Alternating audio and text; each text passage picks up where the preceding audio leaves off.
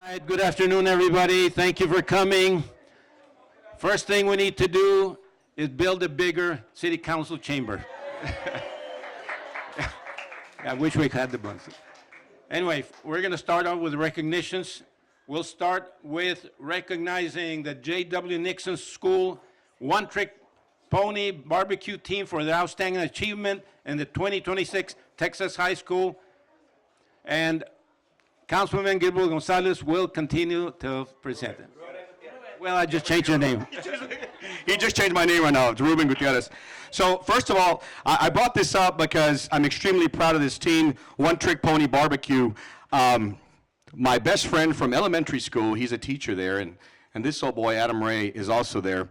And they are guiding these men and women to do this stuff. And I just want to tell you all, of course, congratulations, because the wonderful job you all do as boys and girls representing the city of Laredo and representing J.W. Nixon High School, which I am a Mustang. I always will be. Just want to say, guys, thank you, and I know it's a lot of hard work to the parents as well, because I know it's a lot of work for you all, a lot of money you got to put into this thing.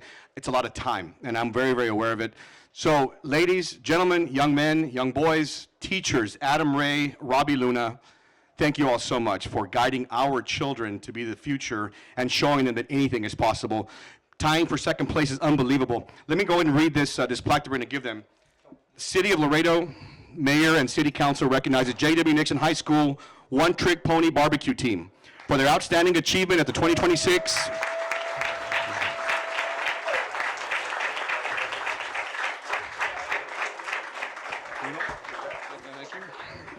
Let me just continue reading this plaque right quick. For their outstanding achievement at the 2026 Texas High School Barbecue State Championship held in Granite Schools, Texas, where you earned a tie for second place and finished 4th overall. Guys, please keep it down. After a brisket point tiebreaker, your hard work, dedication, teamwork, and commitment to excellence have brought great pride and honor to Nixon High School community and, of course, the city of Laredo, May 18, 2026. Congratulations. Thank you all.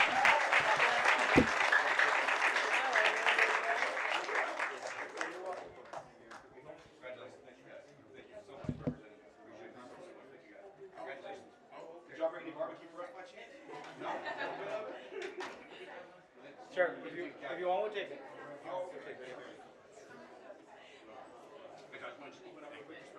Go. You go first.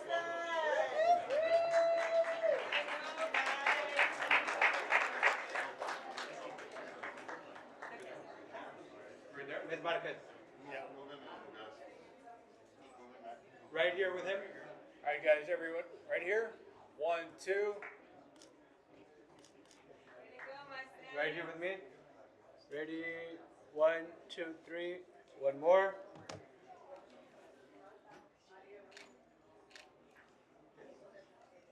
Perfect. Go ahead, parents.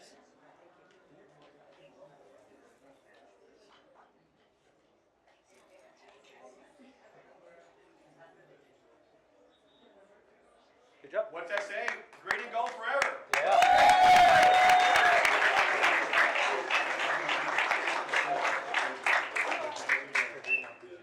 If y'all could please exit that way, please.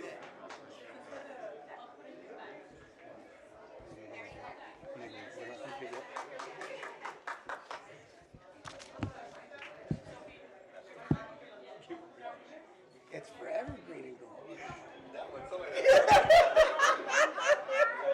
I changed it around a little bit.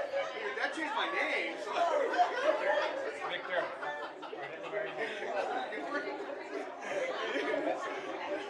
Mary helped third grade soccer because there's not going to be a third one. You're going to go next thing. Mary helped soccer too. Third grade soccer. All right. And the Let me just read the reason why. no, we won't have the reason why. It's here in the recognition. Oh, Just don't say the name. okay.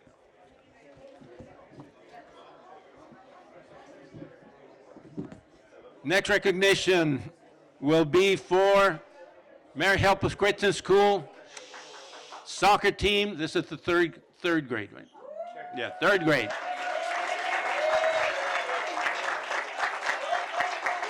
in recognition for the championship victory in the private school league soccer team and your outstanding dedication, teamwork, perseverance, and commitment to excellence throughout the season. Congratulations.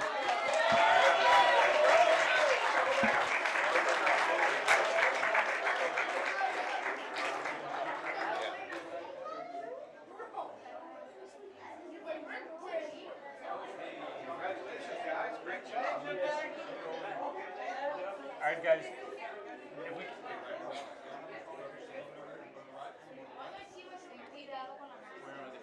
That one, if you want to give it to the coach, man.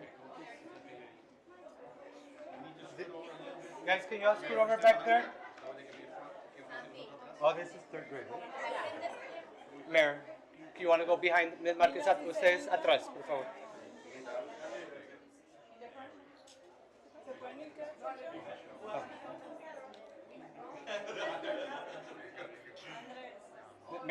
Mayor, más para acá, Ms. Marquez. You guys in the back, scoot over this way. There you go. Yeah.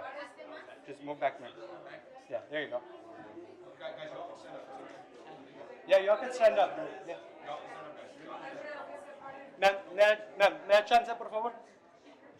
Ready, right here with me? Boys, over here. Ready? 1, 2, 3. One more here with Roger, and then we'll let you all go, parents.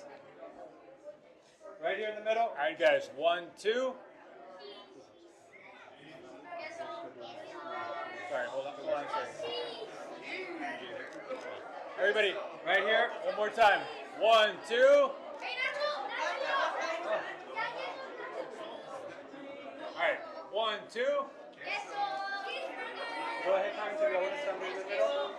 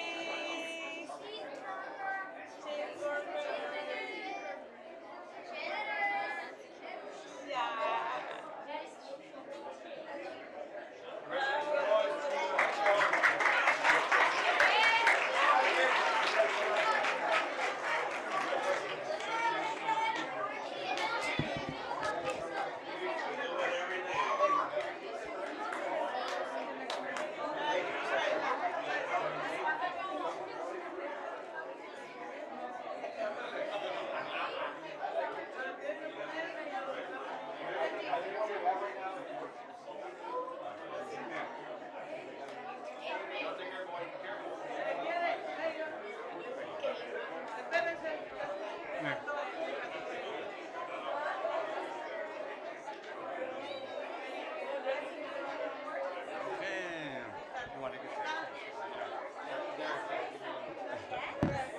Got it?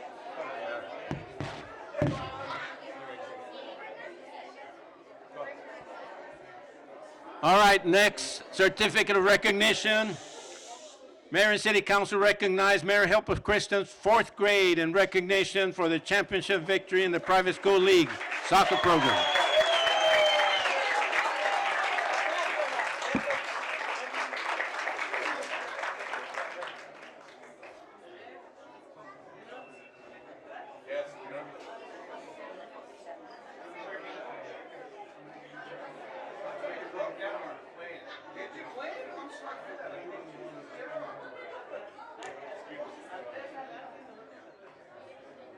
All right, guys. Right here. Right here, boys. Right here. 1, 2. Right here with me. Ready? 1, 2, 3. One more. Go ahead, parents, if you want to get here in the middle. Big smile. Right here. Wait, please, next to you. Okay. One missing, one more. Yeah, we'll be good.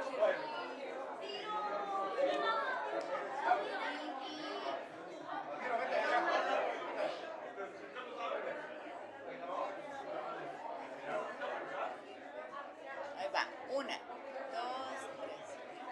3. Faltó la foto oficial de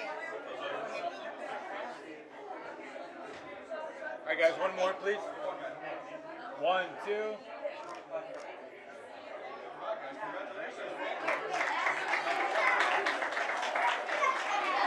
That way, boys. That way, that way.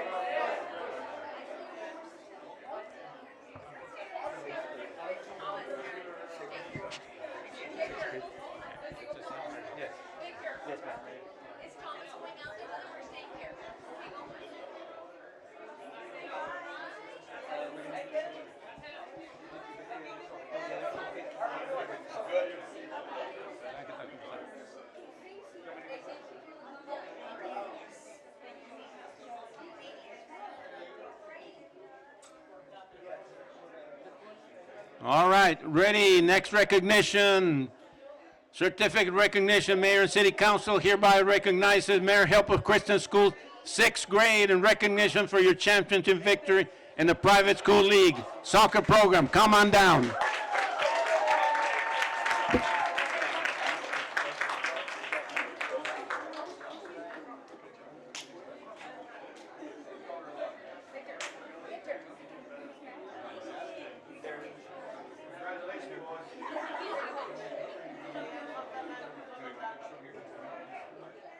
Is the coach here? No? He's right there.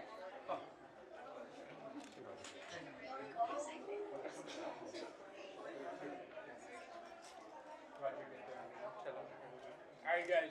Right Everybody over here. right here? One, two. Give me 1 minute. Right here with me. Ready? 1, 2, 3. One more. 1, 2, 3. Go ahead, Sam. Right over here with Radio Morning Times. 1, 3, 2. Okay, I got you right over here.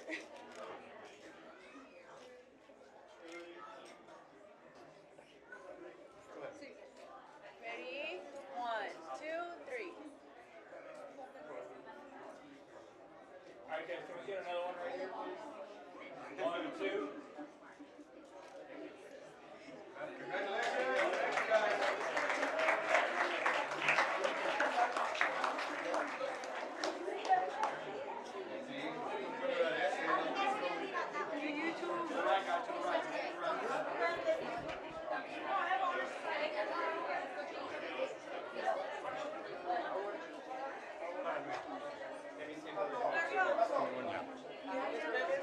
A lo necesario, tipo que son cambios de pantalón, Víctor.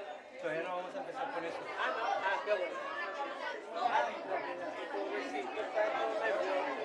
Ya se iba a cambiar ahí en la silla.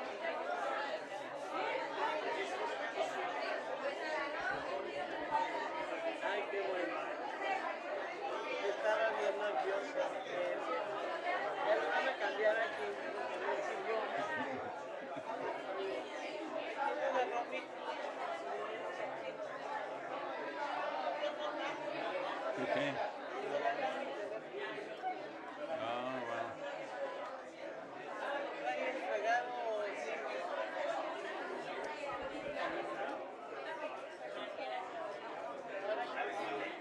I don't know. They're waiting. Who's next? Is he? We don't have a coach here. We're gonna wait now because it's only him here. The rest are council. No, but we can continue with the recognition. Or that's all we have. Whoever wants to. Oh, the other ones are recognition. Okay. Will we finish with the other ones? Finish with the other ones? You wanna do? No, but should we do the other ones? The individual schools that are upstairs? Yes. Do we need to open that? Yeah, we're gonna get them. Anyone okay. We have to open the meeting in 15 minutes. United Day. Pero somos los únicos dos aquí. Nobody else is here. I know.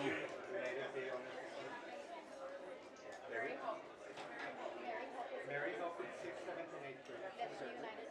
And then We have to open the meeting within the next 15 minutes.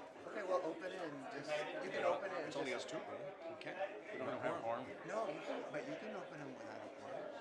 You just can't take action without a quorum. Oh, true. So you just, Okay. you're not doing any action items. We can do one more, and then we have to. Yeah, well, one more. We'll do one more.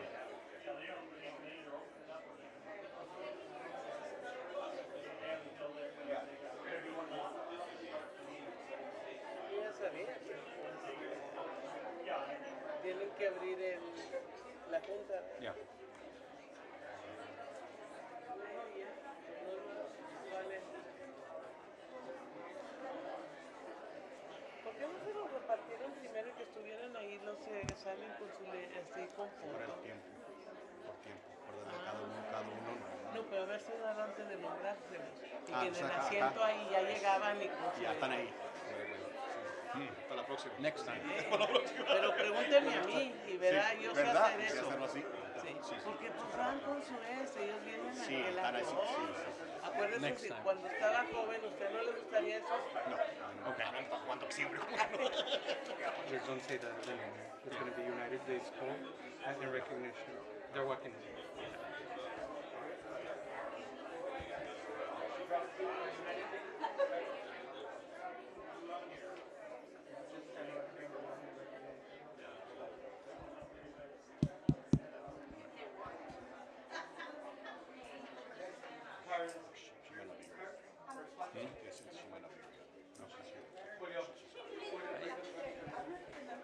Yes. Social worker at the health department when you were a doctor. yes, I'm And so when you ran, hello, when you ran, I was so proud of you because he was good to see too. He was providing public health Yes, to indigent women. I was a lowly social worker just out of college, and now I'm a teacher at United Day. Fantastic. So I just feel so honored to be here. Thank you. Aquí estamos a la And hora. thank you for what you do. Yeah, you can continue with the recognitions. No, but you don't have quorum anyway. All right. Okay, next recognition. Mayor and City Council hereby recognizes United Day School in recognition for your induction into the Junior Honor Society and for your outstanding academic achievement, leadership and character and service, commitment to excellence both inside and outside the classroom. Congratulations.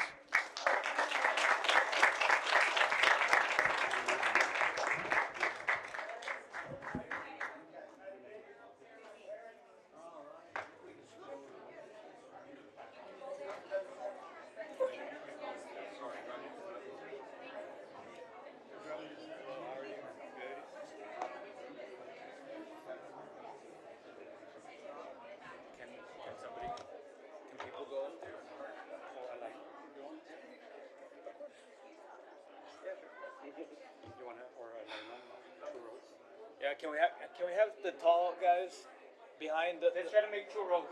Okay, Lilo and Luca in the back. There you go.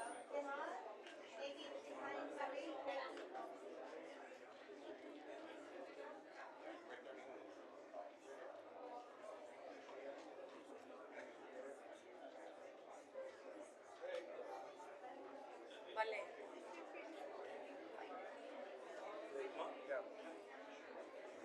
All right, guys. Right here, please. Right here. 1, 2. Thank you. Right here with me. Ready? 1, 2, 3. Perfect. Go ahead. You want to start right there in the middle?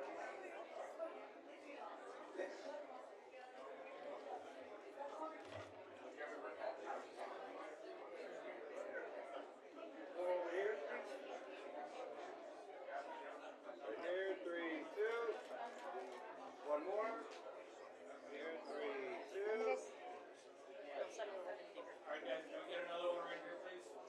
1, 2.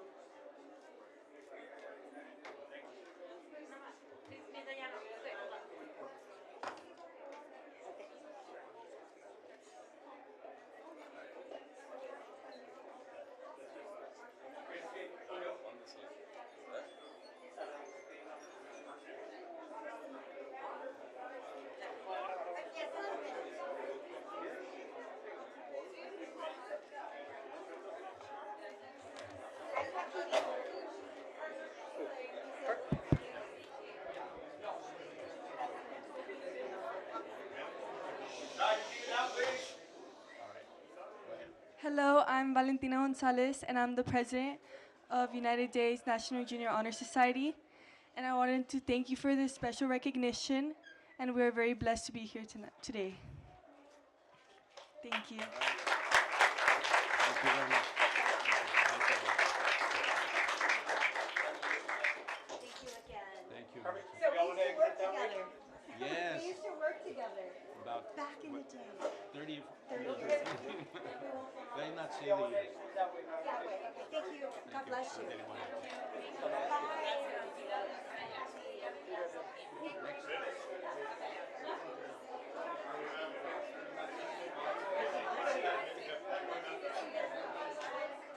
Mayor, we're going to do some of the speed, and then we'll do Mary Helen.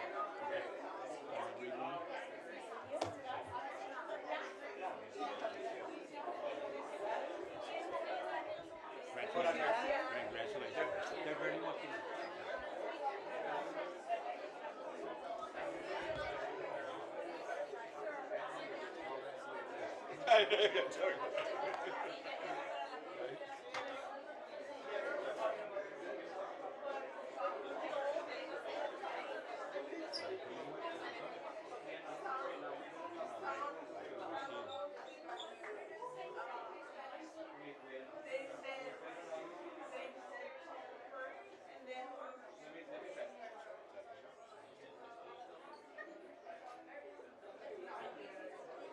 Want to get it done on the second floor or something.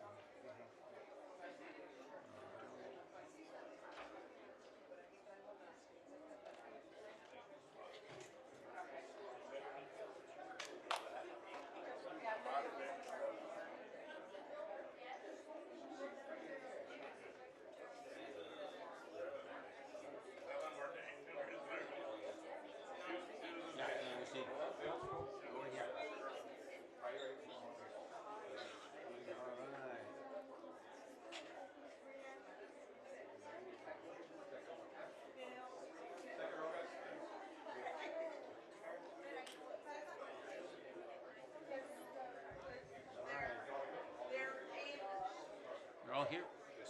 All right, next recognition. Mayor and City Council hereby recognizes San Agustin Middle School in recognition for your induction into the Junior Honor Society and for your outstanding academic achievement, leadership, character, service, and commitment to excellence both in and outside the classroom. Congratulations.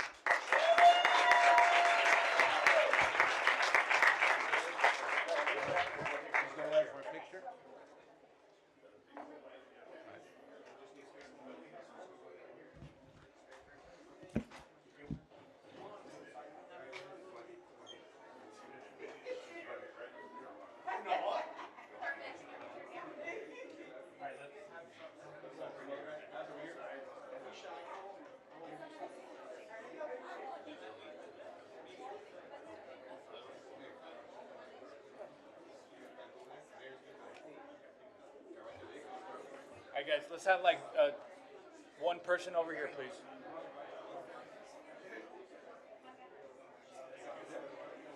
All right, right here, everybody.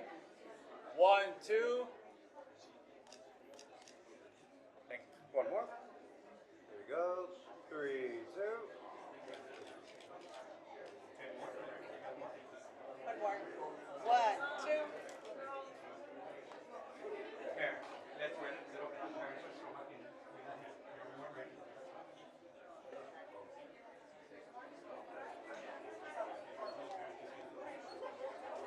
We're missing the girls. They're still walking in.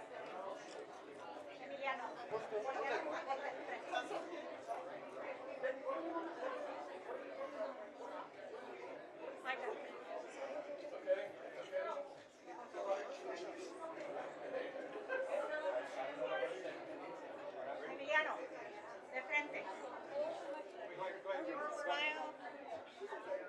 Jaidin. Jaidin.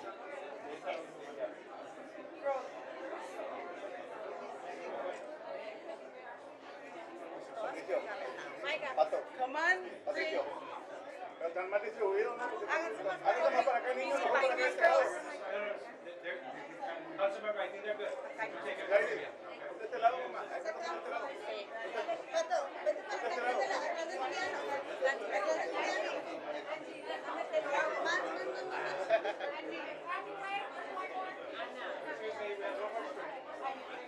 Alexia. Behind her. Ahí mismo. Ven, ya está enfrente. Así. Mira, can you move to the front? Alexia, frente, Alexia. Sí, Alexia. Alexia, está muy chiquita, mi papá. Es que le están agarrando.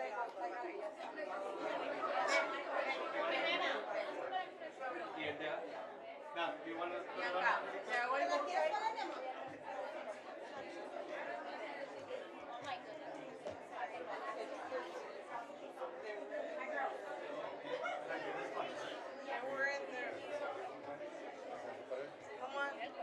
puntita. Párate puntitas, párate puntitas.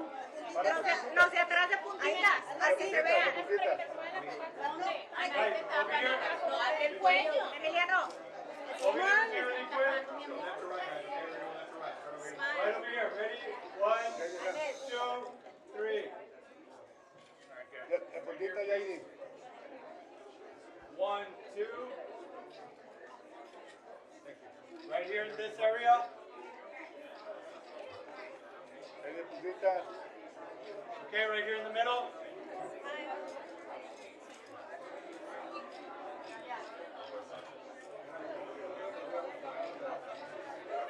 Right over there, here, that's it.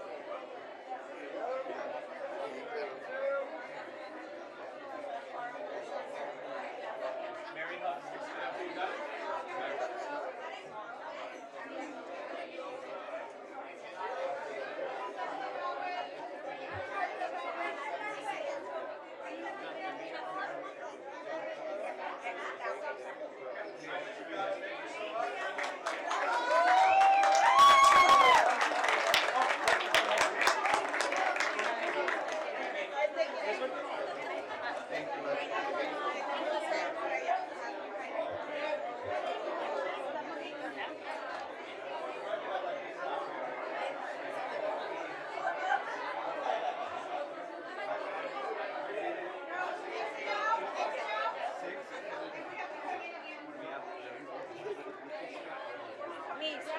Miss, y lo de soccer, vamos a volver. Nos podemos quedar.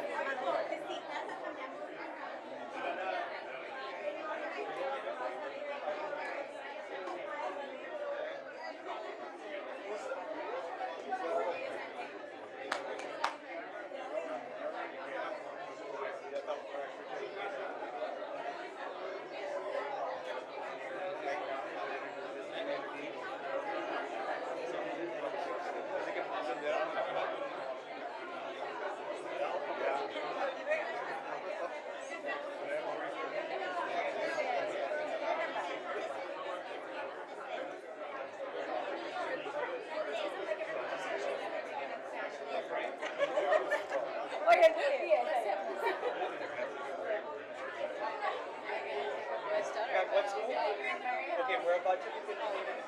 Start over here. The mayor's going to be the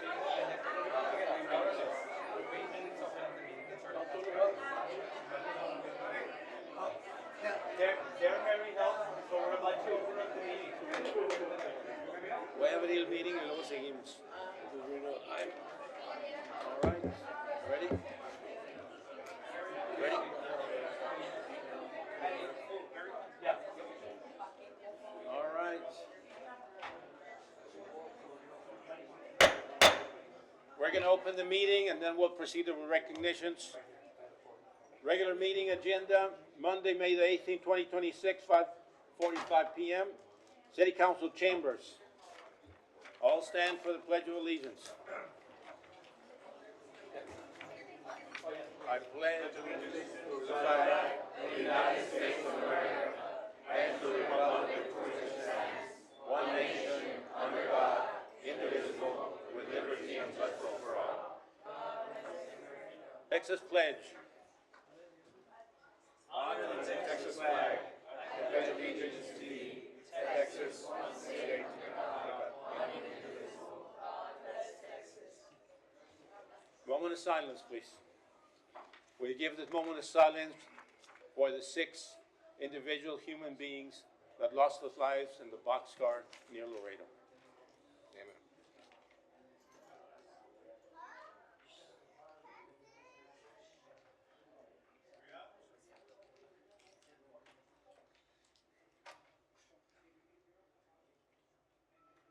Thank you very much. We'll proceed with roll call, Mr. Secretary. Yes, Mayor. Honorable Mayor, Dr. Victor D. Trevino, Present. Honorable Mayor Pro Tem and Council Member District 1, Gilbert Gonzalez. Honorable Council Member District 2, Ricardo Ricci Rangel Jr. Honorable Council Member District 3, Melissa Cigarroa. Honorable Council Member District 4, Ricardo Rick Garza. Here. Honorable Council Member District 5, Ruben Gutierrez Jr. Present. Honorable Council Member District 6, Dr. Tyler King. Here. Honorable Council Member District 7, Vanessa Perez. Honorable Council Member District 8, Alisa Cigarroa. Mayor, you have a quorum. Thank you. Mayor, motion to excuse the members missing from council. Motion? Second. Second, all in favor? Aye. Opposed, motion passes. Mayor, motion to approval of the minutes of May 4th, 2026. Second. Motion second, all in favor? Aye. Opposed, motion passes. Mayor, motion to bring up recognitions. Second. Motion second, all in favor? Aye. Opposed, we'll continue with recognitions. All right, let's go down there.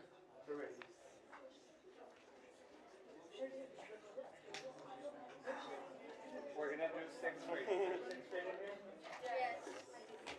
Yeah, can we have sixth grade? Line up back here, please. Sixth grade, Mary Hall. I don't know if you're gonna back there. Julio, sixth grade, Mary Hall. Yeah. What we're gonna do is by grade up. We're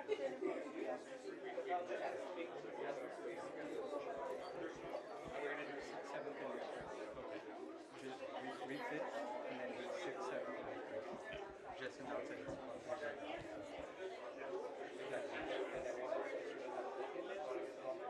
All right, Sixth, seventh, and eighth grade. we'll proceed with recognitions. Mayor and City Council hereby recognize Mary Helper Christian School, 6th, 7th, and 8th grade, in recognition for your induction into the Junior Honor Society and for outstanding academic achievement, leadership, character service, and commitment to excellence both in and outside the classroom. Congratulations.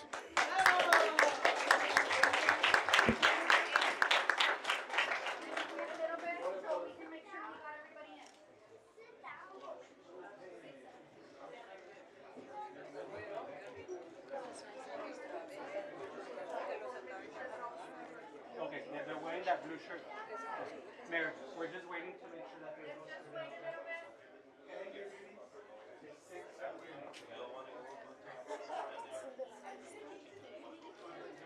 You wanna go out there? We can have them up there as well. We're gonna have them up there so they won't be that crowded. You wanna go up there?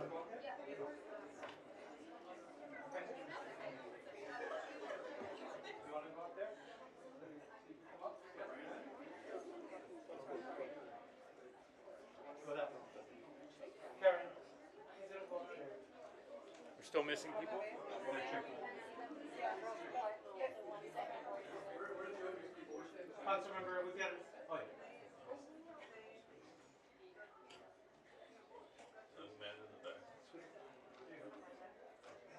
Okay. They're checking. Hold on, Mayor. We're just double checking that there's no more students up there. Carlos. You wanna check with me? Okay, right here with Roger. All right, guys, everybody right here, please. 1, 2. All right, thank you. Okay, right over here with me. Raquel. Ready? 1, Métete aquí. 2, 3. Right here in this area. Right over here. Right here in the middle. 1, 2, 3. And now right over there, that section.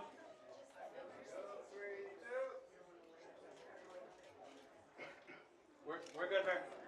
Very good. If y'all want to exit that way, please, parents, that exit.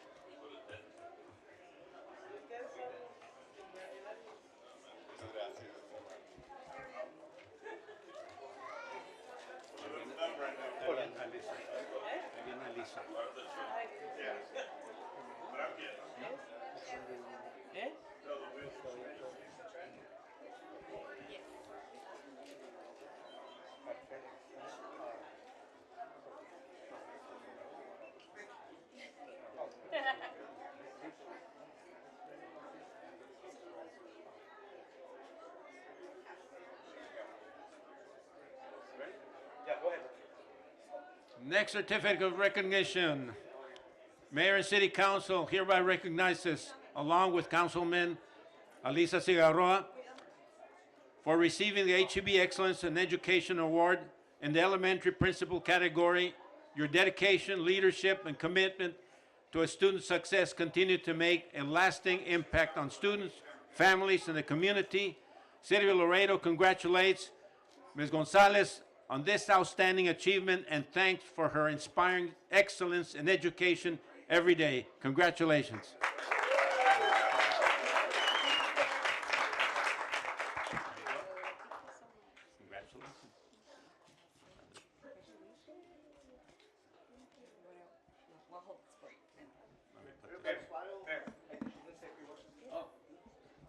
Few words. You were obligated now. Well, I would like to thank my campus, everyone who's here, my staff, LISD, everyone here who's supporting me, Ms. Ramirez, Ms. Maggie Martinez, my board member, Mr. Rodolfo Morales, Gus Perez, and Ms. Monica Calles. Thank you for supporting me. It was definitely a team effort, and thank you for the City of Laredo for recognizing us for our hard work and efforts. We really appreciate it. Let's get a picture back to that. Did you want to say something?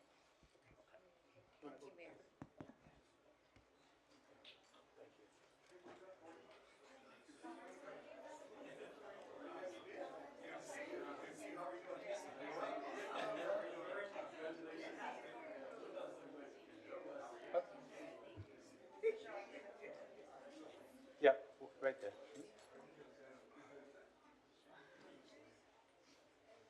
Can you all scoot over this way, please? More, Mayor. Here you go. Okay, right here with me. Ready? 1, 2, 3. Thank you. Go ahead, Rich. All right, right here, guys. 1, 2. Yeah, go. Thank you. One more. 3, 2. Mayor, there's some of Ms. Gonzalez's staff here. We're gonna include them in the picture. The staff, can you all go up there though, to the side? And I'll take the picture of y'all with one phone and then you all can send it. Thank you. If you wanna go up there, please.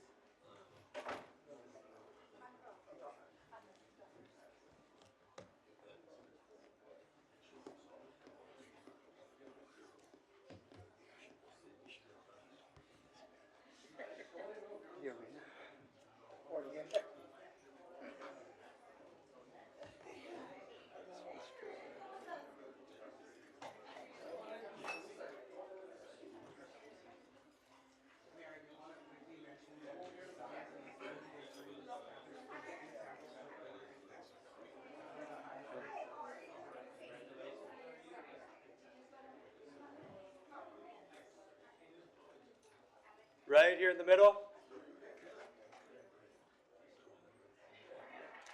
Ready? 1, 2, 3. One more with me. Ready? 1, 2, 3. One more. Thank you. Right here with Roger. Right here, guys, please. 1, 2. Thank you. Guys. Thank you. One more. 3, 2.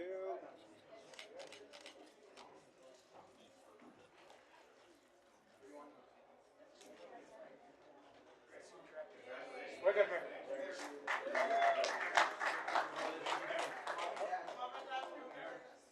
Oh, yeah. Hold on. I'll take it. Thank you. I remember you. Congratulations. Thank you.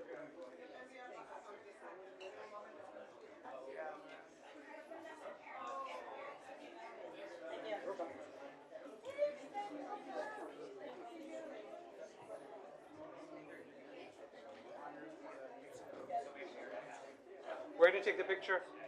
Yeah, there you go. Can you all scoot over, council members, please? Thank you. Ready? 1, 2, 3. One more. Give me 1 minute.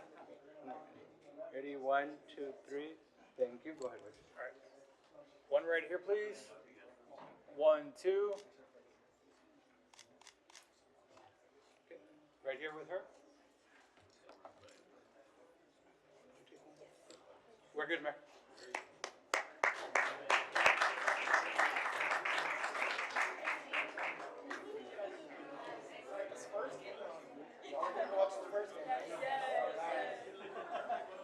Congratulations, Ms. Gonzalez. Mayor, just to acknowledge Councilwoman Member Melissa Cigarroa in the record. Thank you, Mr. Malone. ¿Sigue usted? Sí. Abre.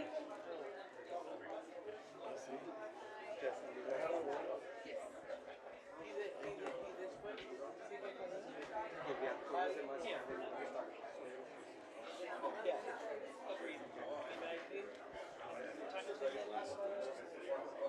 All right, next recognition by Councilman Rick Garza.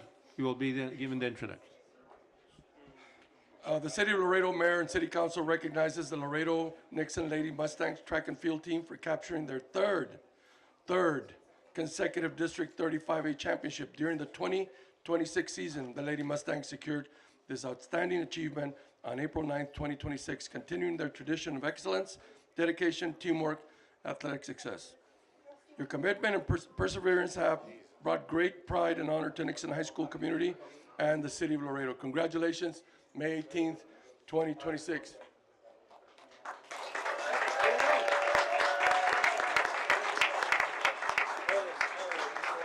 Where's the coach? Coach? Come here. Oh, we'll do it away. Yeah, they get a pick.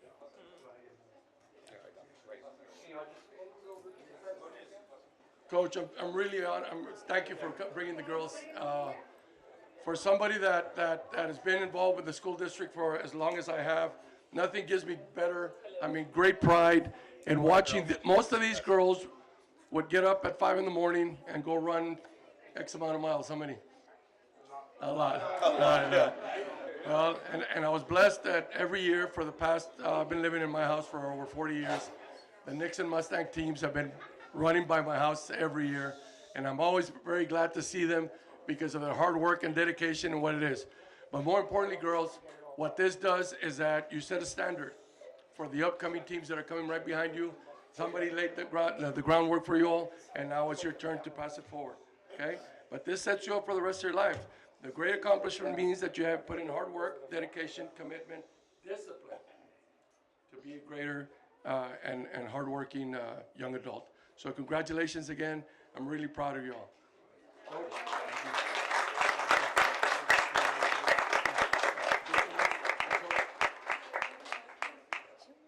You and the mayor right there. Do you want to sign? Huh? Yeah, I'll go there.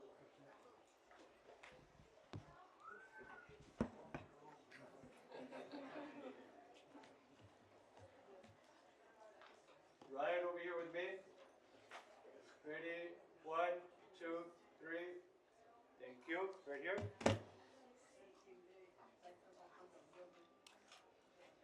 Right here with Roger. Right here, guys, please. 1, 2. Thank you. That one right here. 3, 2.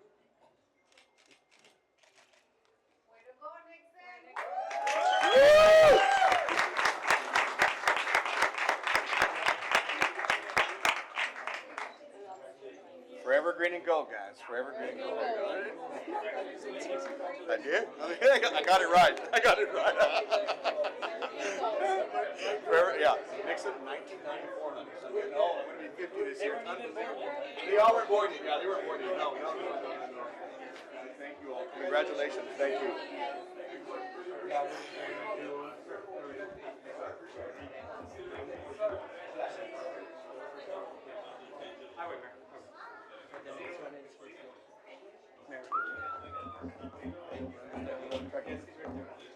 Do we? Oh, no, we have the barbecue. He has reflecting. Hold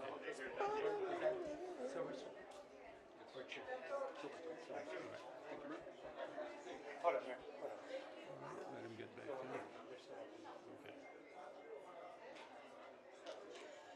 Okay. Go ahead. Next recognition will be given by Councilman Gilbert Gonzalez. Thank you. Okay, so here we go. The City of Laredo Mayor and City Council recognize the United South High School Silver Steppers.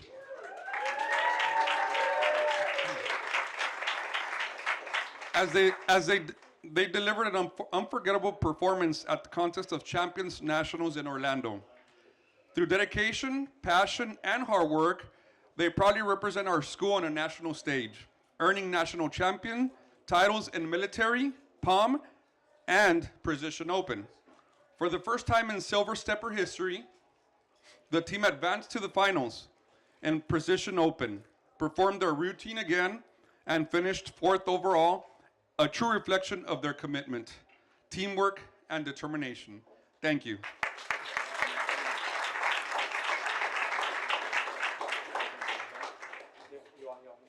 Yeah, right here. I'll get the mic. You want to go back?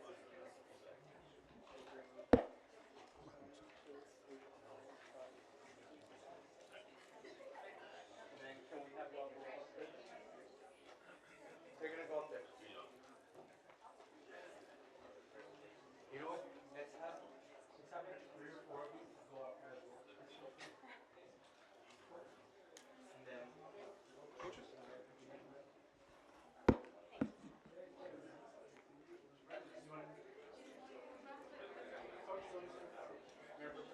I'm just going to see.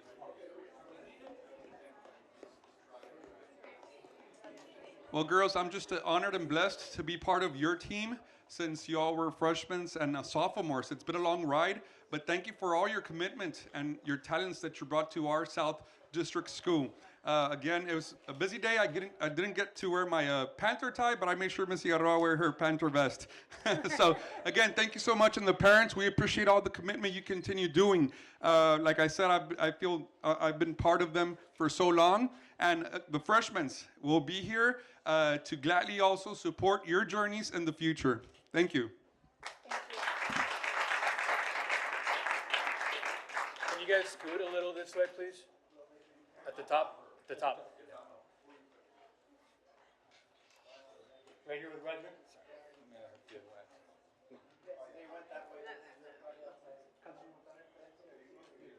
All right, here, right here, please. 1, 2. All right, thank you. Right over here with me. Ready? 1, 2, 3. Thank you. Right here. Go ahead. Take one. 1, 2, 3. Did you get one? Yes, sir. Thank you. You want to scoot? Yeah, one more right here, please. Go ahead. 3, 2. Right here. Go ahead. Then right here, the last one. There you go. There you go.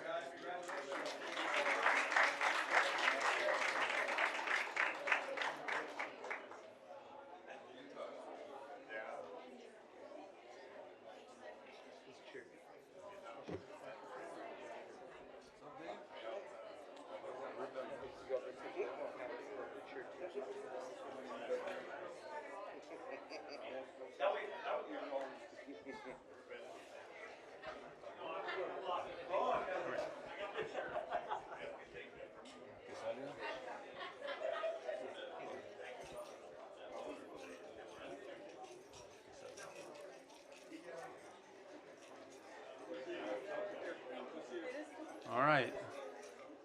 Next recognition, also given by Councilman Gilbert Gonzalez to the United Side High School cheer.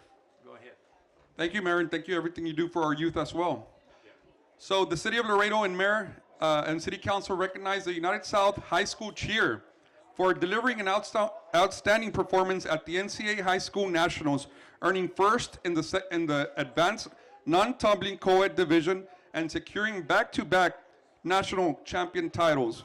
Their hard work, dedication, and team spirit continue to set the standard for excellence on the national stage.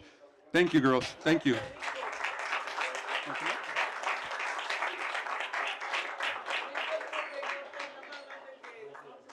¿Verdad? ¿verdad? Sí, es cierto. Pásale, pues.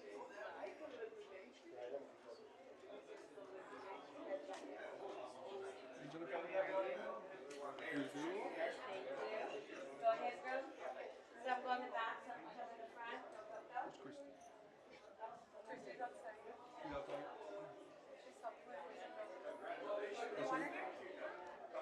Yes, please, really quick.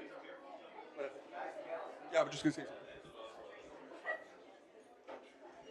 Again, girls and team, thank you so much for how you continue to represent the schools in our district throughout the year. I know I witnessed the national dance myself. It's amazing. I want to share with council and the mayor that these girls are dedicated and amazing and continue working hard for what they do. Again, thank you, and I appreciate everything, Coach. Appreciate it. In the back, can we get a little closer, please?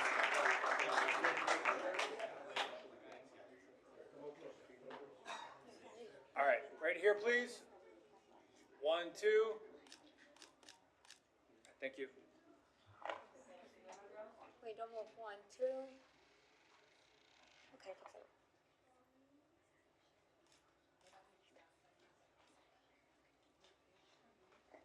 Right here with her. Go ahead.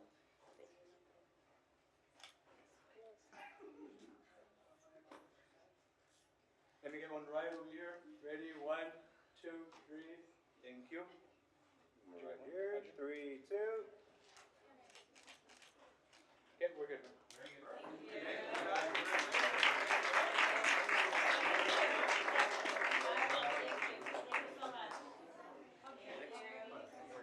Yes, okay, thank you. Christy. Let's do boys and girls.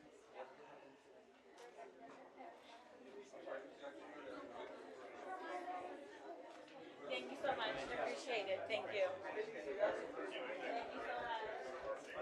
See that? Here you go, man. No, it's sure. No, yes, ma'am. Sorry for the, oh, right here, right, number 2. The Pathfinder for reaches. Ahora fíjense, o es otro caso. Yeah. Right, no, go. Right here.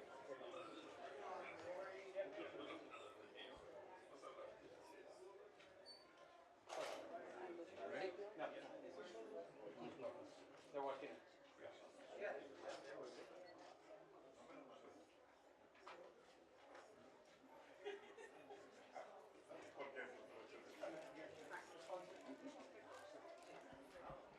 Go ahead, man. All right, next recognition. City of Laredo Mayor and Council recognize the Pathfinder Club for their recent achievement in obtaining first place in the Pathfinder Bible Experience PBE at the North American Division NAD level that took place in Hawthorne, Florida on April 17th to the 18th, 2026. Congratulations.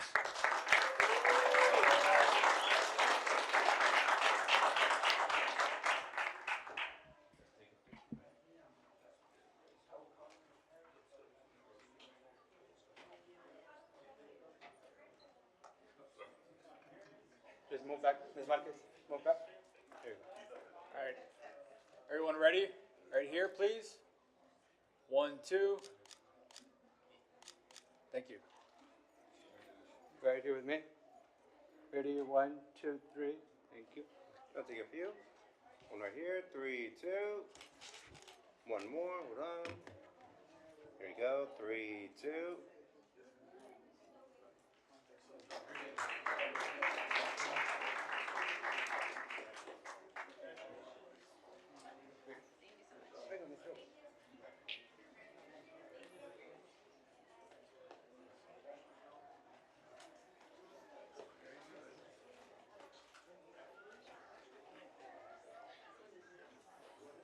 Right over here.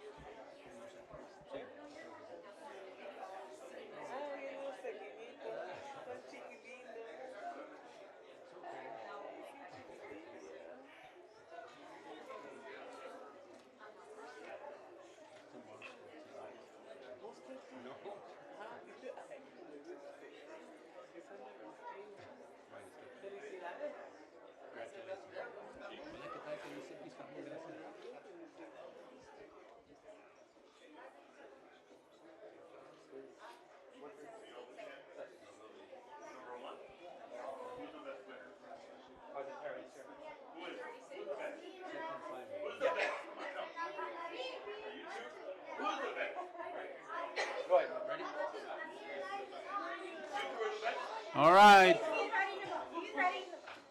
All right. Next recognition, Mayor and City Council hereby recognizes San Agustin Knights, Second 5A, in recognition for your victory in the Boys and Girls Club annual basketball program and for your outstanding dedication, teamwork, perseverance, and commitment to excellence throughout the season. Congratulations.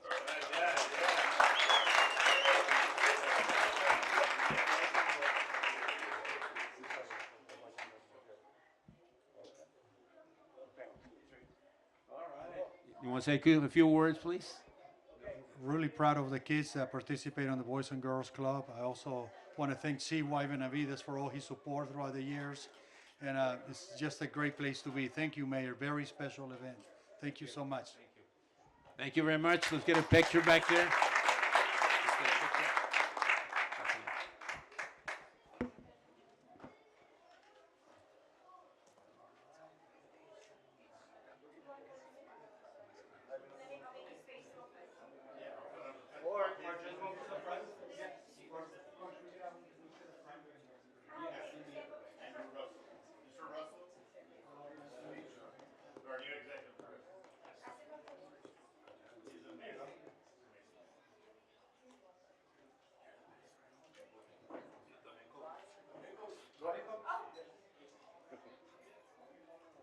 All right, guys, right here, please.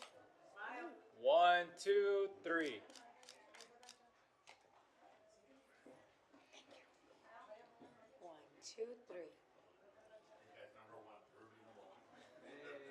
There you go. 1, 2, 3. Let me get one right over here. Number 1, yes. Ready?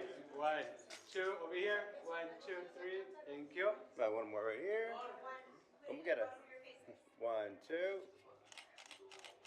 Did you get one? What? We have more.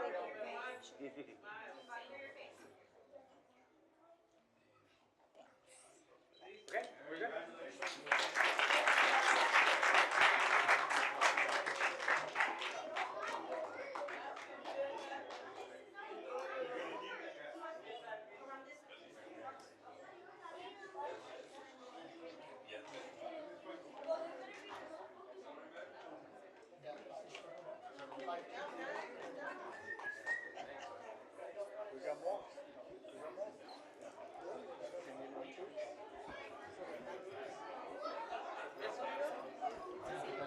Felicidades, felicidades.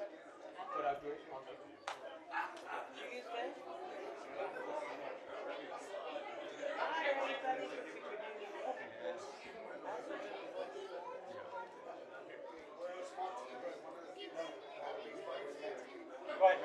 All right. Next recognition, Mayor and City Council hereby recognize Finley Elementary School in recognition of your victory in the Boys and Girls Club annual basketball program and for your outstanding dedication towards teamwork, perseverance, and commitment to excellence throughout the season. Congratulations.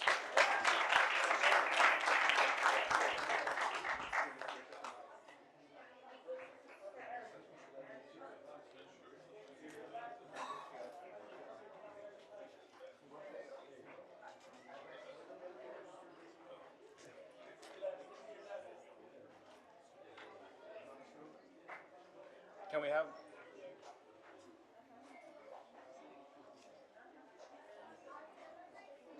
Can we have someone else on here? All right, guys, right here, please. 1, 2, 3. Oh, thank you so much. 1, 2, 3. More right here. 3, 2. Right over here with me. Ready? 1, 2, 3. Thank you. We're good.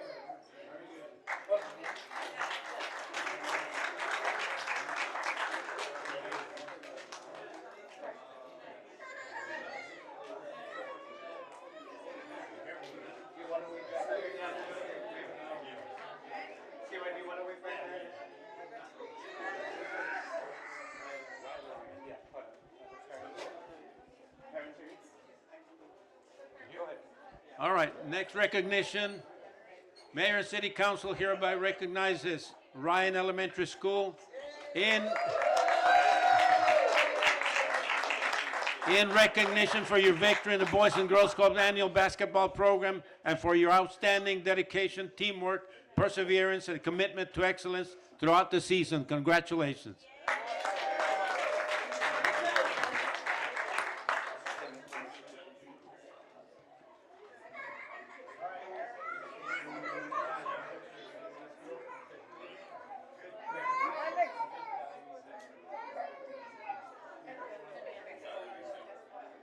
Alex.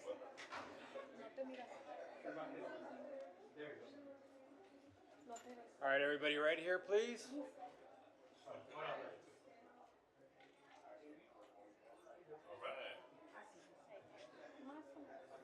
All right, right here, please. 1, 2.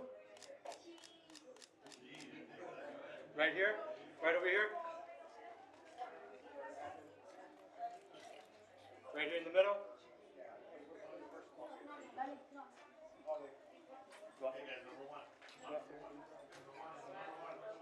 Number one.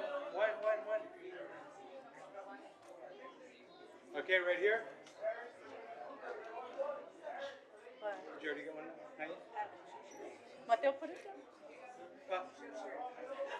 Put it down. Ready? 1, 2.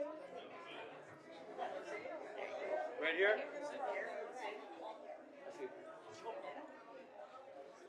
Right over here with me. Ready? 1, 2, 3. Thank you. Right here. 3, 2.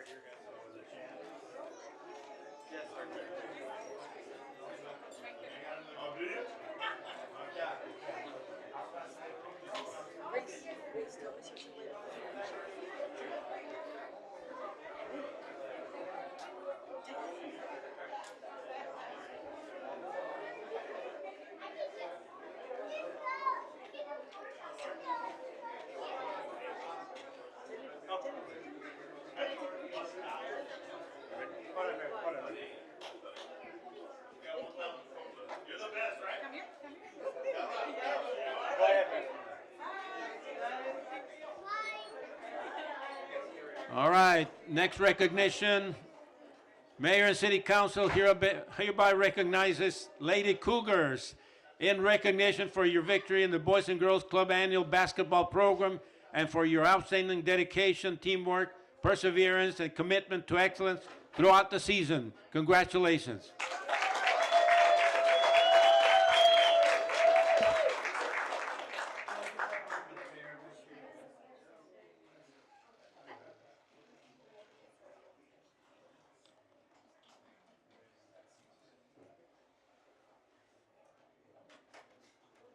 All right.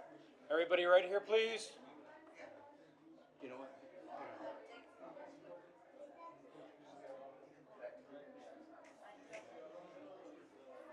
All right, everybody right here, please. 1, 2. All right, thank you. Let me get one right here. Ready? 1, 2, 3. Thank you. Thank you so much. 1, 2, 3. There we go. 3, 2.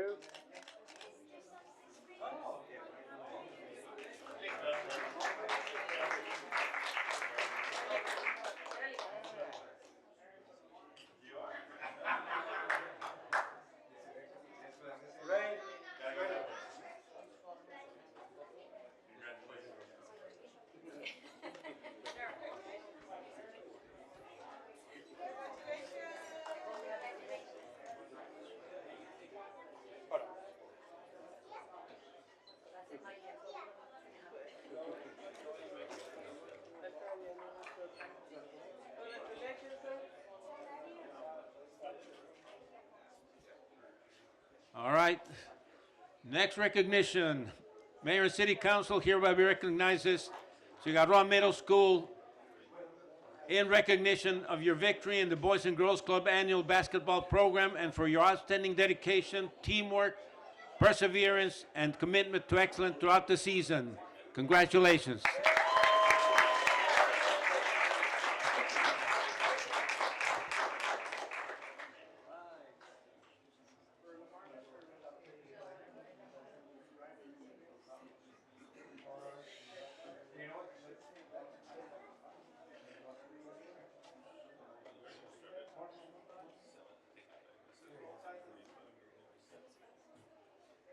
Yep. Yep. All right, everybody, right here, please. 1, 2. Thank you. Right here, ready? 1, 2, 3. Thank you. 1, 2, 3. 1, 2, 3.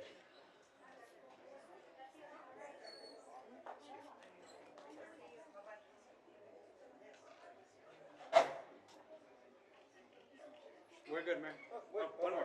One more. Right here. 3, 2. Thank you. Right over there.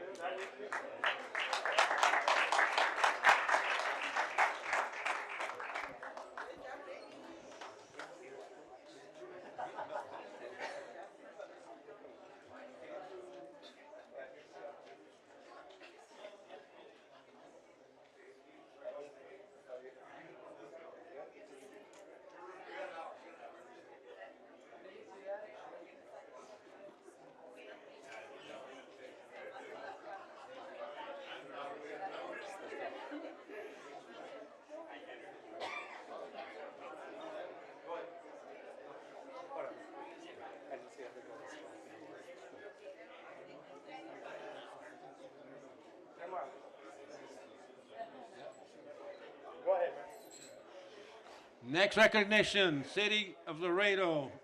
Mayor and City Council hereby recognizes Lamar Middle School in recognition of your victory in the Boys and Girls Club annual basketball program for your outstanding dedication, teamwork, perseverance, and commitment to excellence throughout the season. Congratulations.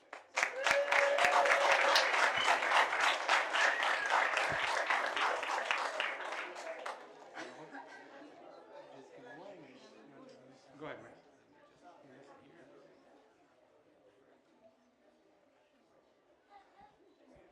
Are you good, right? All right, everybody, right here, please. 1, 2. All right, thank you. Right here with me. Ready? 1, 2, 3. Thank you.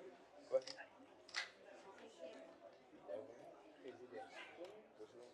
Right here. 3, 2. Right here. 1, 2, 3.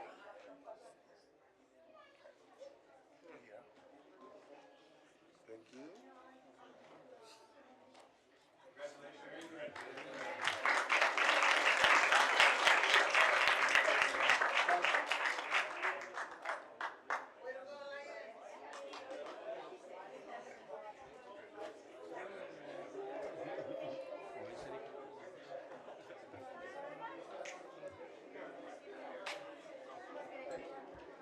Right over there.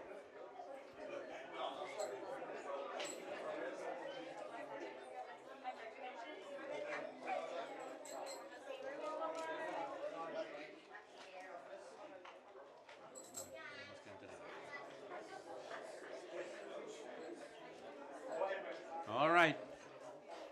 Next recognition. Mayor and City Council hereby recognizes Gonzalez Middle School Pumas in recognition of your victory in the Boys and Girls Club annual basketball program for your outstanding dedication, teamwork, perseverance, and commitment to excellence throughout the season. Congratulations.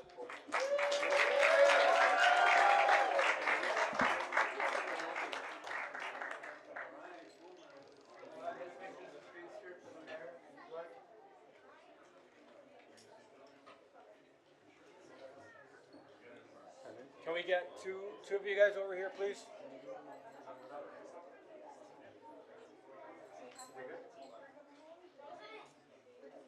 Yes. All right, everybody right here, please. 1, 2. All right, thank you.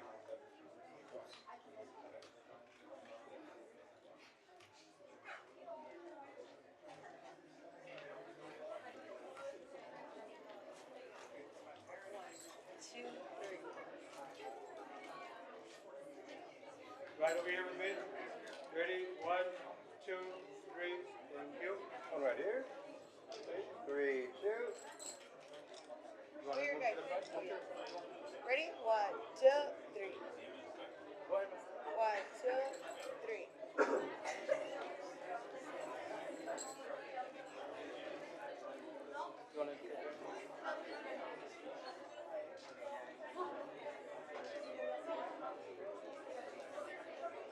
We're good, man. We're good.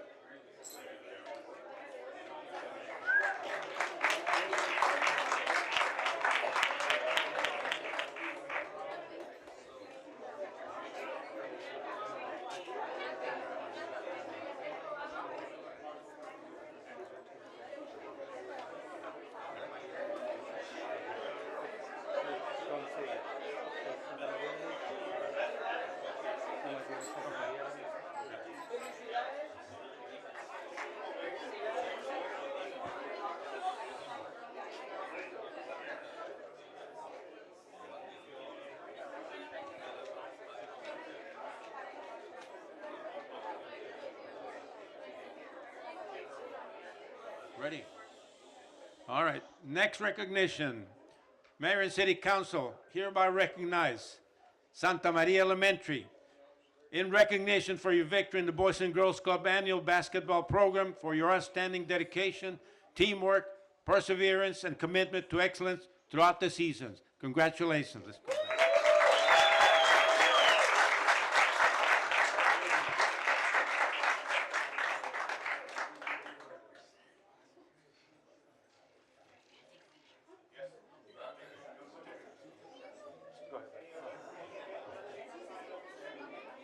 All right, everybody, right here, please. 1, 2. Go ahead. Thank you so much. 1, 2, 3. Go ahead. Here we go, right? Ready? 1, 2, 3. Thank you. 3, 2. One more. 3, 2. One more, man. 1, 2, 3. Okay. We're good, man. Sir. Okay.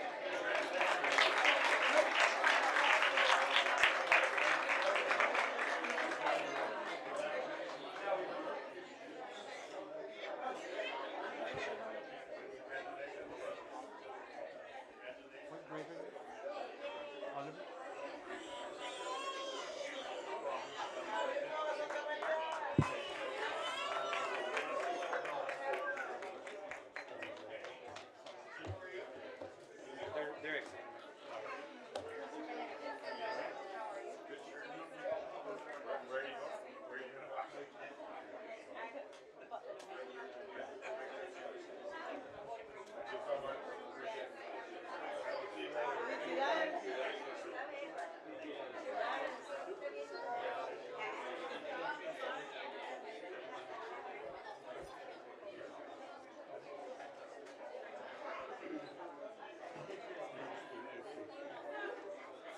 All right. Next recognition, Mayor and City Council recognizes San Agustin 8th grade in recognition for your victory in the Boys and Girls Club annual basketball program, for your outstanding dedication, teamwork, perseverance, and commitment to excellence throughout the season. Congratulations.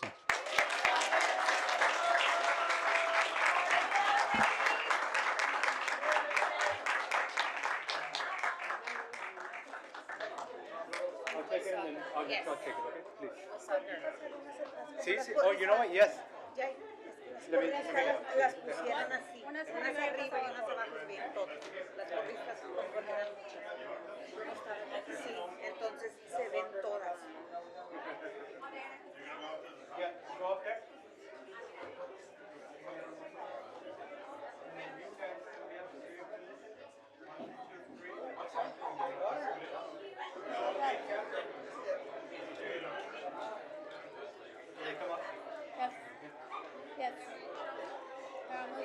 have it. I have it here.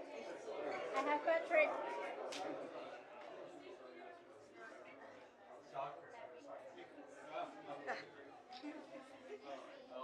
Okay. Right here in the middle. 1, 2, 3. Another one. 1, 2, 3. Right here. This side. Where? Whatever. All right.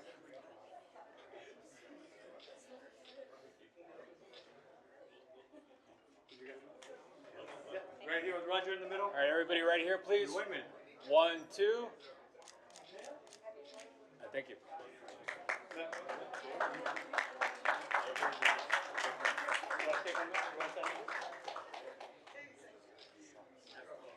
Right over here, ma'am.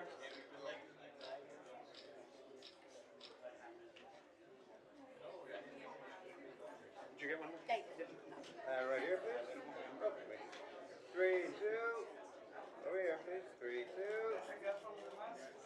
Last one over here. 1, 2, 3. Just like this. 1, 2, 3. Thank you.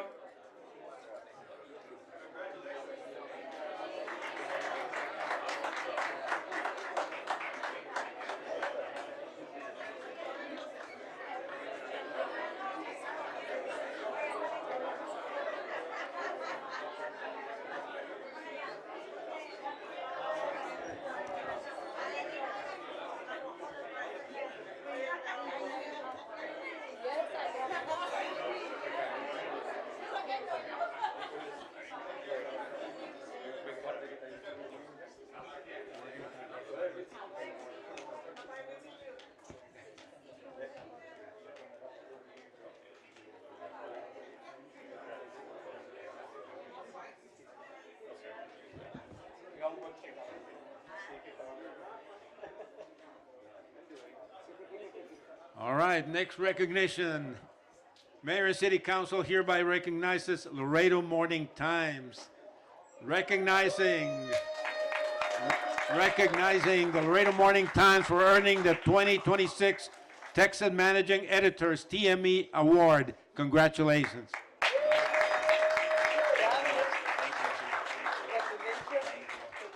Let's go back and get a picture.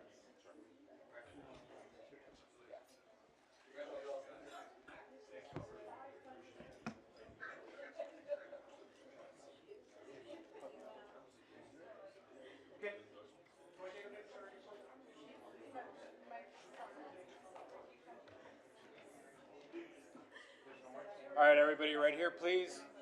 1, 2. Thank you. Here for the Christmas party. One more. Ready? 1, 2, 3. Thank you.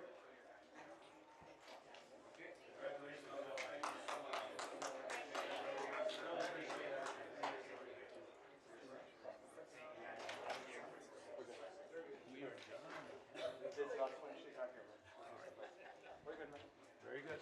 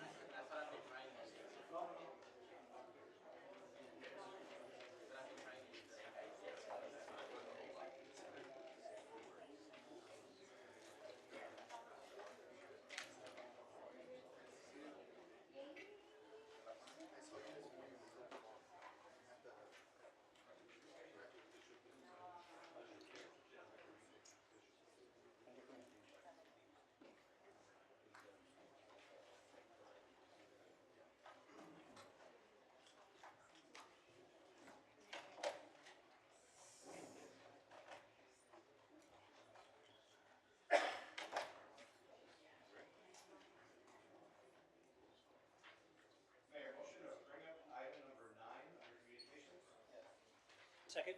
Motion second, all in favor? Aye. Opposed? Motion passes. That's your number 9. All right. Communication number 9. Discussion of the upcoming P-TECH program between the City of Laredo and Laredo Independent School District, which provides students with supervised hands-on learning experiences aligned with construction, engineering, and skilled trades pathway. Do we have someone here to present on this great mentorship program? Come on down, please.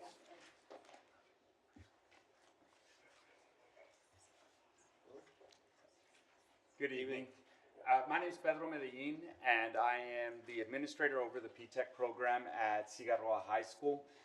One of the things that the P-TECH program is, it's an early college high school, but we focus on working with our students to get high skill, high wage, and high demand jobs all through the high school experience. So our construction management students are actually working towards their associate's degree while they're involved in work-based learning, which is where we're really happy to hopefully get this partnership with the City of Laredo.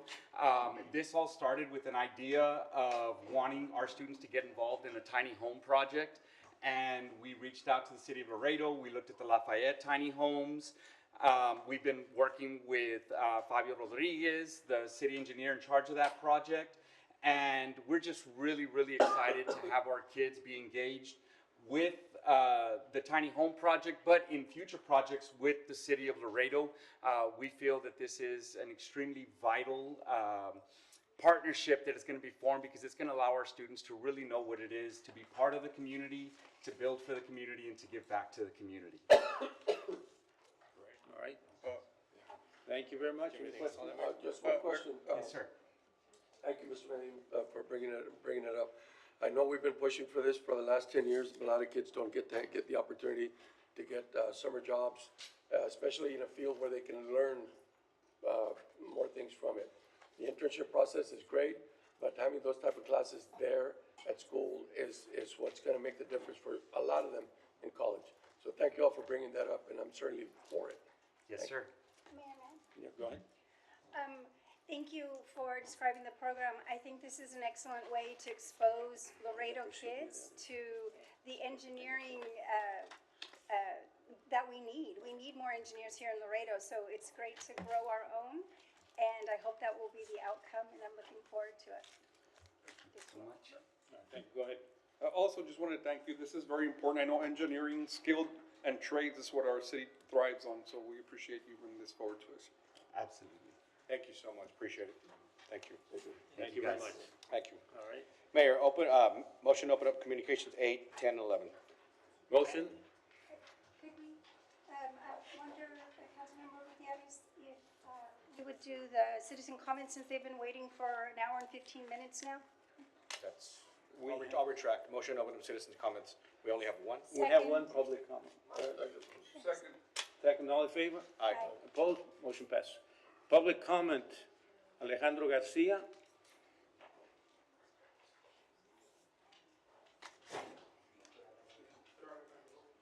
Yes, please. Go ahead.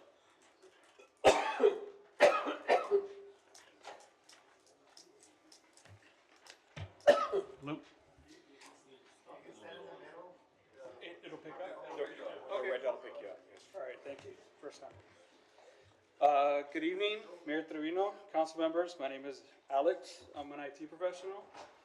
I'm here on behalf of Fronteras Sin Data Centers, a Webb County coalition of Laredo residents opposing the proposed Data City, Texas project that is growing every day. That is a 50,000 acre, 5 gigawatt behind the meter data center planned by Energy Abundance Development Corporation, formerly Green Hydrogen International, with construction set to begin this year. This project threatens Laredo's public welfare by demanding millions of gallons of water that do not exist at the community's expense. On April 29th, you, Mayor Trevino, told this council that Laredo has 10 hours of potable water if the Rio Grande intake fails. The city's own study projects Laredo will run out of water by 2044. Webb County Colonia residents already haul water by the gallon. The question is, will our scarce water be prioritized for county residents for the data centers? If the public is frozen out from these discussions, we know that the water will be prioritized for the data centers. So are we kidding? It's a harsh reality. We don't want what happened to Corpus Christi to happen to us. Meetings with elected officials and developers have been happening behind closed doors, excluding the public from the decision-making that impacts us all. It's alarming that the process has not been open to the public and transparent.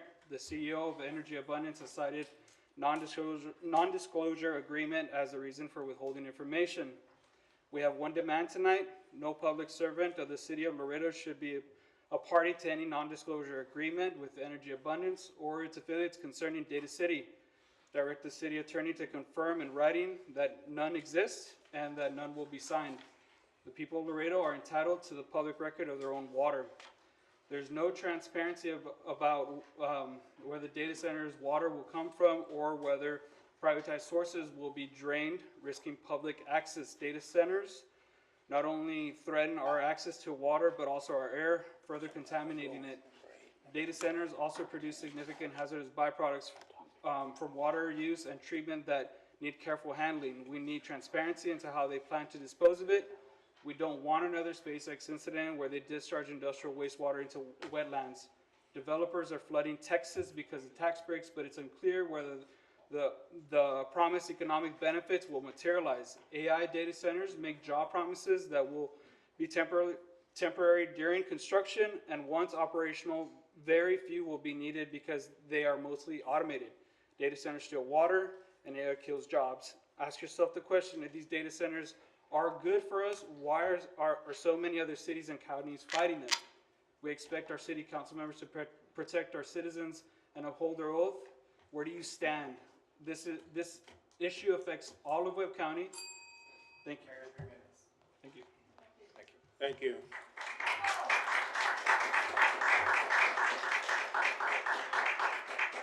Yes?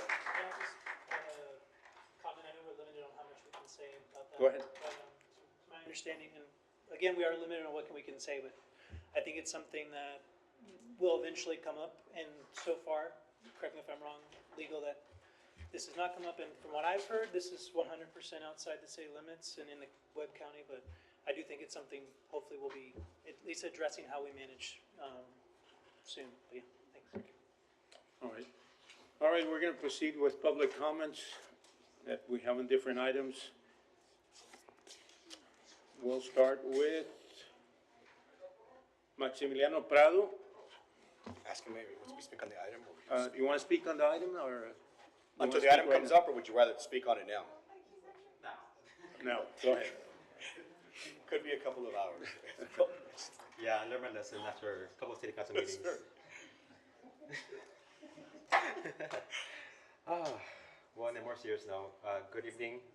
My name is Max Prado, for the record. I'm with the Laredo Immigrant Alliance, speaking against agenda item 6 of the supplemental agenda. Just 8 days ago, on Mother's Day, 6 people were found dead in a shipping container. This group of people, of parents, children, believed that the risk was worth it. They decided it was worth going through the dangerous journey, no matter what, to be reunited with their family members. These deaths are not the only ones in the past year, and unfortunately will not be the last. May 17, 2025, an immigrant drowned in the river after a car chase ended when the driver drove the car into the river to escape arrest. Another person almost drowned but was rescued. October 24th, 2025, a 20-year-old Cuban woman died days after being detained by a CBP. January 8, 2026, 2 people died after a car chase started by DPS troopers led to a fatal crash. The victims of these incidents I just mentioned remain nameless, just numbers added to the total number of deaths in the name of border security. A number of deaths that could have been avoided if our government provided proper and accessible legal pathways for people to immigrate into our country. Those car chases did not have to happen. That drowning could have been preventable. That 20-year-old Cuban woman should have received the medical care that she needed to live. And those 6 individuals in the shipping container should have not been separated from the family in the first place. All these lives lost are a consequence of not only federal immigration policy, but also state and local militarization of the border. $85 billion to ICE did not prevent these deaths. Mass surveillance and technology in our city did not prevent these deaths. And 200 additional CBP agents did not prevent these deaths. If despite all of this, all this investment, all these billions of dollars given to border security did not prevent these deaths, why do we think that adding more money to the putting more money to the problem, more money to militarization, to law enforcement is going to fix this problem? While we understand local government cannot give legal pathways to immigrants, local government can start changing the narrative. It can start meeting the moment with humanity and compassion instead of fear. It can start meeting. I urge you to not double down in what we know does not work. At this time, I would like to take a moment of silence for Denise Anariba, 24-year-old of Honduras, Nelson Davian Portillo, 14-year-old of Honduras, Carlos Alvarez, 45-year-old of Mexico, and the 3 remaining victims that have yet to be identified.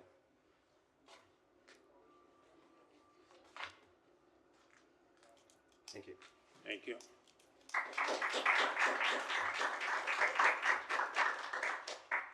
Ricardo de Anda, you want to speak on your, it's on item 62. Do you want to speak right now?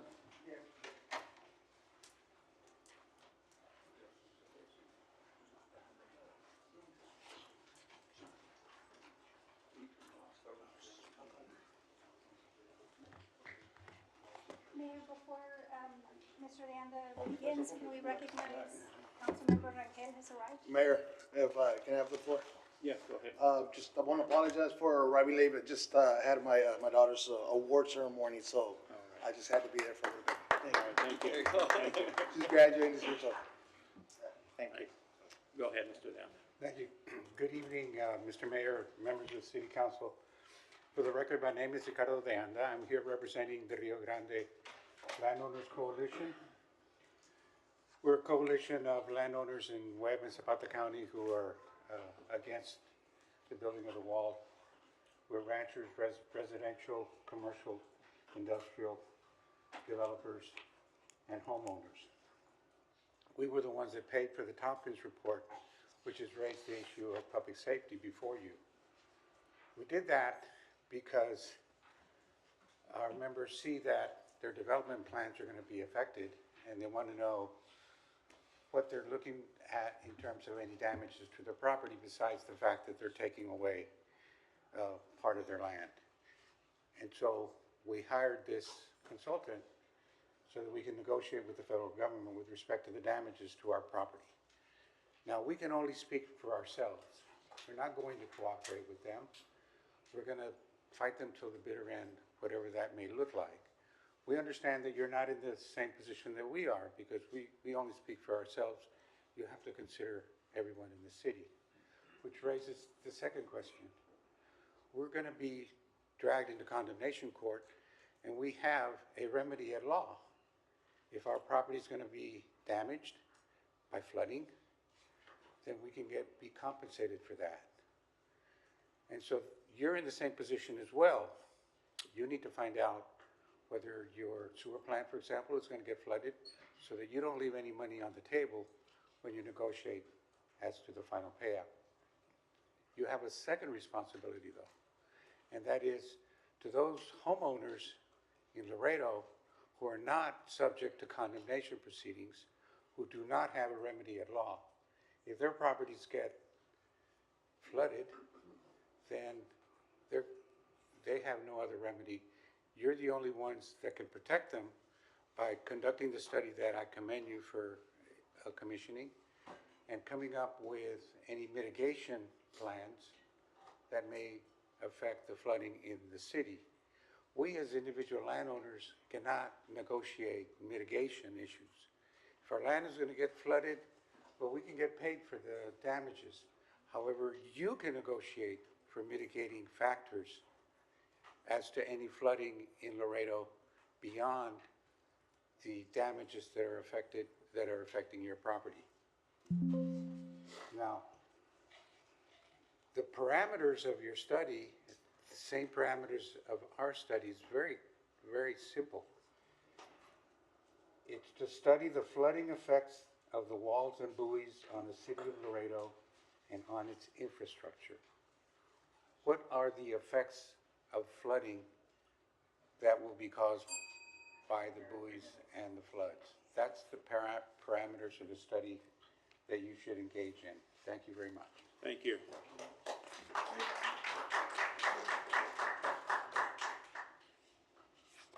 Jerry Maldonado, on item 4, you want to speak now? Wait for the item. All right, thank you. Antonio Villarreal on item number 5, you want to speak now or wait for the item? No, I'd like to speak now. Go ahead.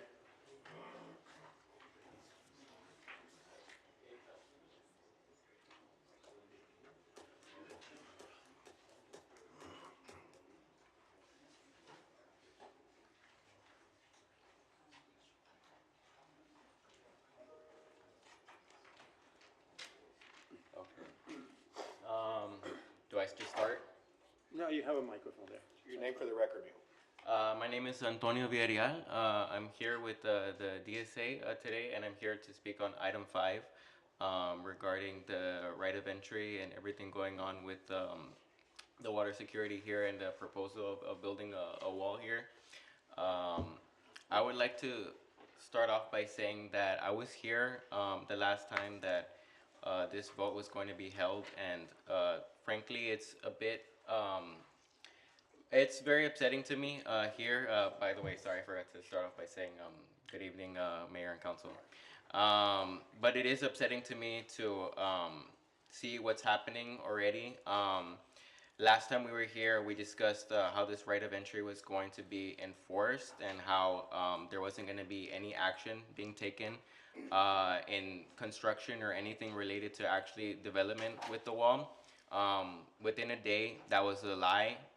We saw that there was immediately buoys being built and action being taken so that we could secure development of the wall by the Trump administration. I think all of us here, every single one of us that's in here right now knows that this is a bad thing for Laredo, and pretending that we need to engage in any sort of negotiation here with the federal government right now, when we've seen that countless times the federal government has lied and has made our city and people that live here, people that have been migrated over here from across the border, and their treatment of them. Mayor, I know that you were supposed to have helped us during the COVID pandemic with the advancement and progression regarding vaccines. President Trump doesn't believe in the vaccine and has come out and said that COVID is a scam and that it's not real. So I just think that it's a bit childish to pretend like that we need to completely engage and agree and negotiate here on the table when we know that Trump and a lot of the people in his administration don't want to play fairly. They just want to get their way, and sitting here and acting like we can do things in a more cordial manner with them is not true. The people of Laredo need all of you guys to stand up for us. There's no ifs, ands, or buts about that. I think that, if I was in your guys' position, I would be thinking about how I want to represent our people and how I actually want to keep our people safe. Yeah. Mayor, 3 minutes. Thank you. All right, thank you.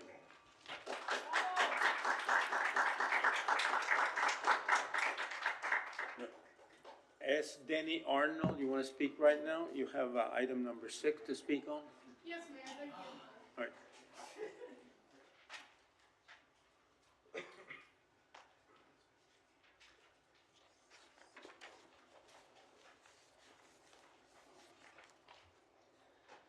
Good evening, Mayor Trevino, City Council. My name is Denny Arnold, and I'm a resident of District 1, and I'm also an attorney with the Texas Civil Rights Project. I'm here to speak on supplemental agenda item number 6, and I strongly oppose the request for enhancing law enforcement measures in response to the tragic loss of life of 6 immigrants. More budget for law enforcement is the polar opposite of what we need in this time of community grief. First, Laredo is simply not experiencing increased migration or increased crime such as to justify more budget for law enforcement. Second, Laredo and families would benefit far more from financial investment in those who are left behind when a loved one is taken by immigration rather than more money toward law enforcement. Finally, our immigration system's separation of families and extremely limited legal pathways should not be used by our elected officials to feed into that very same system that presents people with such impossible choices. Now, first, Mayor Trevino, your request for more law enforcement measures refers to recent events and emerging crime trends impacting border communities.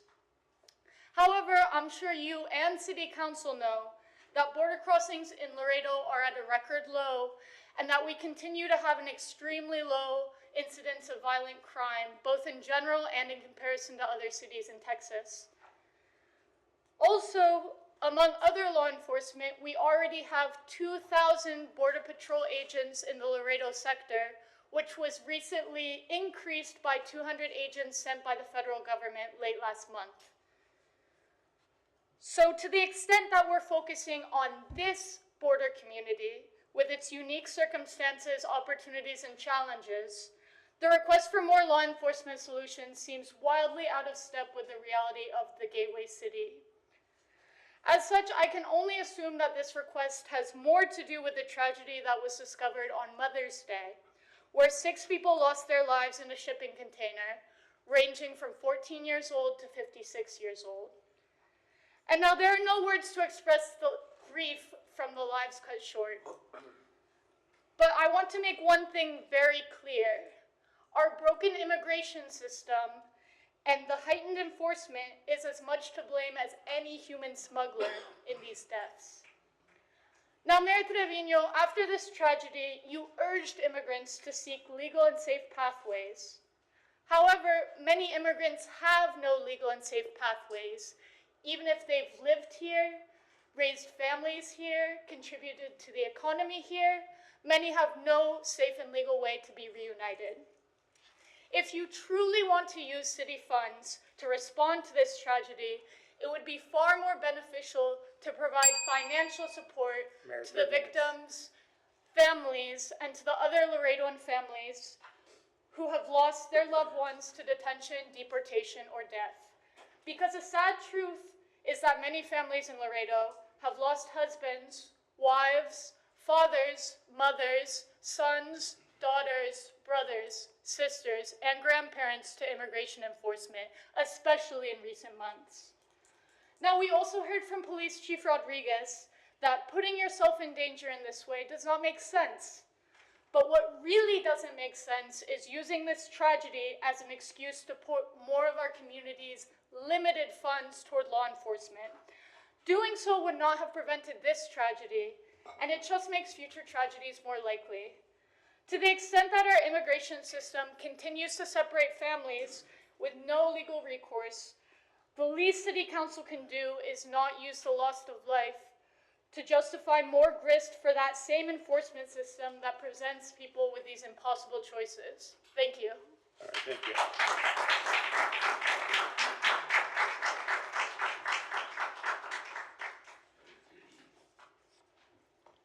We have Tricia Cortez on item 62.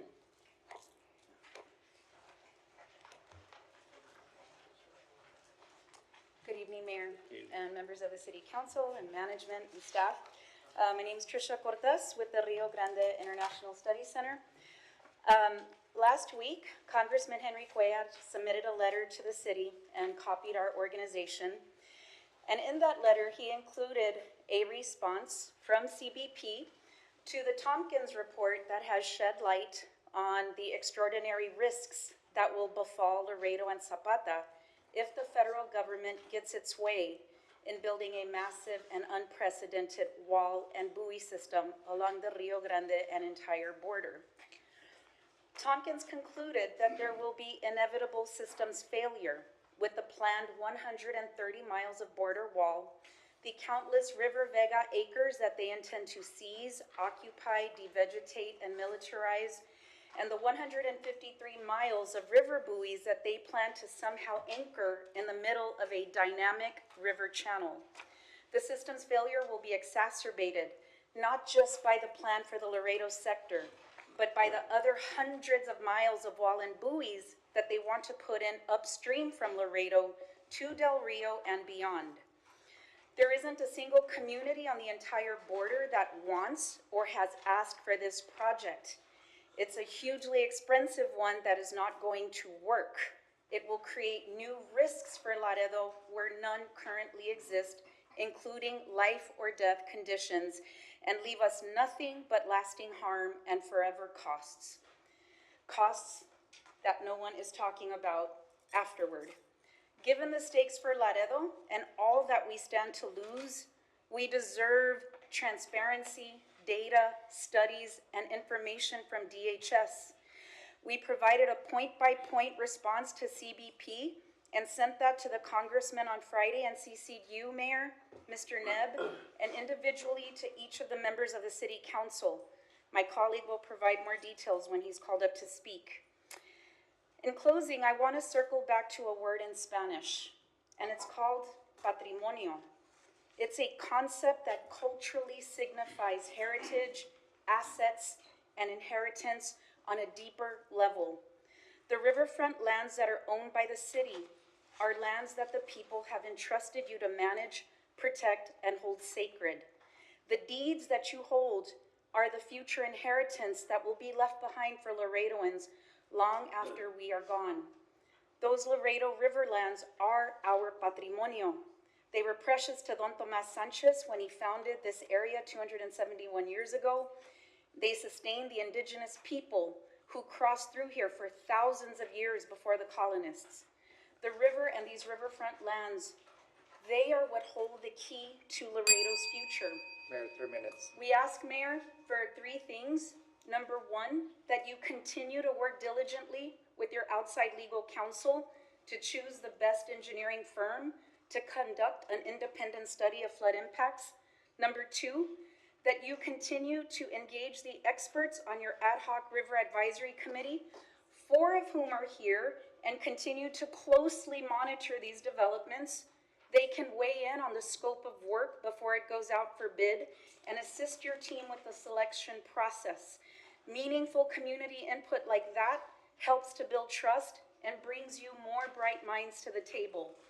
Lastly, as we deal with these immediate and oppressive DHS threats to our lands, our patrimonio, we trust that you are doing everything in your power to build your allies in DC through your lobbyists and your legislative champs to position Laredo strategically to overcome this most irresponsible of projects when conditions shift at the midterms and 2 years after that.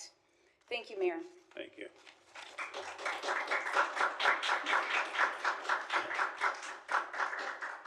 Martin Castro on item 62.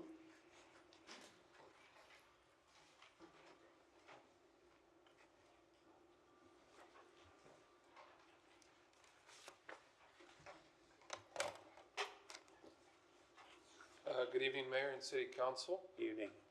My name is Martin Castro, and I serve as the Watershed Science Director at the Rio Grande International Study Center. For the record, and I'm also a member of the Riverfront Advisory Ad Hoc Committee. Our organization, as you have now seen, was recently copied on Congressman Cuellar's recent letter to the mayor, sharing the response that he received from DHS regarding Dr. Tompkins' independent analysis of the proposed wall and buoy system for Webb and Zapata counties. First and foremost, we want to thank Congressman Cuellar for pressing DHS and CBP for these answers, because that is exactly the kind of oversight and leadership that our community needs. Since receiving that letter, we reviewed CBP's response in consultation with engineers and other technical experts, and our main takeaway again is very simple. CBP's response is not enough. Their response does not provide the studies, the data, modeling results, assumptions, or technical documentation needed to reassure the public that this project will not increase flood risk, threaten our bridges, or endanger nearby neighborhoods. CBP says in their letter that they disagree with Dr. Tompkins' findings, but they do not actually respond point by point to the risks identified in his report. It does not show us the modeling. It doesn't show us the assumptions. It doesn't show us the flood scenarios. It doesn't show us how debris loading will be analyzed. But instead, CBP is essentially telling the public, we will conduct the H&H study, we will use HECRAS modeling, and we will coordinate with IBWC. Essentially, they're saying, trust us. But for a project of this magnitude, one that could endanger our commercial bridges, our public infrastructure, neighborhoods, and the very lives of Laredoans, that is not enough. That's not good enough. For example, CBP claims in their response that the waterborne barriers, the buoys, are designed to withstand a 100-year flood event. But they do not tell us what debris conditions were included in this claim. They do not explain what failure scenarios were evaluated. They do not explain what happens or what will happen during events that are larger than a 100-year flood. The flooding that we saw last year in Kerrville on the Guadalupe was a 1,000-year flood, and it can happen here. CBP also says the buoy links are designed to separate when debris pressure becomes too great. But that statement actually, we think confirms one of the major concerns that Dr. Tompkins raised in his report. The debris buildup is a serious risk. And if the links can fail, then the public deserves to know what's going to happen next. Where do these buoys go? What happens to the anchors? What happens if debris and broken components move toward a bridge? Or if they end up on city property? These are serious public safety questions. And so our message today is not complicated. Before this project moves forward, the city and the public deserve the full technical record.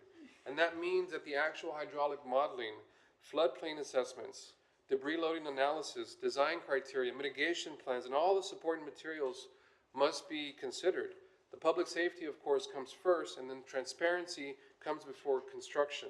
So in closing, we strongly support the city's decision to commission its own independent study and analysis, and we urge the city to continue demanding the information needed to protect Laredo residents, our bridges, our river, and our border community. Thank you very much. Thank you.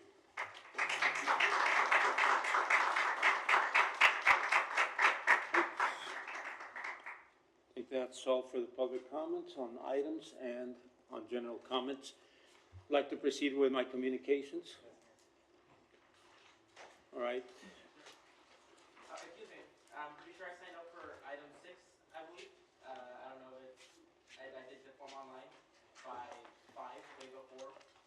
Do we have that? Mayor, I do not receive it.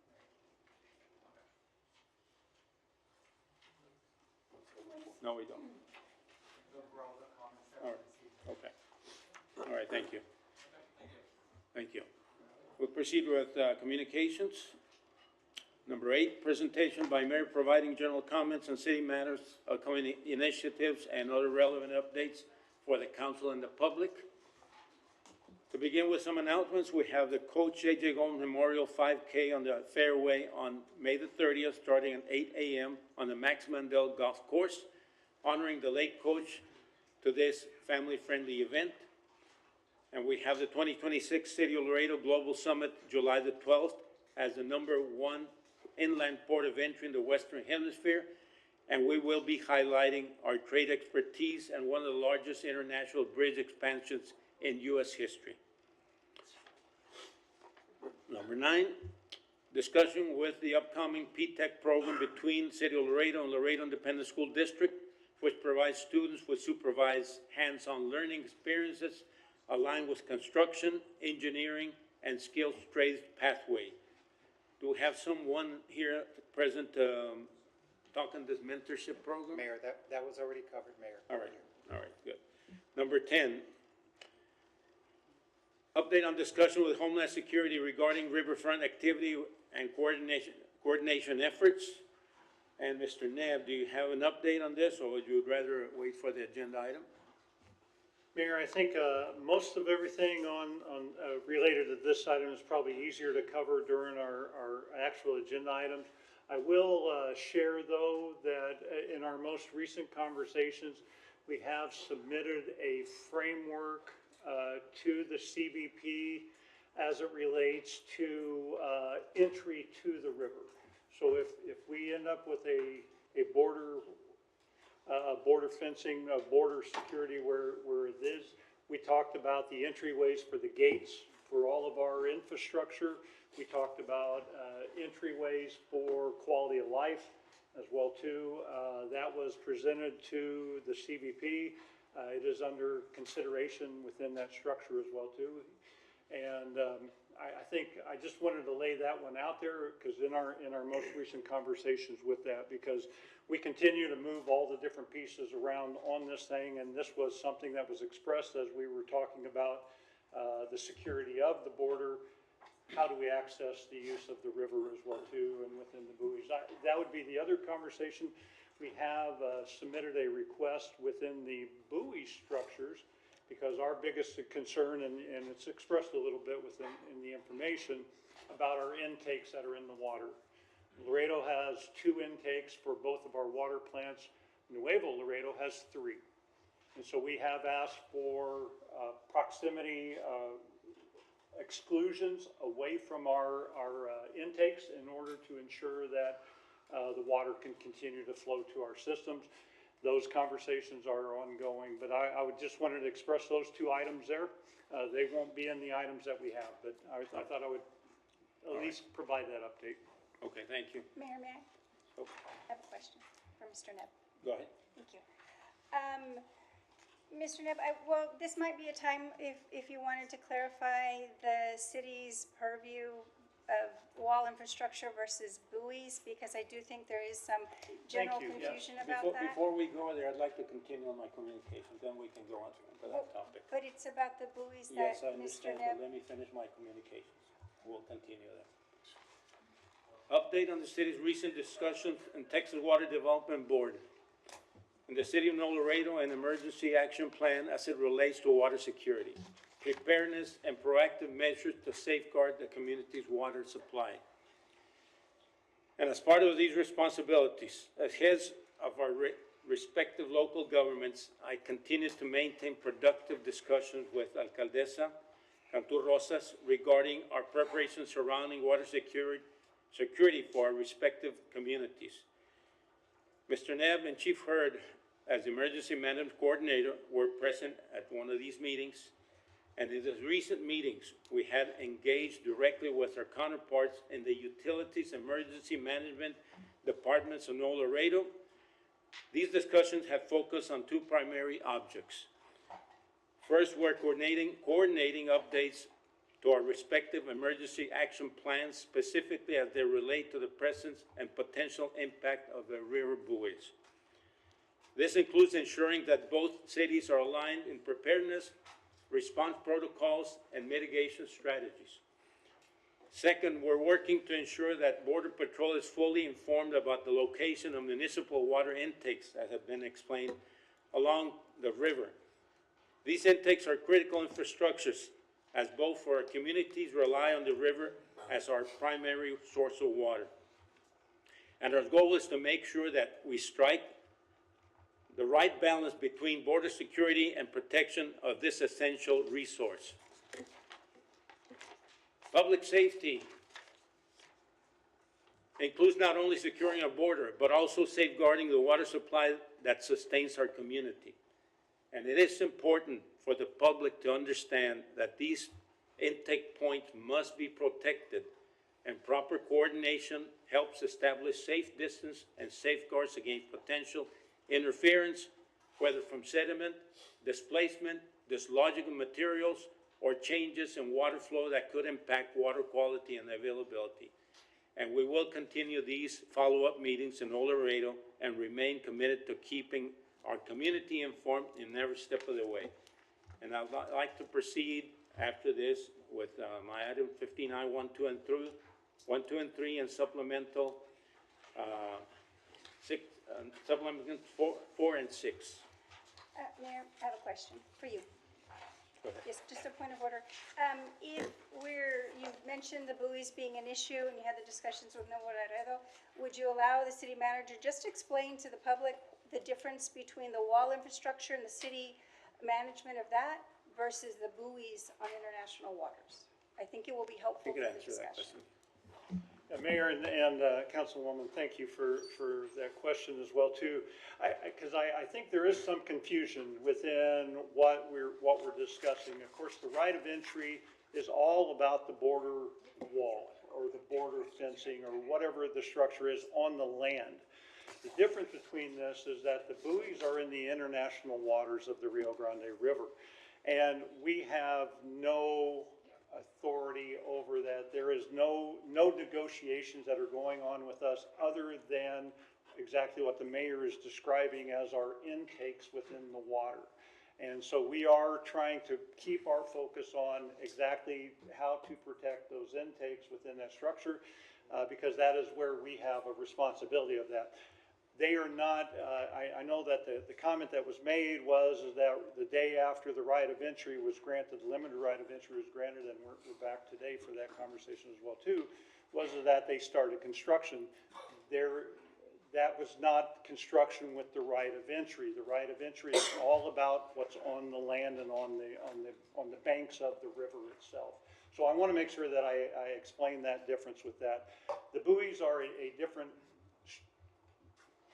beast in its own right, and we are tackling that within those different ways. The intakes are our primary conversation within those intakes for the buoy structures. And of course, we are trying to recognize the impact to both of our cities, whether it be the Nuevo Laredo side or the Laredo side. So hopefully that answered that question I think that you had. I believe it shared some information with the public. Thank you very much. I have another question about the buoys, Mayor. All right, before we go there, let me go back to communication before we go into my items.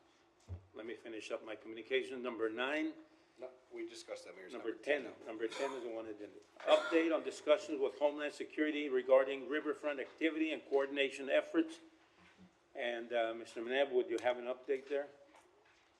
Mr. Mayor, yeah, we covered the intent for the entryway, and so we covered the access points as well within those conversations. And I was trying to think if there's anything else to actually add within those conversations. The conversation with CBP have been going on very well. We've had some really good conversations, and that doesn't mean that we're anywhere near the finish line or anything. We believe that the conversations continue ongoing. We are trying to create the distinction because what we are trying to recreate is we're trying to recreate what we've been recommended for our border security in the downtown area, and we're trying to recreate that in other area parts along our 41 miles of the city. And so we are trying to share the differences within the elevations of the river, within the structures on the land. Probably the only other thing I will add, and we talked about this the last time we went through that, we have seen where the standardized border wall structure is 250-foot swath through that, where they have a road on either side and then they have the barrier in the middle.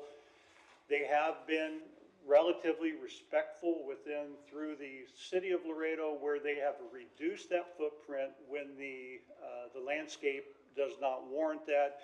I've used the Max Mandel as a good example of they've remained off the fairways. I would use a couple of our park systems. They've remained outside of the park and they've stayed within that riverbank area. So I think that as these conversations continue to go on, I think we're going to at least get to at least an understanding of what we can expect from the federal government as it relates to the border security within that area. But Mayor. yes, go ahead. Mr. Neb, you speak about them reducing the footprint and adjusting the placement of the wall. Is that wall placement in the actual floodplain?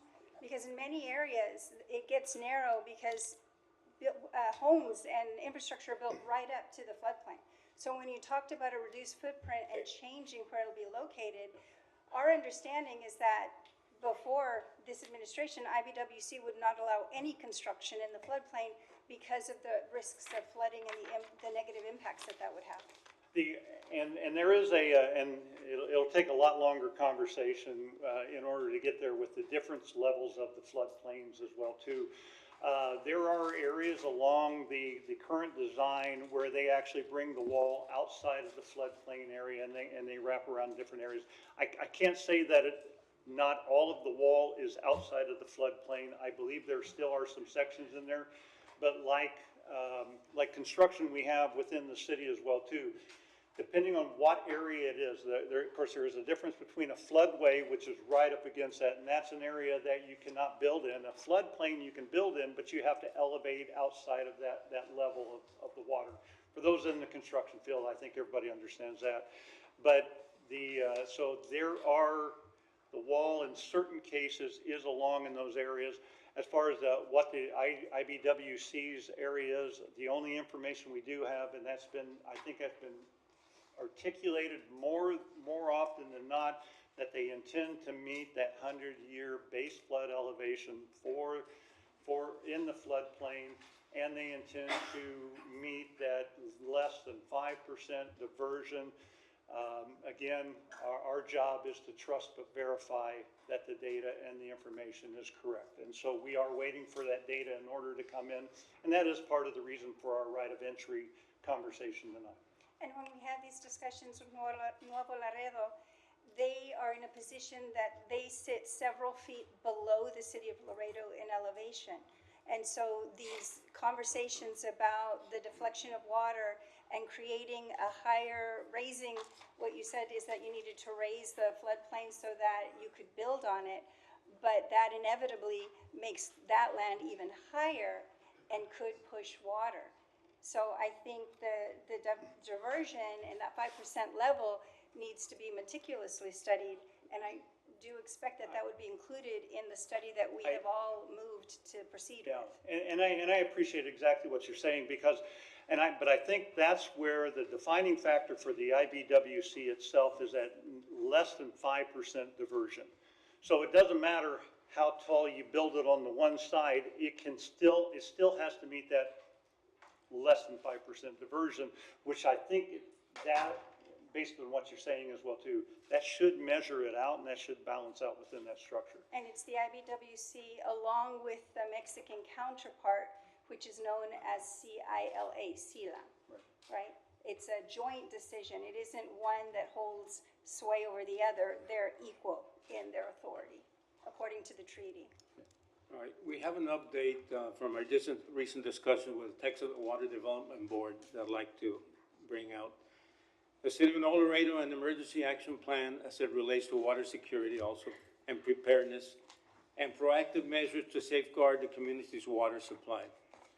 As part of our responsibilities as heads of our respective local governments, I continue to maintain productive discussions with Alcaldesa regarding our preparations surrounding water security in our respective communities, like we said.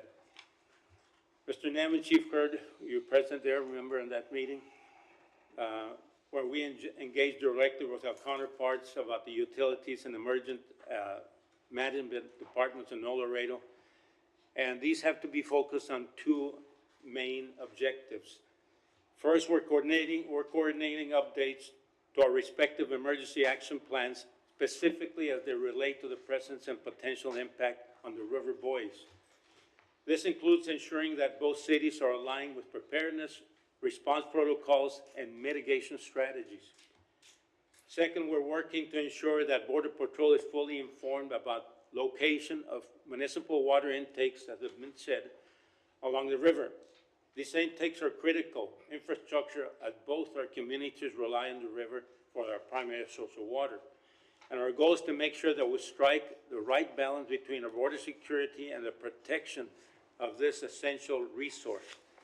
Now, public safety includes not only screening at the border, but also includes safeguarding our water supply that sustains our community. It is important for the public to understand that these intake points must be protected, and proper coordination helps establish safe distances and safeguards against potential interference, like we said, from sediment, displacement, or dislodged materials, and the water flow that should be impacted. So we will continue to have these follow-up meetings in Nuevo Laredo and remain committed to keeping our communities safe and informed every step of the way. These are meetings that we've had, and I think we need to continue them to provide information for the public. Mayor, and I'd like to actually expand on that just a little bit, because under Mayor Trevino's request, both police and fire have been out, one to inspect the buoy installation up on the north end of the city as well too. But the goal and the intent is to have police and fire begin the emergency response type planning. So as this infrastructure, whatever style goes in there, it impacts our ability to respond on an emergency basis. And so Mayor Trevino had asked that both of our chiefs send their people out there in order to inspect and to review, so that we can prepare how to respond to that area. And then the water security is very important as well too, Mayor. But I want to make sure that we lay out there, because both our police chief and our fire chief have been in contact with Chief De Leon, with the CBP, in order to coordinate these conversations. Again, we will be prepared for whatever the resolution is as we walk through this longer term decision on what's going to happen for border security. But I wanted to make sure I expanded on that one, Mayor. All right, thank you. That was number 11, Mayor, correct? Yes. The update on the city recent discussion. Mayor, I have a question about your meeting. Okay, go ahead. My understanding, Mayor and Mr. Neb, is that you were meeting with Comapa officials in Nuevo Laredo, and Comapa is the agency that is responsible for the municipal water supply. It is not a municipal agency, though. It is a federal agency. Do you think these conversations are reaching the Mexican federal government, and do they have any opinions about this infrastructure that's going into the river, and how it will impact or affect the treaty obligations? Mayor and Councilwoman, there has been no conversation to that level. As far as the first question, do we believe that it's reaching up? I believe that they are watching very closely to what we are doing over on this side as well too. So I believe the country of Mexico is keeping a close eye on exactly what is happening from the U.S. side on border security within that. As far as how those conversations are going, I don't know if it trickles all the way down into that. Our conversation was essentially on the very localized level of making sure that we are able to deliver water to both of our cities and our communities now and in the future. So I can't really answer that question entirely. I know that the mayor at his level, within some of the conversations, with his conversations with the governor of Tamaulipas, the mayor of Nuevo Laredo, they are always talking about how this is actually impacting all of us as we walk through that. But as far as what that kind of response is, I just know that they're keeping a close eye like everybody is, and so. Well, they have commented I shouldn't say that, they haven't commented, but Cameron County has passed a resolution against the border buoys in particular, because of the fear of what it could do to water intake and other infrastructure. That court took up a resolution opposing the placement of border buoys by the Department of Homeland Security due to public safety. So I'm wondering if that does not become a part of your conversation, since they do have a city close that is also experiencing these risks. All right. I'd like to proceed with item 59. Second. Motion, all in favor? Aye. Opposed? Motion passes. Number 59, discussion with possible action on promoting a community water shortage campaign and establishing an an incentive program for customers as part of the city's Water Security Action Plan to encourage household and business preparedness, water conservation, and emergency resiliency, reflecting the city's proactive efforts to strengthen water security before the onset of any potential crisis and any matters related thereto. Now, as part of the City Water Security Action Plan, we're proposing a proactive initiative to strengthen our community's water resilience before any potential water crisis. And I think this is a turning point for our community because the public needs to be aware, since our water system is a use it or lose it system, conservation effort may end up hurting us because we have to flush them out of the water if we don't use them, which is currently over 30 million gallons per month. So we need to add storage, and we need to address storage.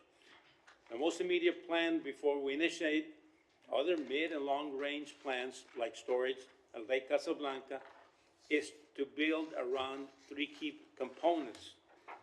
Number one is enabling ordinance for water storage infrastructure, immediate impact priority. Creating these rules, or proper rules, which means consideration and possible direction to develop a city ordinance that empowers the building and planning departments to allow streamlined and standardized water storage solutions across residential, commercial, and industrial properties.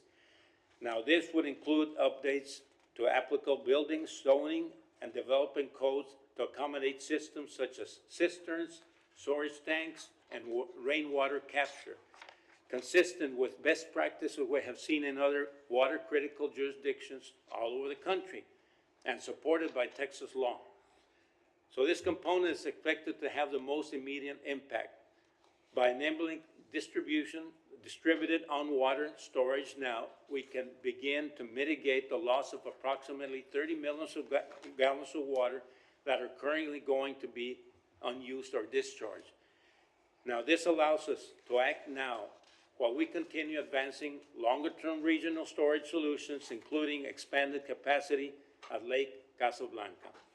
So these are community water storage campaigns, a citywide outreach and education campaign to encourage residents and businesses to increase on-site water storage capacity. Now, this would include guidance on state storage practices, recommend reserve levels, and preparedness strategies for service interruptions or emergencies, and water preparedness incentive programs. The development of an incentive-based program to support participation and accelerate adoption.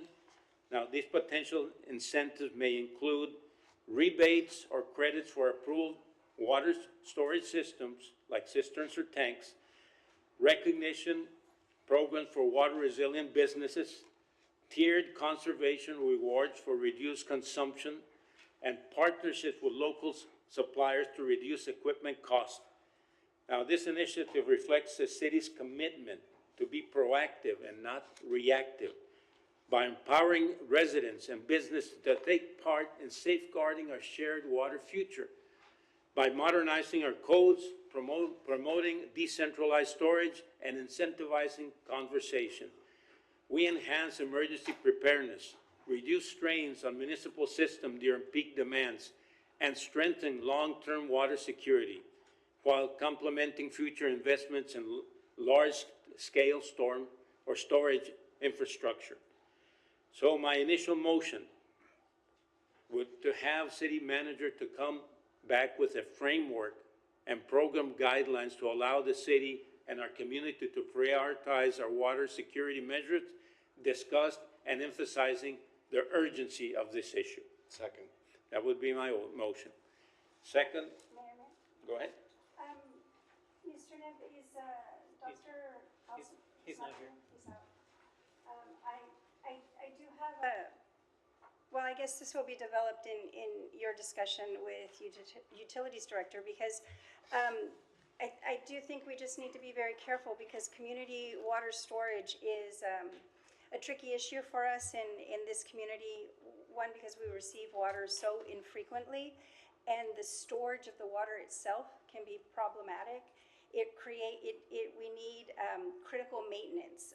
Otherwise, we're going to create avenues for either infestation of mosquitoes or perhaps an introduction of bacteria. So, the critical maintenance for say a 55-gallon drum, which is the most common for residential use, that provides a 2-week supply for emergency water for a family of 4. The requirements are that the storage drum has to be food-grade material, has to be light blocking so that algae doesn't grow. It will require water treatment with a stabilizer or rotating the supply every 6 to 12 months. And the hose and fittings must be lead and BPA free. And I only mention these details so that we understand it is not, unfortunately, there are no easy solutions. Not that this isn't a great program to encourage, but it's going to require a lot of education so that we can get the maximum benefit to having our residents actually store their water for emergency use. All right. So this is the reason why I would have the city manager come back with a framework and all the details and guidelines to allow the city and community to prioritize this and emphasize the urgency of this issue. And of course, look at the measures that are of precaution on this. Mayor, Go ahead. I think it's a great idea. Thank you for bringing it up so we can just get some more options. In the past, we've also asked about incentive programs for things like xeriscaping, using turf, in your backyard instead of grass, because just to reduce the actual consumption. And like you mentioned, incentives for reduced use. Average use, I think in Laredo is about 15,000 gallons a month, trying to, reward people that are using less than that. Of course, utilities always says, well, if we incentivize less use, well, that's less people paying for water, and that's less money to pay off utilities debt. So there, we come into these, that's usually what utilities directors in the past have said to us, but I hope we can find some compromises on ways to actually start implementing these types of incentives, just like SAWS does in San Antonio, because we're all in this together, and we need to find ways to reduce consumption. Yeah. Thanks. Okay. So we have a motion and a second. All in favor? Aye. Opposed? Motion passes. Mayor, motion to approve number 12 on appointments to commissions, boards, and committees. Motion and second. All in favor? Aye. All in favor? Aye. Mayor, Opposed? we need a name for number 13 and 14. I'm about to mention that. Oh. It's coming. Okay. The motion is to approve number 12. It's on the table. So a motion And a second. and a second. All in favor? Aye. Opposed? Motion passes. Motion to table number 13 and 14. And also add number 60, please. And to table number 16. Table number 60. Second. 60. Mayor, Yes. did you welcome bringing up item 64? We have a motion on the table. Oh, I'm sorry. Prior to, All right. sorry. Motion for the tables. Second. All in favor? Aye. Opposed? Motion passes. Mayor, just requesting we moving up, it's a quick one, and we have someone from the state of Kansas. So it's item 64. It's a request for update from Public Works and Engineering and the contractor who did the recent asphalt preservation program throughout the city. And I believe Mr. Orfila has a short 3-slide presentation. Motion and a second. All in favor? Aye. Opposed? Motion passes. He might have appreciated a 30-second warning. He's running over here. Yeah, fast walking from the room next door. My apologies. Oh, that's negative. Okay. There he is. There he is. Okay. There's that. There he is. Okay. Quick. All right. Mayor, members of the council, John Orfila for the record. And I was asked to give a quick presentation on the high-density mineral bond that was brought to the city for the first time, and I think it was a great success. So to give you all a little bit of information on it, the project started on March 1st, over 65 blocks, which is about 550 blocks, 520, total block were done in 2 months. There were some rain delays, but they came back and did them at the end. This treatment should extend the life anywhere from 7, 10 years, depending on the traffic. But I think it's good, being that we have over 750 lane miles in the city, possibly going on 800 now. And I once said it was 840, but I think that's a little too much. And so this, again, our paving program continues, but adding this program to it, again, we're giving more blacktops to more city roads at a much cheaper price. And you'll see 2 different crews out there at the same time. So hopefully this program will continue. Again, 2 weeks of rain delays. A lot of positive feedback from the people. We got a lot of calls. Mayor, may I? Yes, go ahead. Mr. Orfila, sorry to interrupt, but can you explain to the public, because I got a lot of calls specifically about this, that the street looked wonderful, right? But then they were still going over and they still felt humps, cracks all over the place. But the paint looked phenomenal. Can you explain to them how it actually functions, please? Okay. Well, let me start off with, it was very hard to find 600 streets in perfect conditions. There is streets that, again, water breaks. We've had people that come in with putting on the new fiber optic lines. We do have a lot of streets that are aged. We did stop paving from many years. We're back now. We started in 2021, 22 more or less. So again, to find streets that are in perfect condition is very hard. Now, now that we put this treatment on the roads, these people did not just go street by street and just spray them. They actually went in there and cleaned all the cracks out, make sure that when they laid this mineral bond on it, it actually went into the crevices and sealed it. So yes, you can see them more. They're going to fill up with time again, but they will be sealed. So again, And that preserves the life of the street, correct? yes, Just so the like, public if you understands. see the roads that I've paved, you give it 6 months, they're no longer black. Right. I mean, the sun is burning it, the cars are running over it, and with time they start shading to a grayish. This is going to last for a while. You're going to see it black, just like if we just paved it. And again, it's also preserving our roads, buying time for me to eventually get to paving them. Eventually, yes. There's some streets that need it more than others. And Mayor? Yes, go ahead. And just to kind of elaborate on it, you know, the bond package that failed for May of '25, originally engineering requested $130 million to pave $30 million a year for 5 years. I'm sorry, I did my math wrong. $30 million a year for 5 years, so 120. Wow, sorry. Yeah, need more coffee. But nonetheless, that was what was originally requested. What went out to the voters was $60 million. This was to reconstruct and resurface streets throughout the city. Then this plan was just, I'm going to use the word just, $2 million. The idea being that it hit 65 blocks per district with $2 million. The idea is that the money is, the $130 million is not there to, at this time, to reconstruct and resurface all the streets need to be.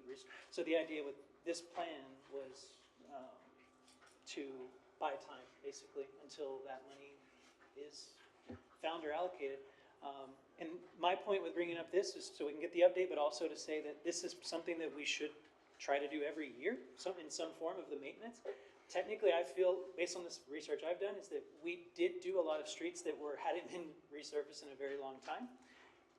My understanding is technically the ideal street to focus on with this is a street that was just resurfaced 4 to 7 years ago, and then extend. This is like oil change. This is basically like an oil change Rejuvenating for your car. the streets.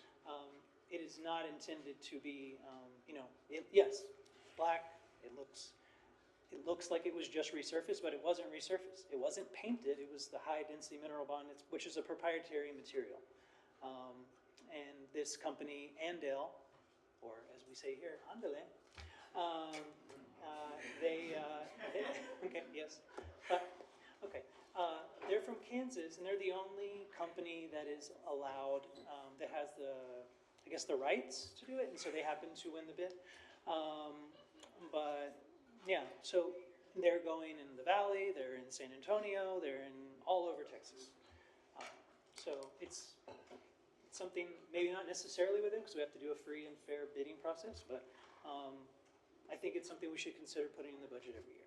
You know, regular maintenance, on top of the paving program that Mr. Rufil is doing. Again, we get calls, and you got probably more calls than I do, that people, we do not put enough in our streets. So now people get to see that we are investing. And the last slide is questions. And I'd just like to let you all introduce Anthony Kapul from Andale, who was the one that was here throughout the whole time, and so let him say a few words. Andale. Evening, Mayor and Council. I'm Anthony Capel with Andale Construction, and yeah, we were the ones who did this for the city this year. Just want to say thank you. It did turn out great. Was kind of worried with some of those weather delays, but we pushed through it, and strange for Laredo with all the rain. So yeah, it went well. And just to kind of answer some of your questions, in a perfect scenario, yes, we would ideally like to put this on newer roads to alter the life cycle. I think Mr. Rufil was kind of thinking out of the box a little bit and wanted to see where he could push this on some certain streets and just see how it wears over time.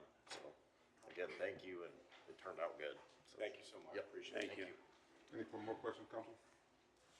We're good. Thank you so much. Thank you.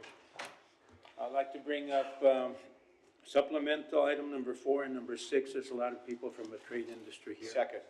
Motion second. All in favor? Opposed, motion passed. We'll start with number 4. Public hearing of the ordinance.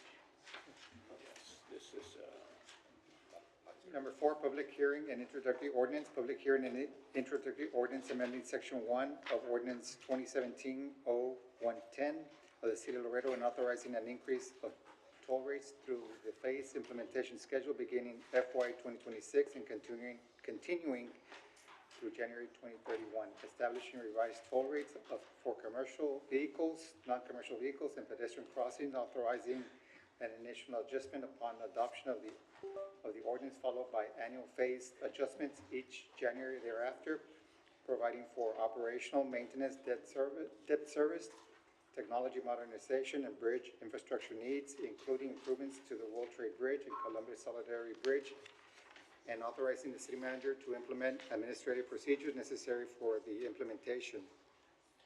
Toll increases are described in Exhibit A, and hereby repeal all conflicting sections and all ordinances currently in effect. yes, thank you. You know, and this has to be discussed. All increases must be handled with transparency and a clear benefit to the public. In a border community like ours, tolls directly impact daily life, trade, and economic activity, so any proposal must show improvements in efficacy, safety, and infrastructure. So before raising the cost, there should be an open dialogue with residents, businesses, and stakeholders, along with accountability on how funds are going to be used. At the same time, maintaining and modernizing bridges requires investment, so the focus should also include an innovation, operation, efficiency, and securing outside funding. The priority is to protect both affordability and economic growth while ensuring our infrastructure remains strong and competitive. And another item, I do want to incentivize trucks that cross during non-peak hours to reduce congestion, and electric trucks when in the future eventually we'll see them. So please go ahead.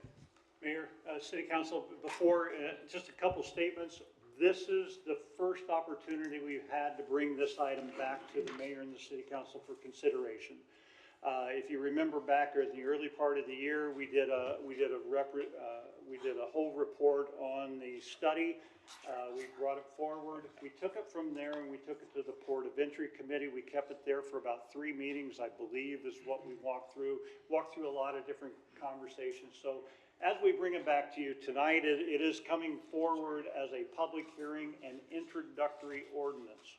which means we're setting it back on the table for consideration to start talking about.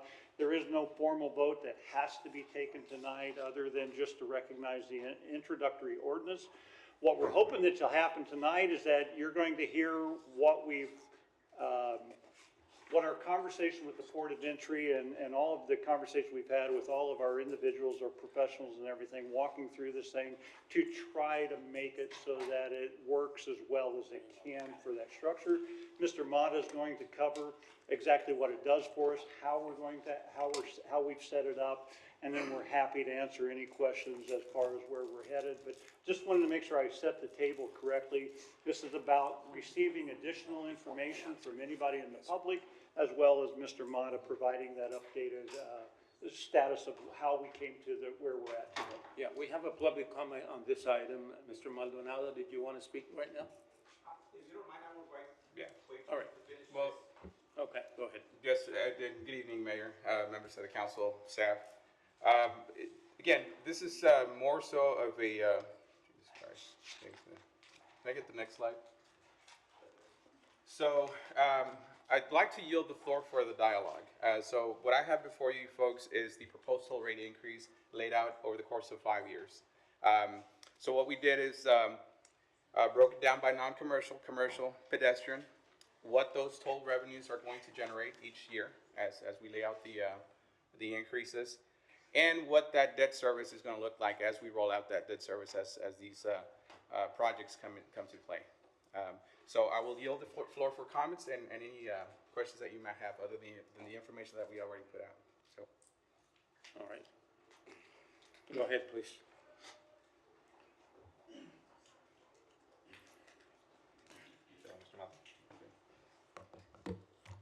Good evening. Good evening, Mayor, City Manager, members of council. My name is Jerry Maldonado. I'm the current chairman of the board for the Laredo Motor Carriers Association. I have a speech written down. Before I get there, I want to thank City Manager and our Finance Director and his staff, Mr. Esparza. We have had multiple conversations in regards to this issue, and we're here tonight to, express some of the, our point of view, our side of the story when it comes to this proposed bridge toll increase. So, on behalf of the transportation and logistics community, I want to thank the city for engaging with our industry and being willing to have an open conversation regarding the proposed bridge toll increase. We recognize the importance of maintaining and investing in our international bridge system and infrastructure, as these assets are critical to the long-term success of our local economy and our position as the nation's largest inland port.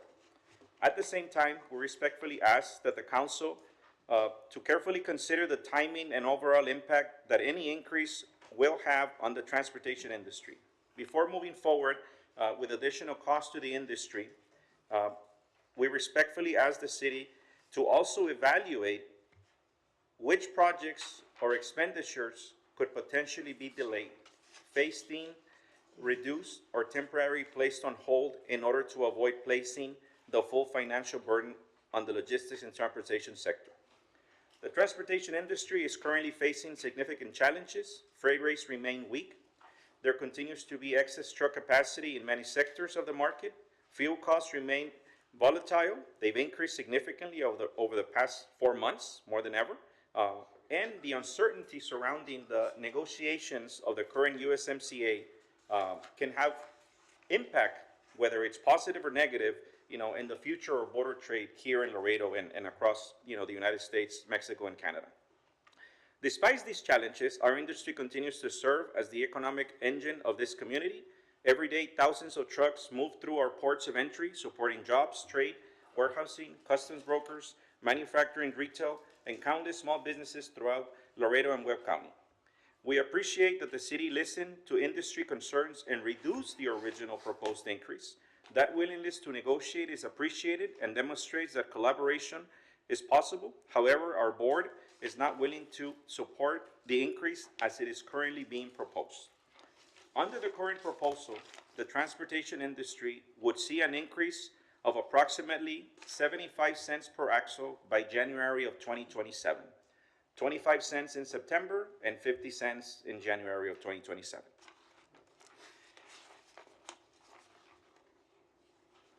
followed by an additional 50 cents per axle incrementally through 2031. By 2031, the total increase would amount to an additional $2.75 per axle. For a standard 5-axle truck, that represents an increase of $13.75 per crossing by 2031. Today, a 5-axle truck pays $23.75 to cross. Under the current proposal, the same truck would pay $37.50 by 2031. That's a 58% increase over the next 5 years. Because of that significant long-term impact, today we are respectfully asking the City Council to continue the conversations and continue the negotiations with the Transportation Committee before any final decision is taken. As part of those continued discussions, we would like to ask the city to provide the industry with a list of projects, expenditures, or initiatives that could potentially be delayed or placed on hold so that together we can evaluate alternative solutions and ensure that the burden of addressing budgetary needs is being shared fairly and collaboratively. Our goal is not to oppose progress, our infrastructure investments. Our goal is to work together to build a balanced solution that protects the financial stability and competitiveness of the transportation industry while also supporting the city's long-term infrastructure needs. And if I may, I can elaborate a little bit more. We, in our world, we negotiate contracts with our customers every single year, and we've shared that with you guys in the past. It is not good for business for both sides, either for us or our customers, to negotiate any contract for 2, 3, or 5 years. Several reasons for that. The main one is because the market can change significantly every year. My ability to provide the service that I'm committing to can change over the next 2, 3 years. You know, for many years, you know, our goal is to stay in business, right? But even in that scenario, in that conversation, we all have to adjust to the market. And sometimes you can grow, sometimes you have to maybe reduce, you know. Sometimes you may have to cut staff from the office because the business that you're in and the business model, the financials don't add up. So what we would like to propose is to have a workshop where we can sit down openly with council and management and the finance department. And before we make a commitment, you know, we discuss respectfully, number one, what projects can each one of you look within your districts, look at things that each one of you have in your agenda to promote within the next year or two that can actually be placed on hold. Where do we come with this? We do the same thing. Every one of our members at the association manages, operates, and owns a business.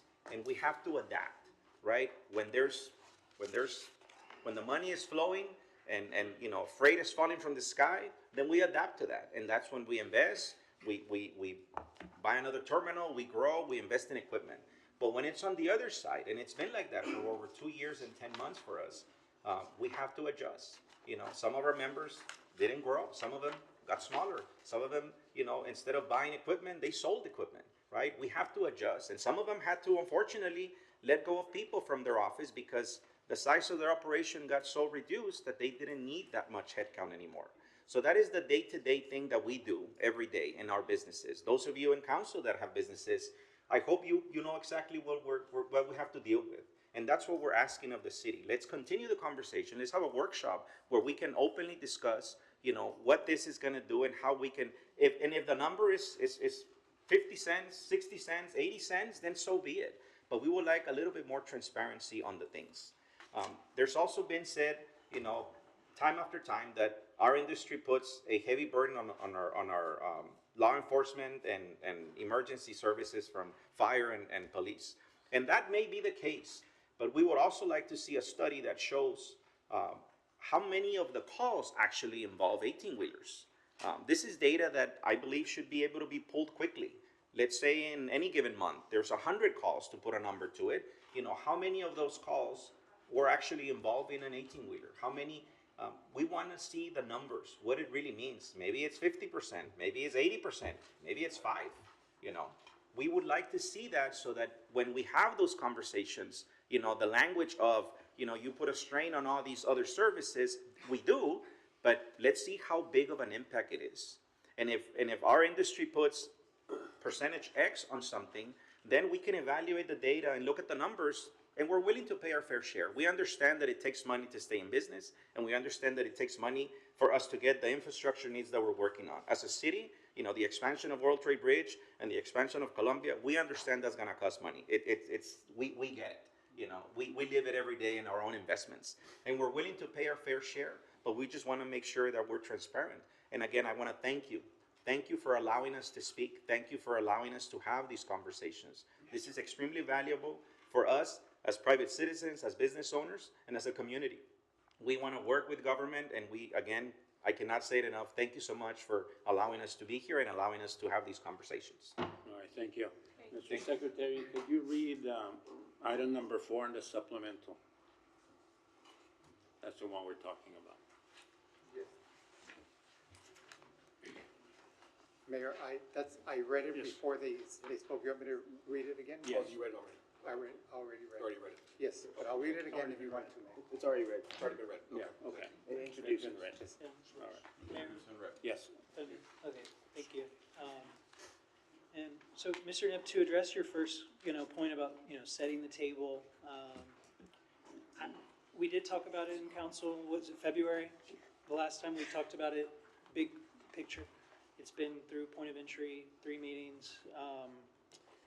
And this has been an issue I've had in the past where we bring back, and I think your argument would be that it's your only way to bring back items as introductory ordinances, but it feels like we could bring them back as a staff report, obviously, recommend workshops, just not, in generally, I'm just not a fan of this being the avenue that management brings things back via introductory ordinance, because that's 2 votes away from being law, city law, just like that. And so it's very threatening, it's a thing.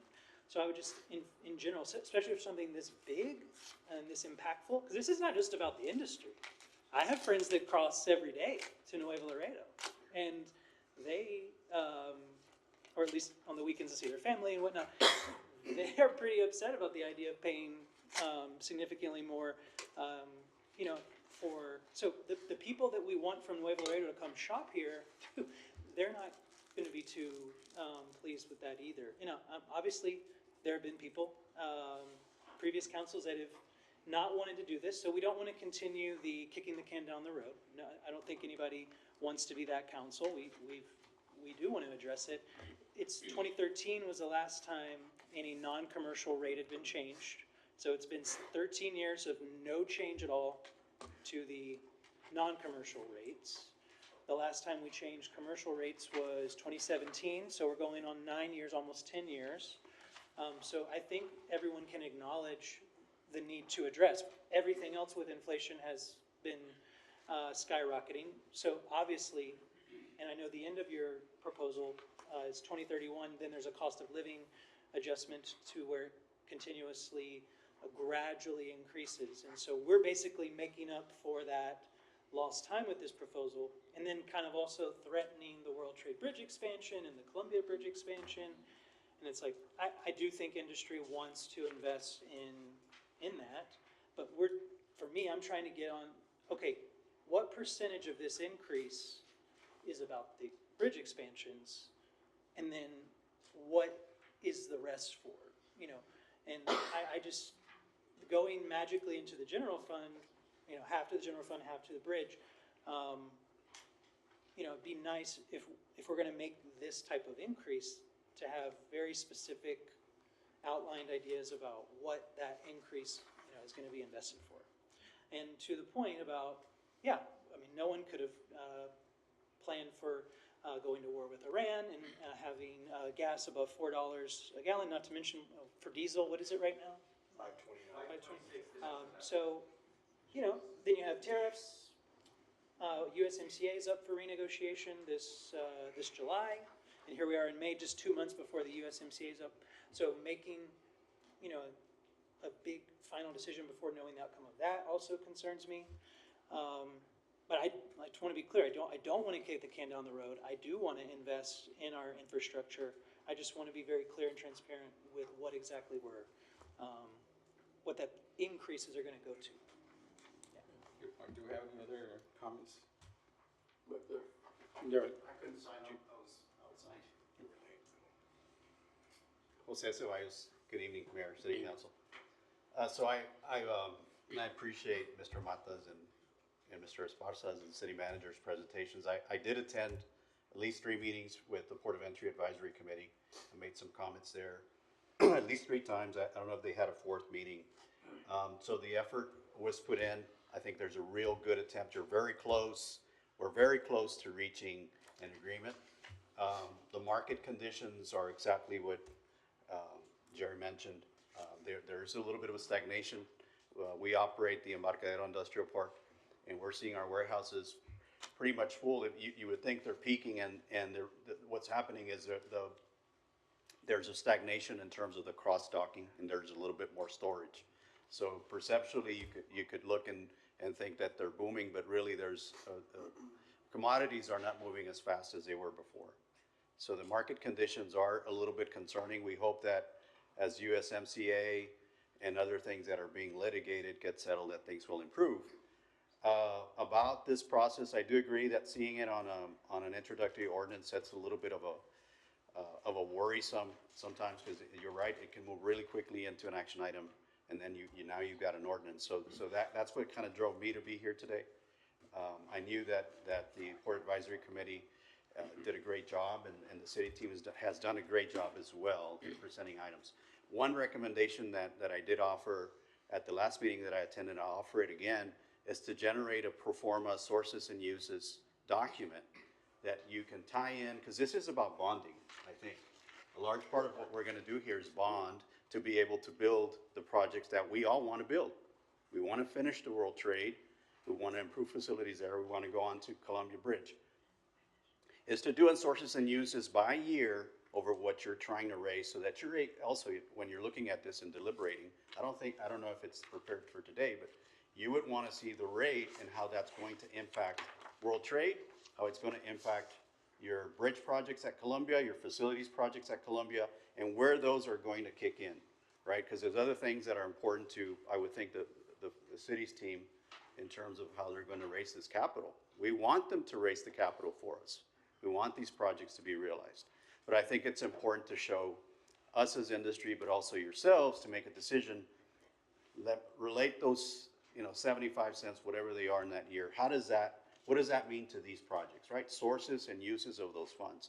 I think if you show that, then you're able to make a really sound decision over how you're going to carry out these projects and why you're going to bond the amount that you're going to bond every year over the next 5 years. The initial report showed us being the most expensive port at the end of 5 years. Do we really want to be there? Do we want to be the most expensive port? Most people that are in and around the industry think that other ports are going to follow what Laredo does, right? So they'll adjust their pricing. However, do you want to take the lead and take that leap while the market is a little bit suppressed, right? So those are all things that I think we need to talk about. But I think sources and uses pro forma will be a big help to all of us to understand why we're trying to raise out of the 225 or whatever the number is, 200 million, we're trying to raise that in what year and what rate, right? So everybody understands that. Those are my comments. I do want to echo what Jerry mentioned earlier about the staff really being transparent and open with the committee and with all of us that have participated. I want to thank them for that. Thank you. All right, Mayor, thank you. may I? Go ahead. Thank you. I don't know if this is perhaps a better question for industry, but my understanding is that these fees are paid by the company that is asking for the transportation, that is moving the goods, not necessarily by the transporter or the customs broker. Is that correct? That is correct. So these costs then, the majority of the costs then are burdened or placed on the company that's requesting the service and not on our import exporters or the truckers. Name for the record again, please. Jerry Maldonado, for the record. In our world, in the transportation world, we sell our service, for example, from Columbus, Ohio to Monterrey, Nuevo León, or vice versa. And we give the customer a rate for that. And we have a contract. every year, and that's the rate that we give them, Right. right? So we, as trucking companies, we either use our own equipment to cross and we pay the bridge tolls, or we hire. You know, in my personal example, I outsource the service. I hire company XYZ to do the border crossings for me every single day. They take me trailers and they bring me trailers. So in our world, in the transportation industry, this is part of our budget. This is part of what, you know, what we allocated. Every load, you know, every penny goes somewhere. Well, there's a portion of it for border crossings, for not specifically border crossing, but for the drayage service, for the transfer guy, that the company that we hired to do that. So and that is a rate that we have, you know, for the year, specifically in our world. And in the warehousing world, they probably, you know, it's probably similar to that.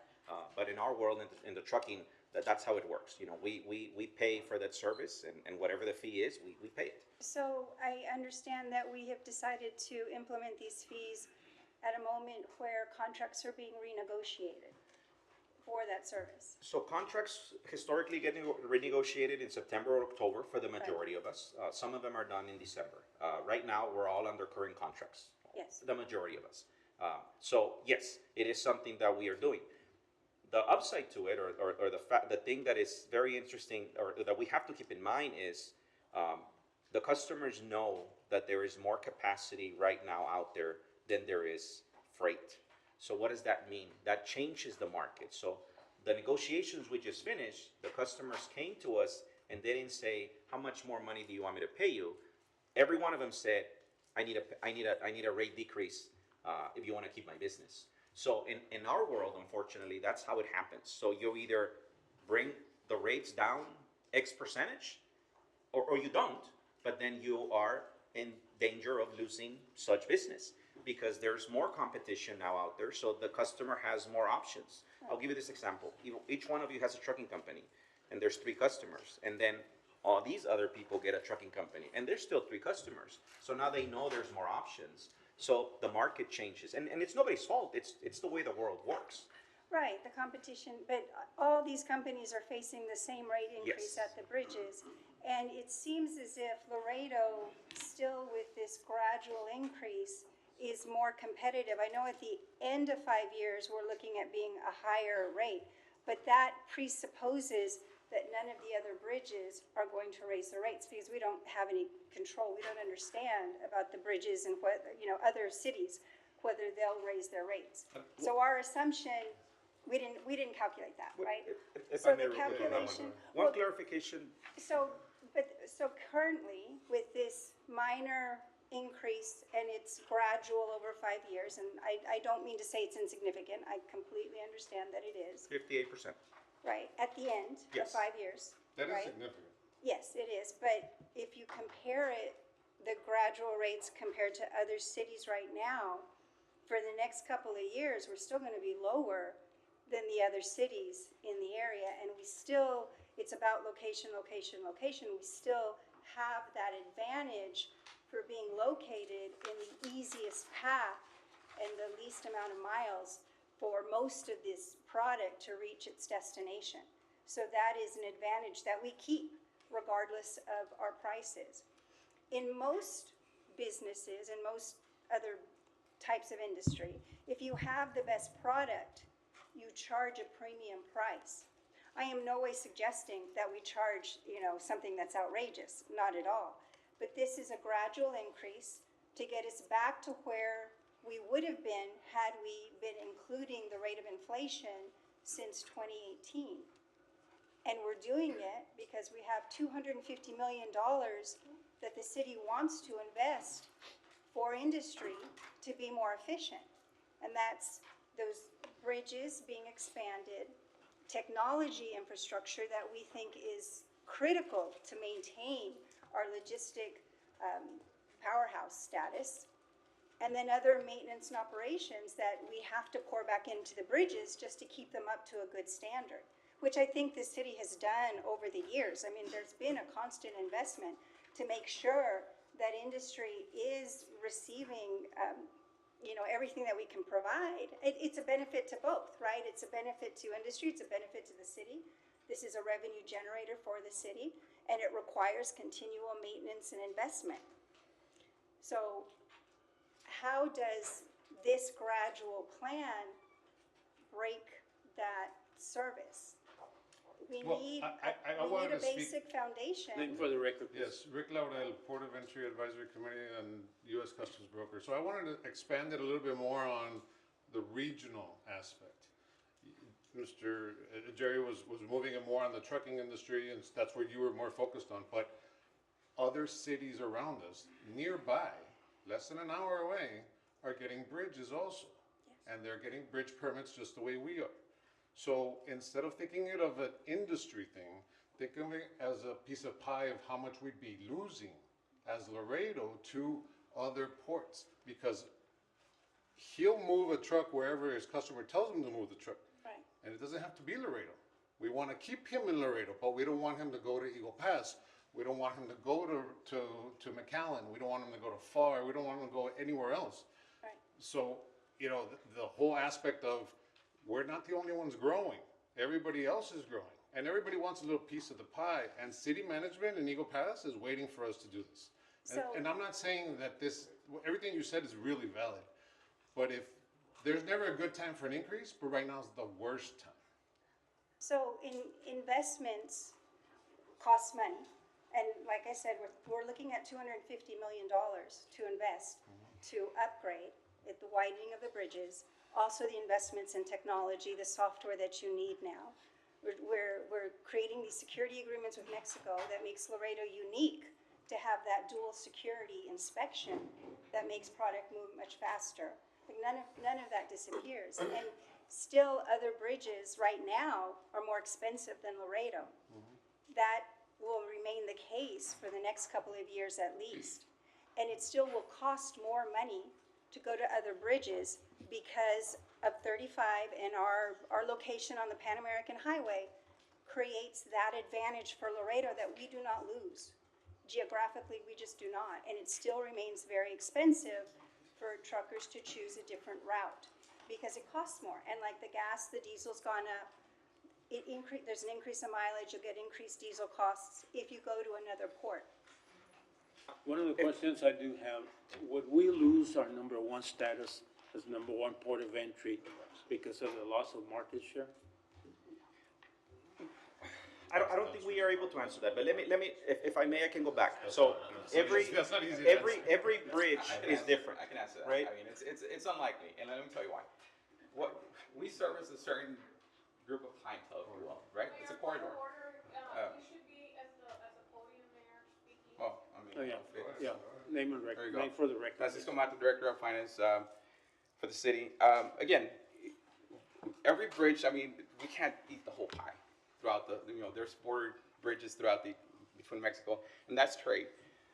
The corridor of Laredo services a particular industry, auto industry, technology, right? That's the bulk of our clientele. That's what you see coming out of Querétaro, Monterrey, Saltillo, you name it, which are the natural routes to take through Laredo. Any deviation from that, you're going to add fuel costs, operation costs.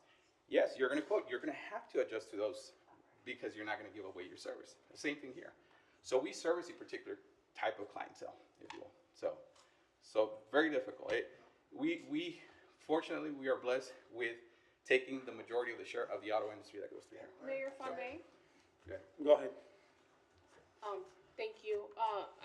Mr. Mata, I appreciate your input, but I still have a concern with the fact that when we agreed to do this toll rate study, we all thought we were gonna be outsourcing a professional, get at professional advice. And I mean, not to say that we don't appreciate your input, Mr. Mata, but that is not what you traditionally do here at the city. So it's just kind of unfortunate for us to rely on an internal report on such a big decision. And I do think it's a mistake for us to use our geographical location and take that for granted and say, build it and they will come. That's an old, outdated business mentality. And even though there is opportunity for everybody, you do have to look at the market conditions, and that's why I appreciate so much the input from the experts, and that's one of the reasons why we created the Port of Entry Committee to begin with, because you all give your time and your expertise to give us these insights that we otherwise don't have. And I think what they're trying to say here is that at some point, just like we took our proximity to the Rio Grande for granted, At some point, the water does run dry.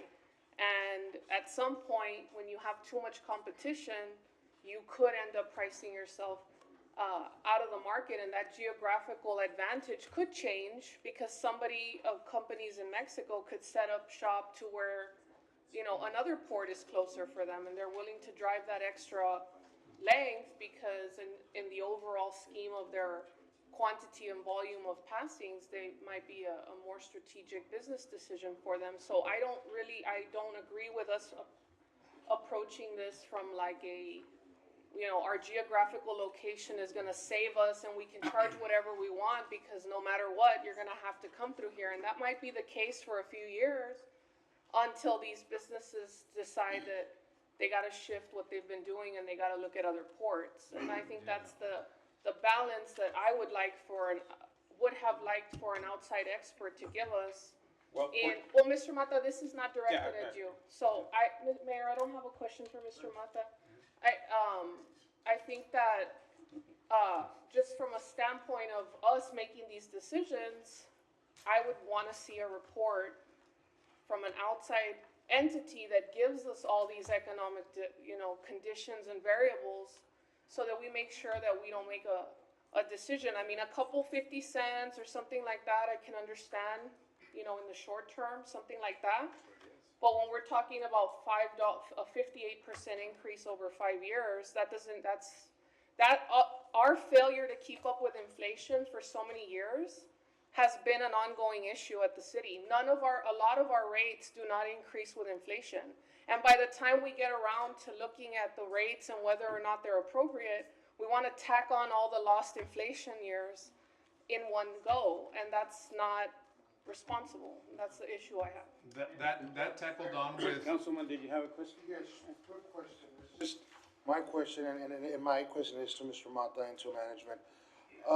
These numbers, are they adjustable along the years? Like, let's say year one, we have some, I know right now we have all this, the inflation of, the diesel, the rates. As months go on, or as years go on, can we come back and bring it back to the table and change these numbers? Certainly you can, but obviously I want to caution you on that because once you get into a financing arrangements through the bonds, then you have to commit, and they bet their bonds based on that information that you provide them.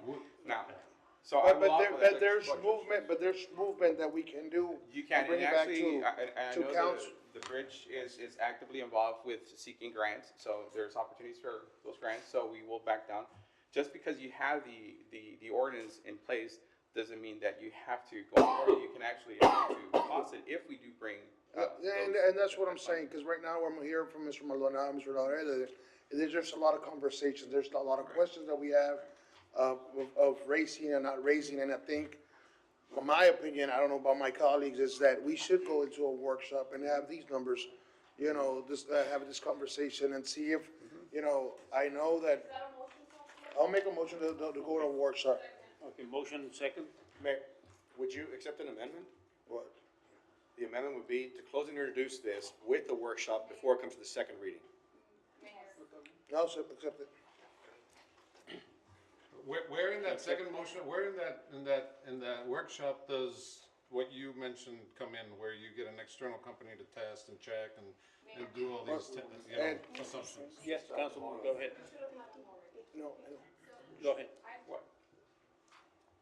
I, for one, agree with my colleagues, Councilmember Perez and Councilmember King, and I cannot support this item to be introduced in its current form until we have a more deliberate conversation, and I would move to table the item and move for a workshop. Mayor, before the table, you have a motion on the table with the amendment Mayor, accepted. point of order, tabling, motion to table supersedes the other motion. She didn't get a second. Is it dead? Actually, council members, Mayor, this is an introductory ordinance has already been read in, so All right. it'll be on the table. We will need 3 readings for against. No, it just goes to the next meeting, then you can take action. But Mayor, final word. Yes. Let's take action on the other reading of the ordinance, or on the third reading. Yeah, Mayor and City Council, what I would recommend, because this was an introductory ordinance, we control when it comes back to the council for the next reading. So we follow the workshop conversation, we have time, we'll just have to build in the time to sit down and walk it through a workshop process prior to us bringing it back. So that's where we're at within the structure. Mayor, if I may offer, this is nothing, just for your piece. Go ahead. I used to be in my previous life, so I do understand the markets. I am an importer myself. I import charcoal from Mexico. So I understand the markets very well, and I understand about pricing, I understand about negotiations. You make those assumptions when you go out for your bidding. You have a buffer. You have to do your estimates for that. Mayor, if I may, there's a question on the floor. I think it's just, like I said, we're going back and forth right now. We're gonna have discussions. Just, let's go into a workshop, bring it back into a workshop. Can I ask a question before? Yes, go ahead. Mayor, I'd like to just request that, and I appreciate your input, Mr. Mata. It's just that you have other industry leaders that are also conflicting with the data. And that's, I would like an independent outside assessment from, somebody that's outside to advise us, and not somebody internally that has a predisposition to want us to collect more fees. When we had originally discussed this last time, we had made it clear that we were looking for some outside data. And did you guys pursue, Mr. Neb, getting any kind of outside data or anything from a company? Because we did express the desire to want to see some outside independent data. Yeah, and Mayor and council members, that wasn't a decision of the council, was to go out and do that. We had this conversation as well as the efficiency study conversation. I remember the efficiency study conversation, there was more information about bringing in an outside company. I did not hear this one on the bridge rate stuff. What I would offer is that we bring in Estrada Hinojosa to review the study that has been done by us, and allow Noe Hinojosa and his team of experts review it and determine whether or not we've done what we were obligated to do. Yes, go ahead. That would be, I think, better, but the thing is, does his firm specialize in that kind of work? Because I know they're more financial advisors. Yeah, the place of where we're at is that we have obligations that we need to meet. And I will stand behind this study as well too, that even if we were to bring in an outsider, we're gonna end up exactly where we're at. They would find maybe a little bit different way to go walk through that. So my recommendation will be to have, and if you would like, we can find other independent professionals to look at the document. I don't mind doing that, but I think that we have $240 million worth of projects coming. We do not have the cash for that, and I don't want to call it a threat. I appreciate what you said with that threat.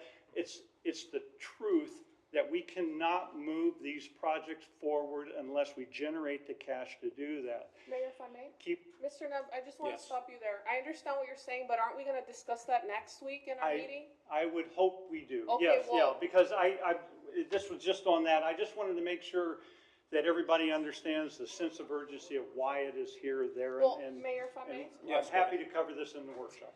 No, we're gonna have a meeting next week to talk about budget, and this sense of urgency just came out of nowhere. And we could have implemented over the past so many years an inflationary increase and things like that.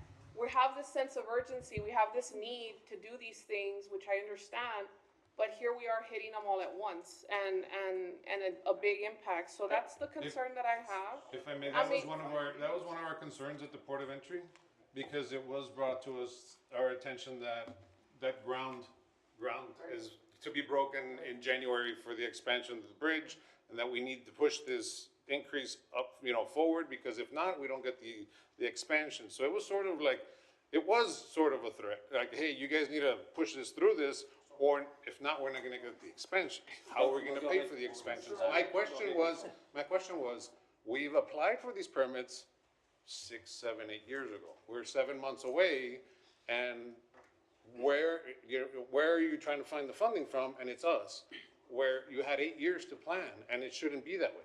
Councilman, go ahead. Did you have a question? No, I'm just, All right, go ahead. Mr. Mayor, Mata, I Mayor. have a question for Mr. Mayor, Hold on a Mr. second. Lundin, I have a question for Mr. Mata. I just wanted to point something out really quickly. Councilmember Pettis mentioned a meeting next week. The meeting is this coming Thursday, the budget meeting. No, it's I just already wanted on the to agenda. clarify. Yes, thank you, Mr. Lundin. Mr. Mata, in this study, we didn't ask for opinions. What I see is information. This data. It's just a collection of comparative data, where the other ports of entry are and their rates. Correct. And it's historical rates, so it starts of where they began their collection, right? What the rates were charging in their history, moving forward to current day rates. So it's really just collecting hard data. There was no opinions, there was no expert opinions needed to collect this data and present it to us. I don't see any type of, Yeah, and I would caution ourselves, opinions can Evaluation be with objective and they can be subjective, but we can't go against this data. And everyone runs different operations throughout the different right, ports, so I just wanted to point out to my colleagues that that's all this comparative data is. All right, I think, Councilman was first. Point of order, can you go for the question? Call for the question. All right, did you have, Just a quick point to add. I understand. I know we're gonna have a workshop to go over all this and hash it all out. I just had a few, quick additions here. I think to Councilmember Pettis's point that there is bias on both sides. Let's be honest, okay? We have our finance director who has a natural bias based on his job description to That's a negative. to basically say, we have this much money, we need to fundraise, how can we do it? This is how we can get that money with this specific revenue source. Then, the Point of Entry Advisory Committee, they have their biases, they represent their niches of interest.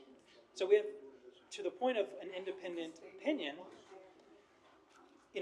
we don't necessarily have to go and do a $300,000 consultant, but there is a gentleman that I'm curious if anyone, has been bringing in on this, Dr. Daniel Covarrubias, the director for the Texas Center for Border Economic Enterprise Development, who is, a true expert in our community that is a jewel. And I don't know if we've brought him in for an expert opinion, and I don't think, he might charge, but, go ahead. Yeah, we need to call for the question. okay. Call for the question. All in favor? Opposed? Motion passes. Go ahead. Well, I think with Dr. King, I would like to, I know the motion passed, but maybe, Dr. King, I don't know if you want to make a motion to talk to him and include his reference into that? I'm sorry, it took a little long, but my goal was to invite him to the workshop. Is that your motion? That's my motion. Second. Yeah. Second, all in favor? Aye. Opposed? Motion passes. Thank you. Thank you. All right. All right, number 6, supplemental. All right, this is a request by mayor, in light of recent events and emerging crime trends impacting the border communities, discussion with possible action on enhancing security and law enforcement measures, including technology-based policy initiatives designed to prevent domestic and international crime, strengthen coordinated public safety efforts, and retain our community status as one of the safest cities in the nation. And we know, as everybody's aware, we had a press conference on the tragic deaths of the 6 individuals that were discovered dead in the train box, but had crossed in Del Rio, Texas. Now, some of the facts associated with this heinous crime across multiple jurisdictions is a wake-up call to make sure that we have all the proper preparedness, including the scanning and inspection equipment necessary to check all the boxcars and trailers, so this does not happen at our border. I'll talk to Congressman Cuellar, who sits on appropriations, and we will be making sure we have the necessary tools that we need to make sure this does not happen. So my motion would be to submit a city letter to support Congressman Cuellar on the funding of these technology-based tools, some of which would include face recognition equipment, trailer box scanning equipment, and technology that supports fast lane capability. Second. I have a question, Mayor. Go ahead. I suppose for our police department? And I apologize, maybe it's not you. So if, what I didn't understand from the direction of the motion was, or maybe it needs to be the mayor first and then you, is where will this equipment reside? What department will be in charge of using this equipment? And for what purpose? I understand that those poor migrants were trying to reach out to family members in San Antonio. So, you know, the fact that they were unfortunately transported here, it would be helpful to know who's going to be responsible, I suppose, for holding this equipment, using this equipment, and what other purposes would there be except for this incredibly tragic situation? Absolutely. Great question. For the record, Edgar Garza, your Deputy Chief for your Laredo Police Department. Mayor, thank you once again for your support and all council members. So this would be a collaborative effort with the federal government. So this would be stationed at the port of entries. So this type of equipment would be at the port of entries. We currently do have some already, but this would enhance and give us more capability and give us more capacity in these efforts. So you're saying that it is the port, the officers that we assign to basically be port police would be in charge of handling this equipment? That would be one faction in collaboration with the federal and state government. So, but we have to think outside the box and think of other strategic locations where we can go ahead and place such technology. And the facial recognition technology, what purpose would that serve and where would that be housed? So facial recognition, there is a term that's changing that. It's called Face ID.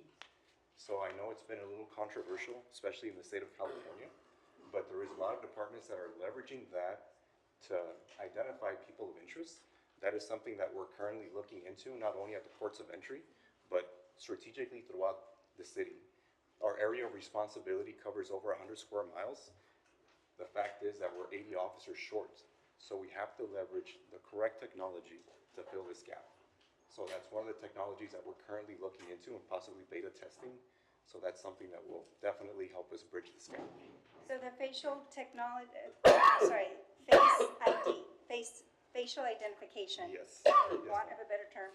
It's not going to be restricted to just the railway and the rail cars. You're layering, it's being layered into this item to be used across the city? That is correct. Such players like Axon Technologies, which we are partners with. So we had to do a lot of research and partner with the right company, Axon being one of them. So they're actually beta testing this technology already in other cities in California. So this is coming, and it's coming very, very fast because of AI. So this technology will be available through the body-worn camera, which will alert officers with information of people of interest or people who have outstanding warrants. So this is already out there and it's coming very, very fast. So it's not only going to be at the points of entry, it's going to be everywhere.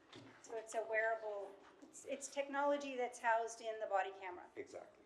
Yes. All right. Thank you for that clarification. Mayor, if I could, just very briefly as well too, this goes a little bit farther than even what we're doing on the local, and the chief talked a lot about this relationship with the federal government. By 2028, 2029, I believe that the Border Patrol is required to find a way to get non-intrusive inspection equipment to inspect over about 90% of all the traffic that's crossing the bridges. And so this is a part of it as well too. I do know that Kansas City Southern installed an NII, the non-intrusive inspection at the rail, so that you can scan the cars as they're coming across as well too. So as we talk about what we're doing on the local level as well too, we are wanting to work very closely with the Border Patrol about increasing that out so that we can help them get to that 90%. And that's not us paying for it. That's us saying we would like to have that because we know that a majority of the fentanyl and we know the majority of the human trafficking is crossing over our bridges. And so we want to try to help prevent that. So we want to keep reminding them that that technology is what we want to do in order to help reduce that. So I just wanted to make sure that this is a fairly broad item. It all goes all the way down to our guys as well as when they're responding. But it starts even at those bridges to try to make sure that there is that non-invasive inspection equipment so that we can prevent it from even coming across. Yes, and Congressman Cuera did support this as long as the council supported it, so. Yes, sir. He would be in favor of this. Yes, sir. All right, so we have a call for the question. All in favor? Aye. Opposed? Motion passes. Thank you. Mayor, if I may? Yes, go ahead. I'd like to make a motion to bring up item 17. We have, somebody here that might want to speak on the item. Item Second that. 17, second. Second that. All in favor? Aye. Opposed? Motion passes. Item 17. You want to read that, Mr. Maldonado? Yes. Yes, Mayor. Public hearing number 17, public hearing and introductory ordinance amending the zoning ordinance map of the city of Laredo by rezoning Lot 6, Block 1, Los Corralitos subdivision located at 18215 FM 1472 from AG Agriculture District to M1 Light Manufacturing District. The Planning and Zoning Commission recommended approval of the proposed zone change and staff supports the application. Thank you. We don't have to, this is, don't we have to say for or against? Yeah. All right, great. So, Mayor, if anybody's here to speak for or against, Yeah, for or four, against, yeah, 3 times. 4 against, 4 against, 4 against. and then you're here to speak for or against? For. For. Can you state your name for the record, please? Can he do it in Spanish? Yes, of Yeah, course. go ahead. Su nombre, por favor. Buenas tardes a todos. Mi nombre es Pilar Sánchez. Me acompaña mi hija Alondra, mi esposa y mis hijos. Estamos aquí en base de una petición para el cambio de zona de nuestra propiedad, en la cual tenemos aproximadamente 23 años ya. Hemos estado trabajando haciendo reparación de llantas, ¿verdad? Y servicio a trailers y remolques. En base a la ubicación donde estamos, ¿verdad? Que es Mines Road, y por el tráfico y todos los negocios que quedaron alrededor de nosotros, ya queremos establecer el negocio, ¿verdad? Y por esa razón estamos aquí para la petición del cambio de zona de agrícola a M1. Le agradecemos por su atención. Estuvimos aquí el mes pasado y parece que nos fue bien, parece que nos aprobaron las otras personas, nos trataron muy amablemente y hoy estamos aquí para saber qué deciden ustedes. Gracias. Quiero hacer una pregunta a la directora, por favor. Si ustedes quieren sentarse para preguntar y luego ahorita tomamos la decisión. Gracias. Ms. Guerra. Good evening. Is there any issues with this property at all? No, it is surrounded by very similar uses. It's in line with the comp plan at that location. We supported it, P&Z supported it. Okay. Does anybody have any questions? I'd like to make a motion to close and introduce. Second motion, second. All in favor? Aye. Opposed? Motion passes. Ya pasó. Gracias. Felicidades. Sí, Ya. ya puedes ir. Nosotros no, pero usted sí. Thank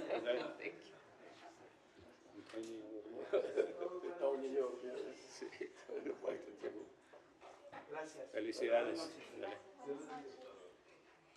All right, What item were we on? next, before? number 15, Public hearings. public hearing. Motion to open up public hearings, Mayor? Motion second, all in favor? Opposed? Motion passes. Number 15, public hearing and introductory ordinance amending the zoning ordinance map of the city of Laredo by rezoning Lot 1, Block 1, Kimberly Plaza subdivision located at 4800 McPherson Road from B3 Community Business District to B4 Highway Commercial District. The Planning and Zoning Commission recommended denial of the proposed change, and staff does not support the application. Number 16, public hearing and introductory ordinance amending the zoning ordinance map of the city of Laredo by amending ordinance 2023-011, which authorized the conditional use permit of an amusement redemption machine establishment of Lot 1A, Block 1, Anil Associate Limited Liability Company, Phase 1, located at 9110 McPherson Suite 1, 10,800 square feet, in order to remove the current parties and issue a conditional use permit to the property and to extend the current expiration date of conditional use permit. The Planning and Zoning Commission recommended approval of proposed conditional use permit, CUP, amendment to extend the current expiration of 10 years, and recommended denial of the request to remove the currently approved parties associated with the CUP. Staff supports the CUP amendment for the 10-year extension. However, staff does not support the removal of currently approved parties associated with the CUP.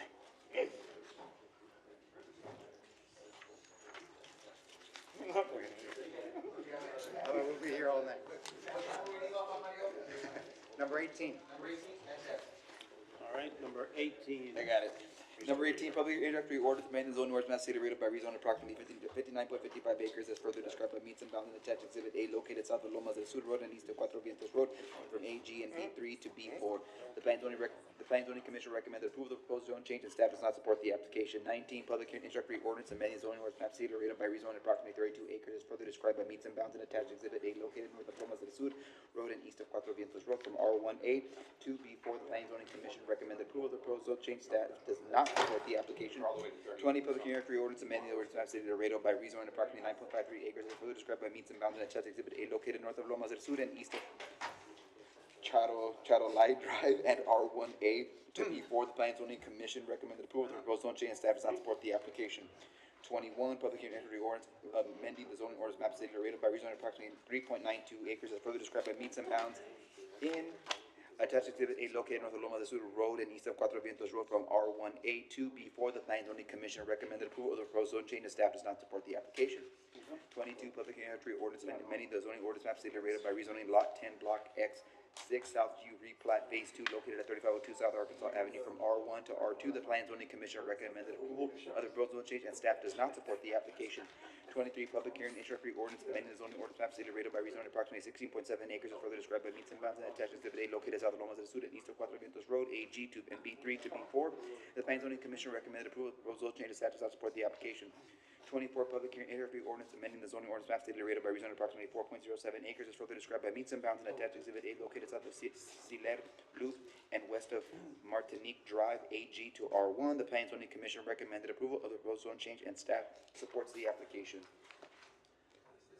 That's it. 25. Public hearing introductory ordinance. Public hearing introductory ordinance amending Chapter 19 Motor Vehicles and Traffic, Article 8, Stopping, Standing, or Parking, Section 19-355B of the Code of Ordinances of the City of Laredo, Texas, by increasing the parking violation fee schedule, providing for severability, providing for publication, establishing an effective date.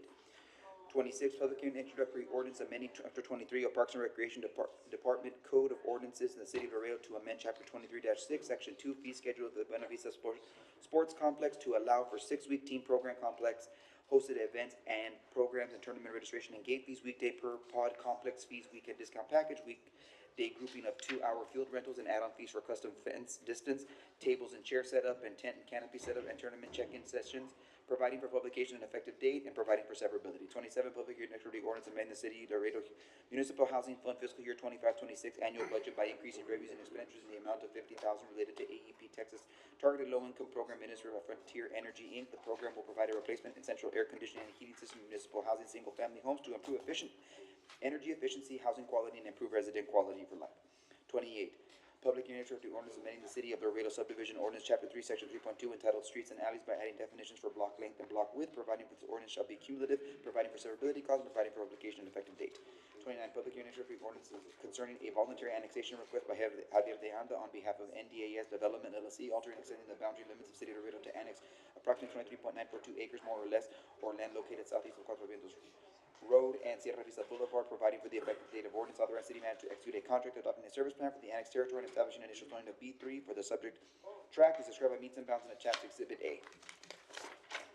The Plan and Zoning Commission recommended approval of the proposed annexation and denial originally requested B4 zoning instead of recommended B3. The petitioner has since amended the request from B4 to B3. Staff supports the proposed annexation, does not support the originally requested B4 zoning. Staff supports the amended request for B3, initial zoning designation. 30, public hearing introductory ordinance concerning a voluntary annexation request by Lucia Elizondo Pais on behalf of All Carriers, Inc., altering and extending the boundary limits of the city of Laredo by annexing approximately 8.42 acres, more or less, tract of land located south of FM 1472 and west of Ben Hur Ranch Road, providing for an effective date of the ordinance, authorized city manager to execute a contract adopting a service plan for the annexed territory and establishing the initial zoning of M1 for a subject tract as described by meets and bounds attached to Exhibit A. The Plan and Zoning Commission recommended approval of the proposed annexation and initial zoning of M1. Staff supports the proposed annexation and initial zoning of M1. 31, public hearing and introduction of an ordinance concerning a voluntary annexation request by Luke Colbert on behalf of ARP Laredo LLC, altering extending the boundary limit of the city of Laredo by annexing approximately 5.19 acres, more or less, tract of land located south of FM 1472 and north of Mercury Wine Road, providing for an effective date of the ordinance, authorizing city manager to execute a contract adopting a service plan for the annexed territory and establishing initial zoning of M1 for the subject tract as described by meets and bounds attached to Exhibit A. The Plan and Zoning Commission recommended approval of the proposed annexation and initial zoning. Staff supports the annexation of the initial zoning of M1.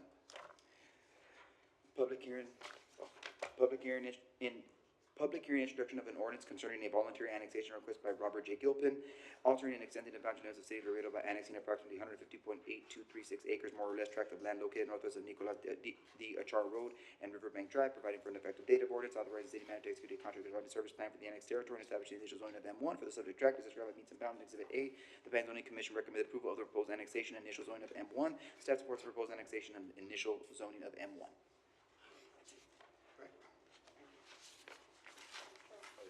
Mayor Pro Tem, number 15. Number 15.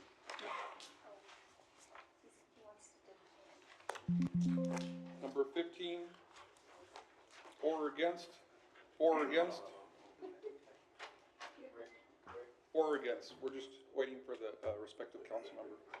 Members of council, I just have a quick update. We did receive 2 letters in opposition for this case. Close and introduce, please. I'm sorry. This is the one you wanted to deny. Yes. So you need to say that. One motion to deny on 14, please. There's a motion to deny? Number 15, number 15. 15. Motion to deny number 15, please. Second. There's a motion and a second to deny, all in favor? Aye. Any opposed? Motion carries. Number 16, for or against, for or against, for or against. Quick update, this applicant Mayor has Pro Tem, requested. this gentleman, You signed up, sir? Yes. It's public. Go ahead, sir. Number 14. Number 16. No, 15. 15 already got denied, sir. Oh, you were here to speak on behalf of 15? Yes, sir. Can we bring it back? No, but you called for or against. I did. 3 times. Yeah, I did. So we need to bring back that number 15, and he wants to speak on it. Yeah, we understand you've been here for a while, so sir, we're gonna bring it back. Motion to bring up item number 15 again. Second. Motion and a second, all in favor? Aye. Any against? Motion carries to bring back, go ahead, sir. Okay. Honorable Mayor, members of the City Council and city staff, my name is Raul Cantu. I'll appreciate the opportunity to address you this evening. I'm here to respectfully request your approval for zoning change from B3 to B4 for the property located at 4800 McPherson Road. This request is not simply about expanding commercial options on a single parcel. It is about ensuring that this property can contribute to the Laredo's economic growth in a way that is consistent, comparable, and beneficial to the community. The first and most important point is the compatibility. The surrounding areas already function as a high-intensity commercial corridor. Businesses operating nearby are consistent with B4 uses, making this request a logical extension rather than a dramatic change. And the market activity in this area has clearly outgrown the limitations of B3 zoning. Approving this request does not introduce anything new or disruptive. It simply aligns the zoning with the reality of how this corridor is already being used. Secondly, this zoning change directly supports the Laredo economic development goals. A B4 designation allows for uses that attract a stronger commercial investment, generate higher sales tax revenue, and create more employment opportunities. This is growth that does not require new public infrastructure, does not restrain city services, and does not burden taxpayers. It is a rare opportunity to increase economic output without increasing public costs. This proposal supports the city adopted economic development goals for commercial expansion along this corridor. There, the property location makes it uniquely situated for B4 uses. We understand the concerns regarding traffic and parking, which is why we included additional parking spaces behind the building and control ingress and egress. Operations will include security cameras, exterior lighting, and limited delivery hours to minimize neighborhood impact. The traffic patterns, noise levels, and commercial activity already present in the area will not be negatively impacted. In fact, allowing a B4 uses will help organize development in a way that is more predictable, more efficient, and more aligned with the city's long-term land use vision. Finally, I want to emphasize our commitment to responsible development. We are prepared to meet all city requirements, follow all design standards, and ensure that any future development enhances and don't detract from the character and functionality of the area. Our goal is to be a positive contributor to the community and a partner in Laredo's continued growth. For these reasons, I respectfully ask for your support in approving this zoning change from B3 to B4. This decision will allow the property to serve the community more effectively, strengthen the local economy, and align with the development patterns already shaping this corridor. Thank you for your time, your consideration, and your service to our city. Thank you as well for your time, sir. Any more discussion on this? Yes, yeah, Ms. Carrera, can you, okay, I'm sorry. Ms. Carrera, can you, elaborate a little bit more on why the decision was made to deny? We have a full presentation. Would you care that we Yes, please. go through it? Okay. Okay, this item, Your the name, applicant. your name for the record. Oh, I'm sorry, Vanessa Guerra from your planning and building staff. The applicant is the TXINV Family Limited Partnership, owner Raul Cantu. The property is located at 4800 McPherson. The request is from the B3 to B4. The proposed use is for grocery and related products wholesale.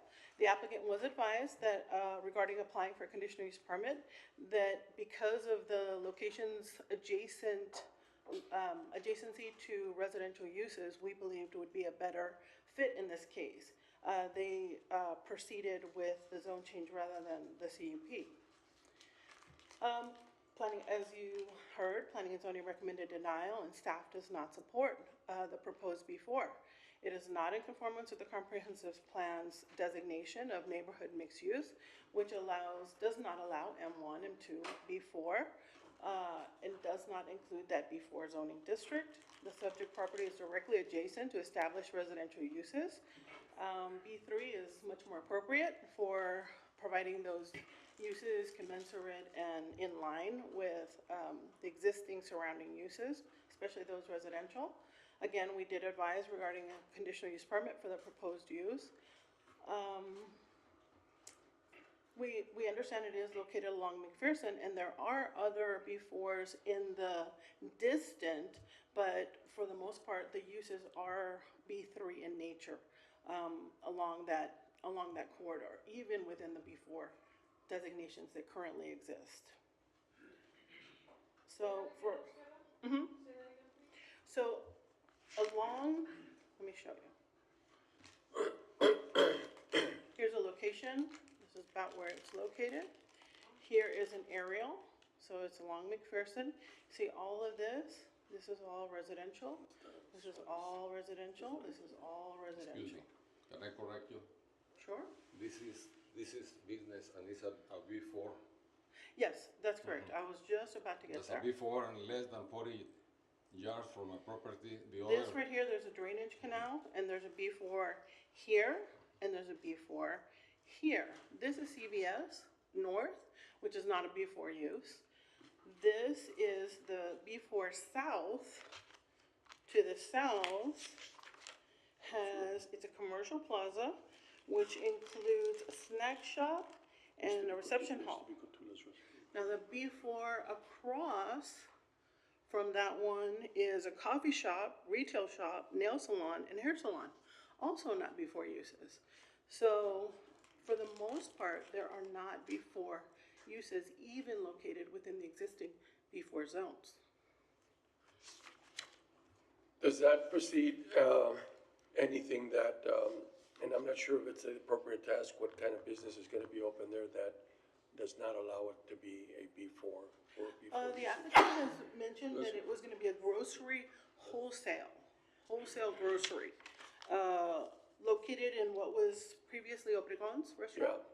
So that's what they've indicated, which we thought a conditional use permit would be a better fit for this location. Okay, and so, obviously, the staff recommendation of not, supporting this, the zone change, denies a business from coming in their property.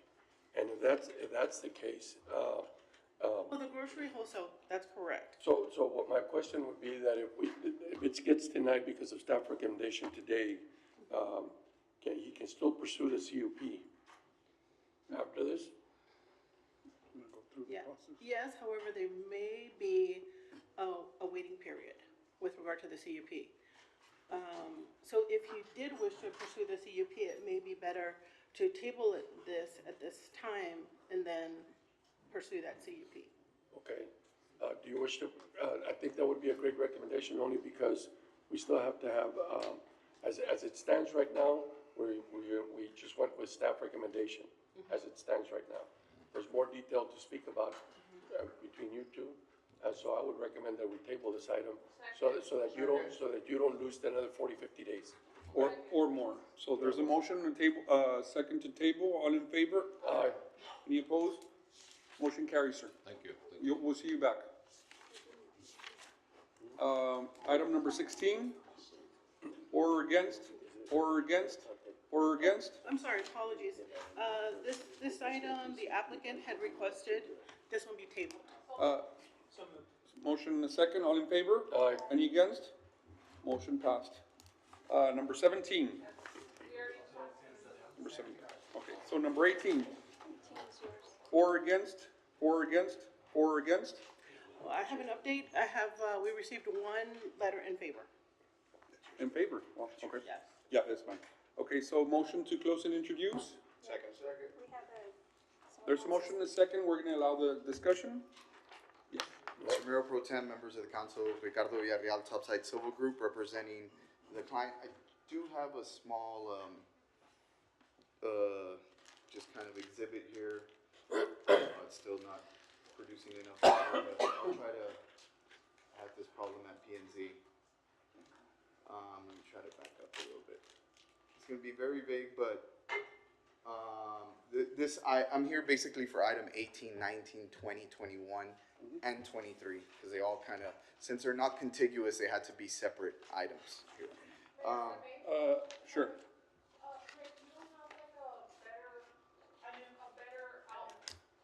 You know, some color in there and stuff, and of all the projects together on what you're. Yes, I do. Okay, I'd like to see that. Thank you.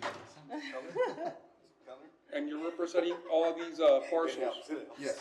Same owner? Yes, sir. It's hard to read. Is it 18, the first one? Yeah, 18, 19. I know the map is on 20, because I They went to didn't. 20. Might be on 20. Item Is it 20? 20 has the whole, all of them. I wonder why they put it there. That's not where I put it. I had put it at the beginning of 18. I saw it on 20. This happens all the time. Is it, where is it? Here, First time I get to use one of those things. here we go. There it is. All right. Not where I put it, but it's there at least. So these are you can see on here, you see this is zone case 40, this is 43, this one is 42, this one is 49, and this little one right here is 41, zone case 41. So, go right ahead. So I'm, again, Ricardo Villarreal for the record, here representing the owner. which is the original owner before the sports park was actually came to fruition. A little bit of history. Family donated 150 acres to the city of Laredo, with additional purchased land by the city to build not only the sports park, but hopefully the future water park. There has been some recent purchases of the new fire station that's going to go there, and as well as the police station, all within this complex. Since that time, we have brought these areas in for annexation. In the annexations, we did ask for a B4. During that negotiation, since everything was still kind of, 3 steps ahead of us, we went ahead and negotiated. Let's wait till everything comes in, make sure all the boundaries hit, and we went with a B3. Which I'm glad, which everybody knows here, I'm glad to be here, standing up here with the sports park open, as well as the corner of Cuatro Vientos and Lomas del Sur. Whataburger just opened 2 weeks ago. We have Mercy Hospital going up there. They're currently in negotiations with other businesses, gasoline stations, hopefully for the corner, and as well as some national tenants. The reason we're coming in here with the B4 now is, now that everything has, all the chips kind of just are on the table now, is our marketing for this property to bring the support that the Buena Vista Sports Park needs is key when we go to negotiations with national retailers. Before, South Laredo was really, really busy as residential. You never really heard that South Laredo was going to be the next commercial hub. Now, with the sports park going there, the amount of teams, the amount of traffic every weekend that it's generating, it's phone calls every day. And this is not only to the local representatives here, it's also to the representatives, the realtors out of Dallas that are national realtors that are going to conferences like ICSC, in Dallas, Las Vegas, to attract the type of businesses that we need here. Now, we understand a B4, in our hopes here, has some uses that probably not only does our team not want, the family not want, but I'm assuming the city of Laredo as well. While on the development end, 98% of the time we try to follow the comprehensive plan. In this case, the comprehensive plan does not show the sports park. So we know that the sports park is going to be the #1 touristic destination in Laredo, by far.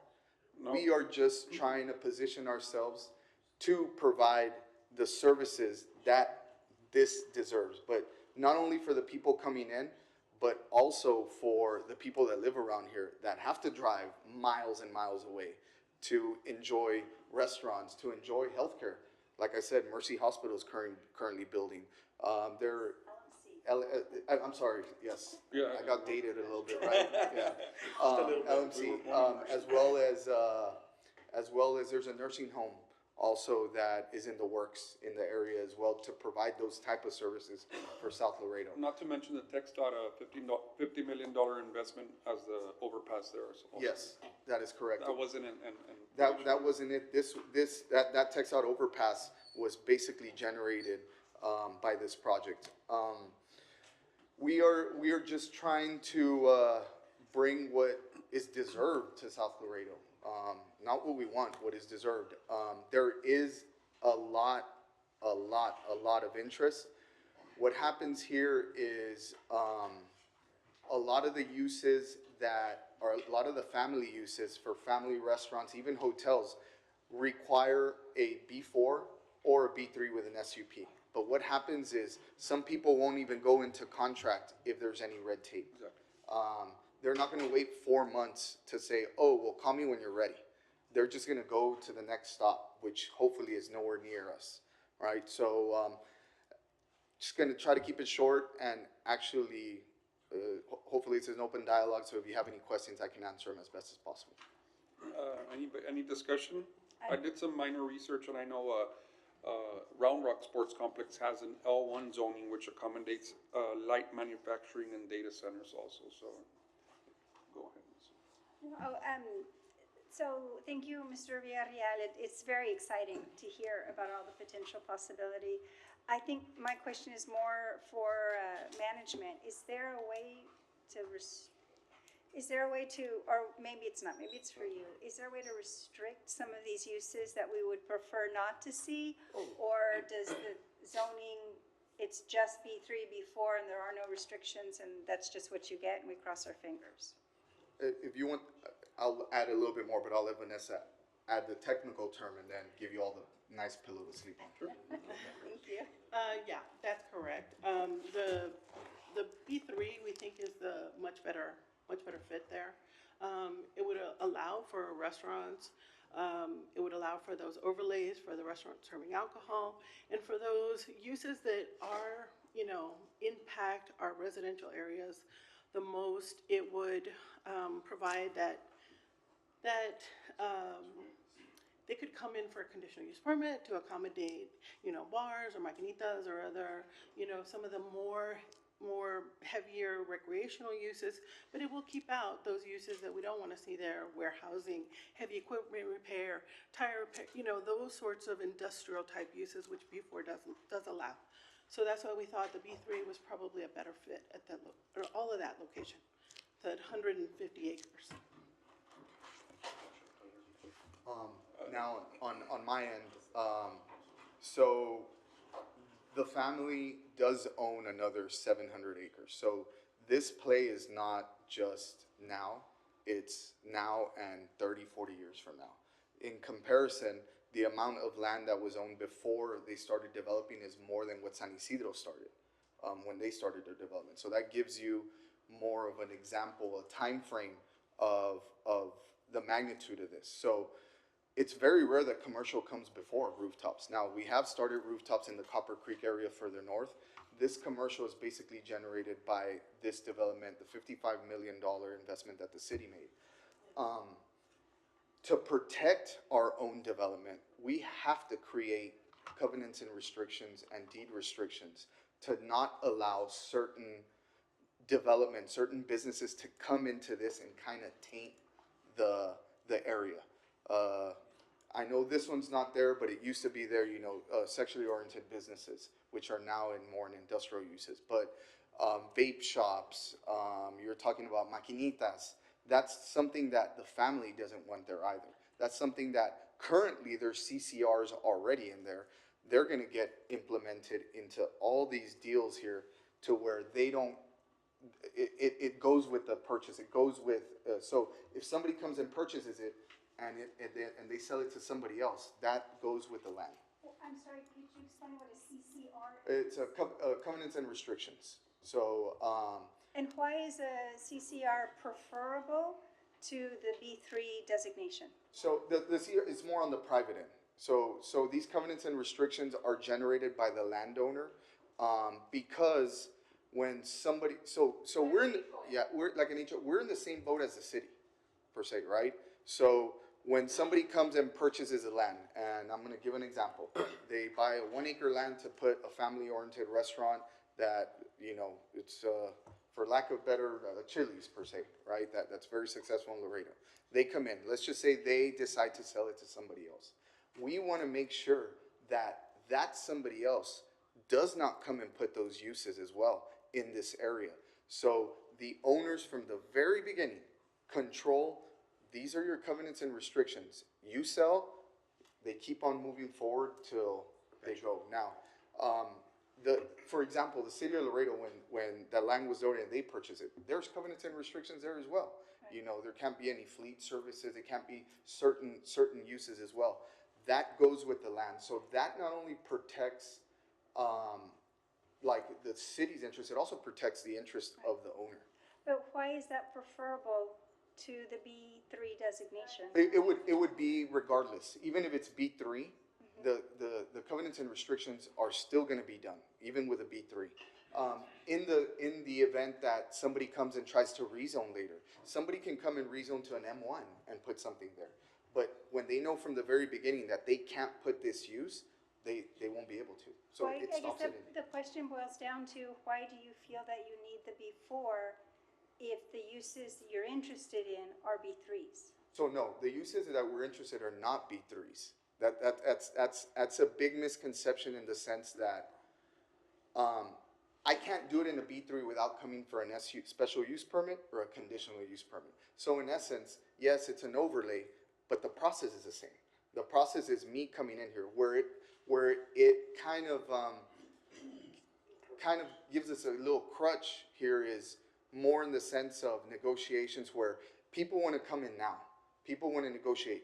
Now, in this SUP and the CUP process, for me to submit to that, I need to have a site plan, I need to have a number of parking spaces, I need to have site-specific information. Well, if a national tenant franchise restaurant says, I'm not gonna sign an LOI or I'm not gonna sign a contract now, well, until you get the SUP, well, I need your site plan for the SUP. Well, we don't have a deal. So we're in a little conundrum here to where just the procedural part of the way the city of Laredo is set up in that area, it doesn't help in this scenario. So when these companies come, they're like, hey, we heard about y'all. Are y'all ready? Well, not necessarily. Wait 4 months and I'm ready. No, I'm gone. So we just want to position ourselves to where we're ready to go and we're ready to give these people. Mr. Bernal, and just as an example, me as a resident there, we bought tires all our lives there at Camacho's or something like that. There's a better world out there, and I'm glad, this flicked the switch when she said tire shop. And I say there's a better world out there now because now there's discount tire shop where, wow, now you get a flat, and if it's their tire, they fix it for free. We've never had that in South Laredo. Would a B3 allow something like Grease Monkey or a discount tire to be in that section? Yes. A B3 would allow that? Yes. Okay, because you mentioned tire shop. No, heavy equipment repair and heavy mechanic shop. Well, they operate with heavy equipment. The Discount. Like if a bus comes in and needs a tire, there's semantics there, right? So, Auto body paint shop. yeah. So this is, and going back to that point, because this area here, if you look at every B4, right, and you look at every major intersection, McPherson, Del Mar, Jackham in the Loop, you're looking at all these areas that are B4. Yes, you can put some of these things here, but you'll never see a tractor trailer mechanic shop there. Why? Number one, that land's probably too expensive to put a use like that. Second, the sector for them is closer to the Mines Road area. Yeah, Right? thanks, No, Rick. yeah, so, which is, that's where it should be. Now, all those things, they're not really conducive to this area here. While we have out of the 100, and I'm just giving a hypothetical here, out of the 100 uses that a B4 can have, yeah, 5 we don't want, but 95 we want. Right. Like, let's not limit ourselves to that.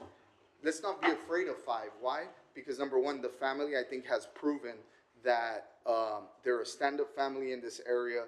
They've developed everything the way they negotiated with the city. They've come together, partnerships. In fact, I know somebody had mentioned in previous meetings, Lomas del Sur right now is, while the right-of-way is there at 120, it's already at the full right-of-way. It gets to 2 lanes right before the entrance to the sports park. Right now, there's talks with a public-private partnership to already come in and widen that road. Concord Hills, that's running north and south, based on latest data that we received with city management, Ramon specifically, hopefully that one in the next 30 days, that goes out to bid. So you're looking at that road coming in here as well. So not only is it exploding now, it's gonna explode in the near future. We're just trying to prep ourselves so that we're ready. Mayor, if I may? Yes, go ahead. Rick? Concord Hills is gonna be residential. Yes. Mayor, if I may? Yes, go ahead. Rick, I appreciate your efforts and everything that you're doing to develop. Can we put the map back on the screen, please? So I want to talk infrastructure. I understand what you're saying, but basically what you're going to be doing is Lomas del Sur is going to become like a highway frontage. but it only has 5 lanes. There's no deceleration. Are they willing to put in some deceleration lanes for the traffic? Because there's gonna be a police station, there's gonna be a fire station, there's gonna be a lot of traffic for the games on hopefully every weekend. Then there's gonna be demand for whatever businesses pop up, and that road is not a highway road. And B4s are traditionally highway frontage, which can be expanded and come with very vast right-of-way acquisitions. So are you all gonna expand this roadway out? I mean, there's not even a median to prevent, and look at the mess that we had on the loop for so many years, and it's kind of just gonna stop there, cause the outer loop, it's just, it doesn't really fit into the long-range thoroughfare plan in terms of connectivity to like an outer loop. It connects to Cuatro Vientos, and it's a great plan and it's a great idea. I'm just worried as far as this road be overburdened and overtaxed and not be able to handle the capacity and not have the right acquisition or land to be able to expand the roadway. So have we thought about that? Have we planned for that? So the 120 right of way, based on city ordinances, it's a 65-foot back-to-back. Certain instances when we develop, we have to provide traffic impact analysis. Those traffic impact. But based on what? Because the city doesn't require those. There's certain scenarios where the developer will provide a traffic impact analysis, especially when we're coming in with a big master plan. But you're not required to do that, and there's no There- denials based on the traffic movement. No, but there has been a TIA in this area already done. Okay. In this area. I'm gonna break it up into 2 different areas. Okay. I know right now, what we see right now is the entrance on Lomas del Sur. We have had like 3 or 4 meetings with TxDOT already to not only open up the secondary roadway that's servicing the police station and the fire station. At first, Wormser or Eisteddter, or which secondary no, road? it's you can't see it here, but let me see if. But hold on, It's real this, quick. it's this road right here. TxDOT is gonna open that road. I'm not seeing it. No, so this road here, Uh-huh. you can kind of see it cleared. That's the second out to the sports park. But why would TxDOT open that? Who's gonna build the road getting up to Cuatro Vientos? So right now, there's a current contract already in place with Crane Engineering to plat it and build the road. We're coming in a lot quicker. With our development. We have a potential sale of 16 acres here, where we're coming in a lot quicker. We met with city management and we asked them if we can submit our permit. We build the deceleration lanes along TxDOT Road for this specific road, just because of the timing purposes. So that just there's a contract in place to already have that done. Our clients are willing to say, hey, we're moving a lot quicker. We'll build those deceleration lanes. Now, that's on the TxDOT end, which that's gonna be. But hold on, real quick, Mayor. Mayor, if I may? Yes, go ahead. Rick, but that is a B4 eligible lot right there. Yes. That's a B4 lot. Do you have a B4 there? Yes, it's already before. Okay, so why would a developer put a development on Lomas del Sur versus putting it right there when it can get the frontage off of Cuatro Vientos without the people who are coming to the sports complex? Like, why would they not want to put the business along the frontage of Cuatro Vientos? Well, it's multiple. You're talking about B4 along Cuatro Vientos and Right. Lomas del Sur. Like this is massive. This is not a just one plaza that you're talking about at one corner. This is already in the works. There's already B4 on the corner where the Whataburger is and everything. There's B4 along Cuatro Vientos, and now the interest has moved further east along Lomas. I love the interest, and I think it's great for South Laredo. My concern is that you're gonna end up with a Mines Road situation where you can't move people in and out because there's just too much congestion, because we put too much in a road that was not, FM 1472 was never supposed to carry that many cars, and I don't wanna do the same thing to Lomas del Sur. So we got 3 roads coming in, right? Okay. So we have Cuatro Vientos, we have Lomas del Sur, and then we have Concord Hills. Concord Hills now is a game changer. Concord Hills is, you can see it, you can't see it here, but you see this little opening here that was left out? That is already in the city of Laredo. That was donated by the landowner to build Concord Hills. This goes north and ties into Los Presidentes. So the traffic alleviation that you might see now is gonna get alleviated even more. Because Concord Hills, hopefully, we were the engineers for Concord Hills for that road. So we're looking at hopefully going out to bid. By the time the contracts come in, let's just say you're a couple of months out. And that road, all concrete, that was, you had the RMA also pitching in, all concrete, that's gonna be another out to this. Hopefully in the year, you're gonna see this road up and running. Yes, go ahead. I appreciate that, Rick, and I just have a question. Why would you guys build that road, if there's not gonna be any development along that, or are you all planning also to do something with that frontage as well? in the On future? Concord Hills? Yeah, like, do you already have that zone for development? So right Because- now, everything is zoned R1, or R1A, I believe, all north of that. On the east and west, right now, that is not, we want the road to go in there first, to provide for the traffic alleviation. But that's very unusual for a developer to put the road without putting the The, development no, to no, go the along city, with the it. city's putting the road with the RMA. The Mayor, developer Mayor, donated the land. If I may, Mayor, so, a couple of things here, on this discussion. So we are working on that secondary access, called Buena Vista right away. And we are working with TxDOT on that. We do have a consultant that's already designing that. And so the next step is going to be to, and it's, actually, it's already funded as part of the fire station, the police station. So we're working on that, and we've had a side conversation with Topside, in regards to that. At the same time, like, Mr. Villarreal mentioned, we are working on that connection from, the sports complex all the way to Los Presidentes as it relates to Concord Hills, and that project's already funded. So that, again, is gonna go out on bids, and that's coming in, soon, Mayor, if I for may? that area. Yes, go ahead. Well, Ramon, just look at the way the connectivity comes around the diamond on the sports complex. So they come down Lomas del Sur, they go around into basically the complex property, and then it would be a road like the way we have Mall del Norte, where that road bypasses kind of around. Is that road capable of handling that amount of traffic from So the people that are gonna be coming? the other project that I do wanna mention is, there's, already an overpass under construction here at this intersection of Lomas del Sur and Cuatro Vientos. That's already under construction.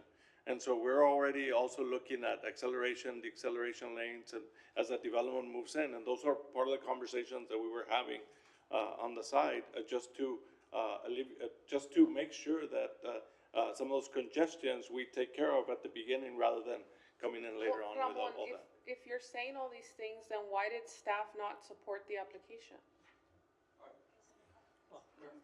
That's gonna fall under planning and the comprehensive plan and some of those, other, what else do you have, as far as why staff, was not in support, Vanessa? Sorry. Did you have a question, Councilman? No, I just wanted to mention that this was already explained, that the comprehensive plan was way developed before there was the thought of the sports complex being in that area. So, Mayor, I just want to say, the motion to close and introduce. Second. Motion second. All in favor? Aye. Opposed? Motion passed. Thank you. Number 19. 19. Or against 40. For or against, for or against, for or against. Same one, motion to close and introduce. Second. Motion second, all in favor? Aye. Opposed? Motion passed. Number 20, for or against, for or against, for or against. Motion to close and introduce. Second. Motion second, all in favor? Aye. Opposed? Motion passed. 21, for or against, for or against, for or against. Motion to close and introduce. Second. Motion second, all in favor? Aye. Opposed? Motion passed. 22, for or against, for or against, for or against. Motion to close and introduce. Second. Motion second, all in favor? Aye. Opposed? Motion passed. 23, for or against, for or against, for or against. Motion to close and introduce. Second. Motion second, all in favor? Aye. Opposed? Motion passed. 24, for or against, for or against, for or against. Motion to close and introduce. Second. Motion and second, all in favor? Aye. Opposed? Motion passed. 25, for or against, for or against, for or against. Motion to close and introduce. Second. Motion second, all in favor? Aye. Opposed, motion passes. 26, 4 against, 4 against, 4 against. Mayor, Yes. could we have, a report, please, on this, fee structure change? Really, a report on the Buena Vista Sports Complex, On 26? yes. All right. Should have a report. Yeah.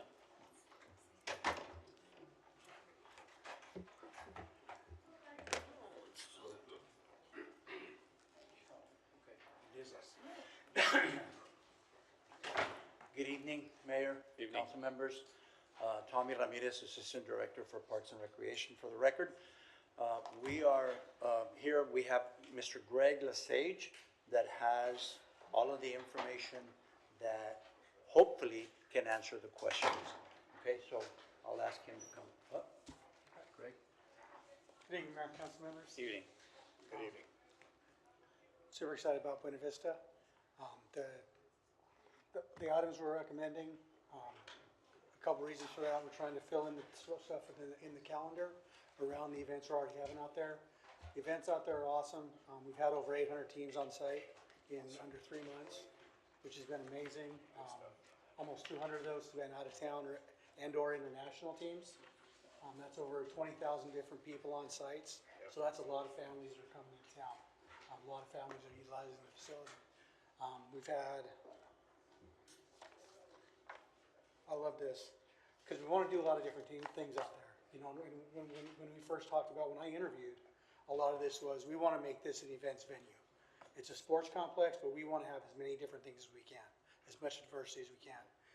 We've had 24 separate weekend events, and there's been 15 different organizations running those events. So we're getting a lot of diversity of types of events, but also a lot of different organizations that are coming to utilizing the facility. Like I said, we rent space, but a lot of these things, that the programs we'd like to start to introduce are things that are going to fill in the calendars.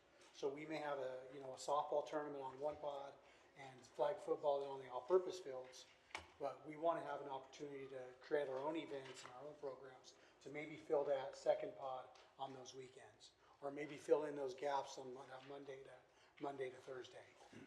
Some of the other things we have in the ordinance are really a benefit to the people who are renting, and kind of fit in with the culture and kind of the norms of those programs. For example, the Friday evening and weekday half-day rentals. A lot of these tournaments, as they grow, are going to turn from 2-day events to 3- and 4-day events, where they're going to want to come in and do maybe home run derbies and check-ins, and a lot of times these tournaments have local teams.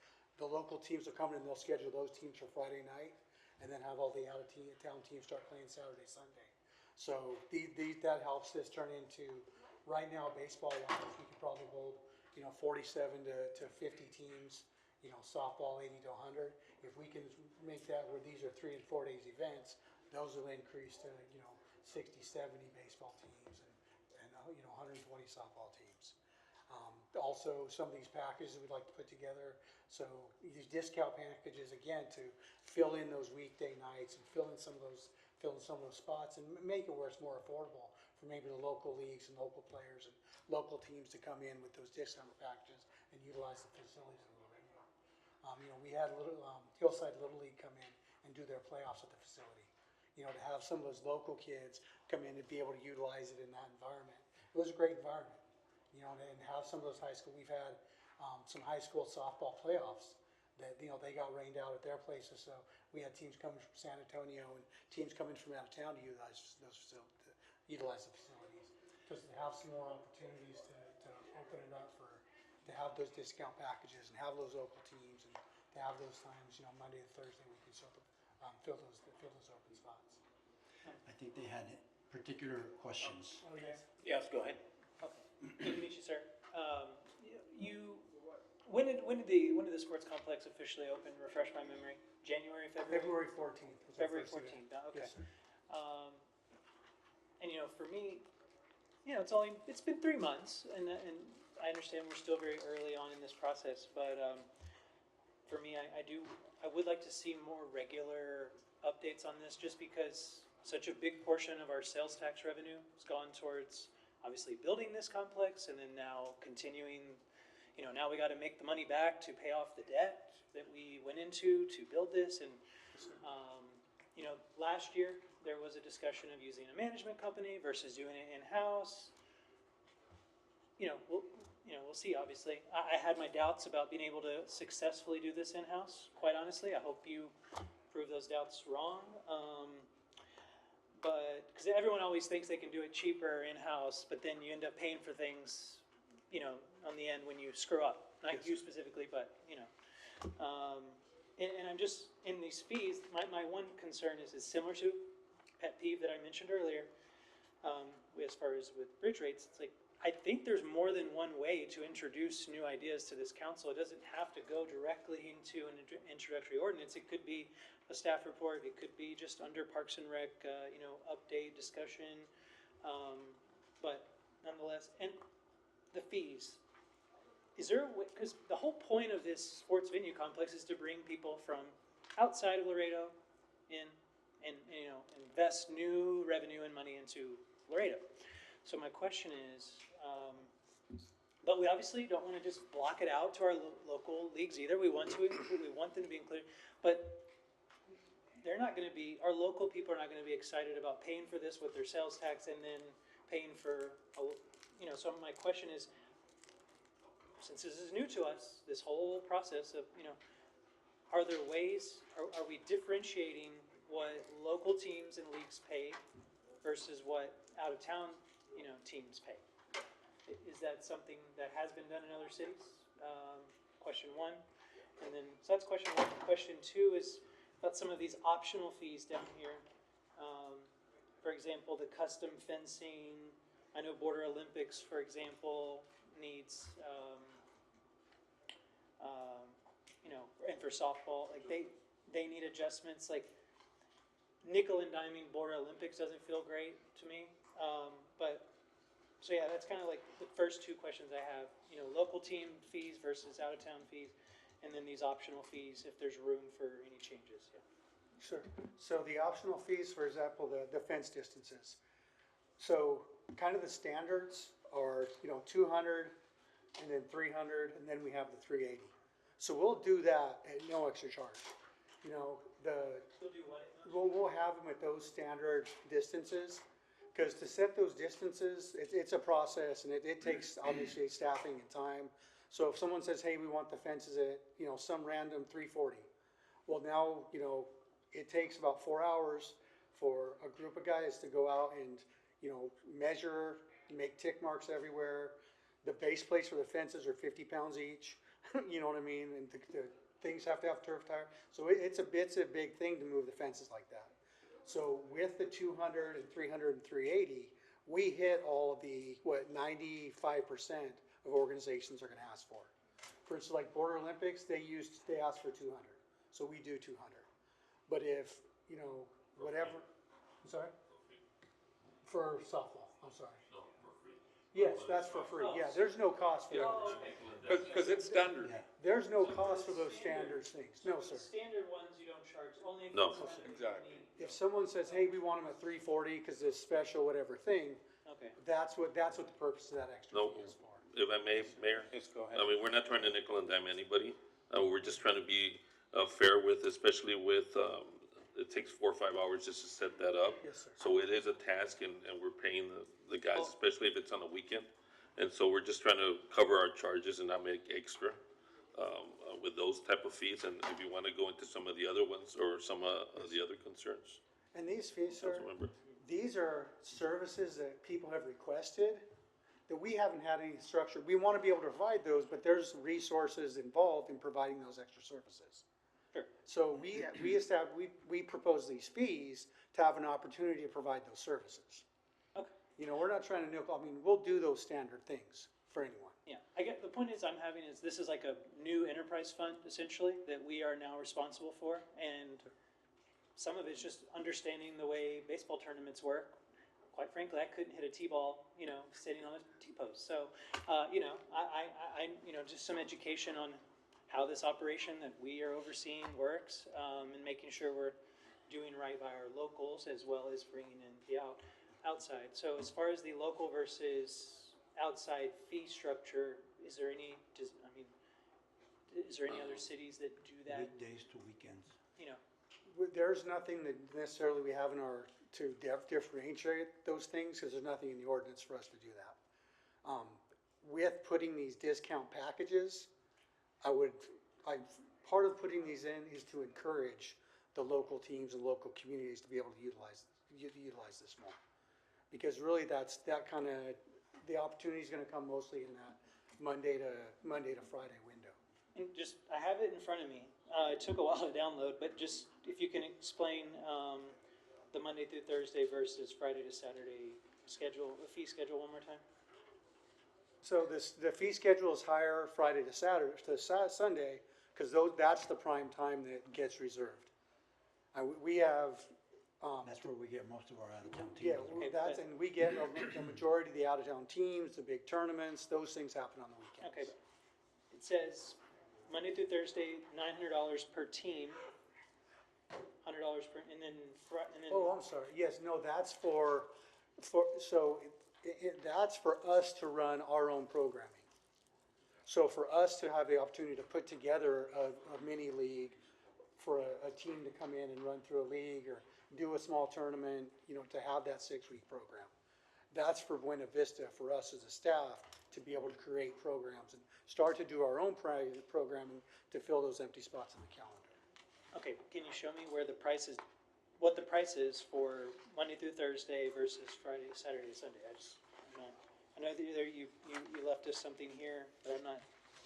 Are you referring to the current rental rates?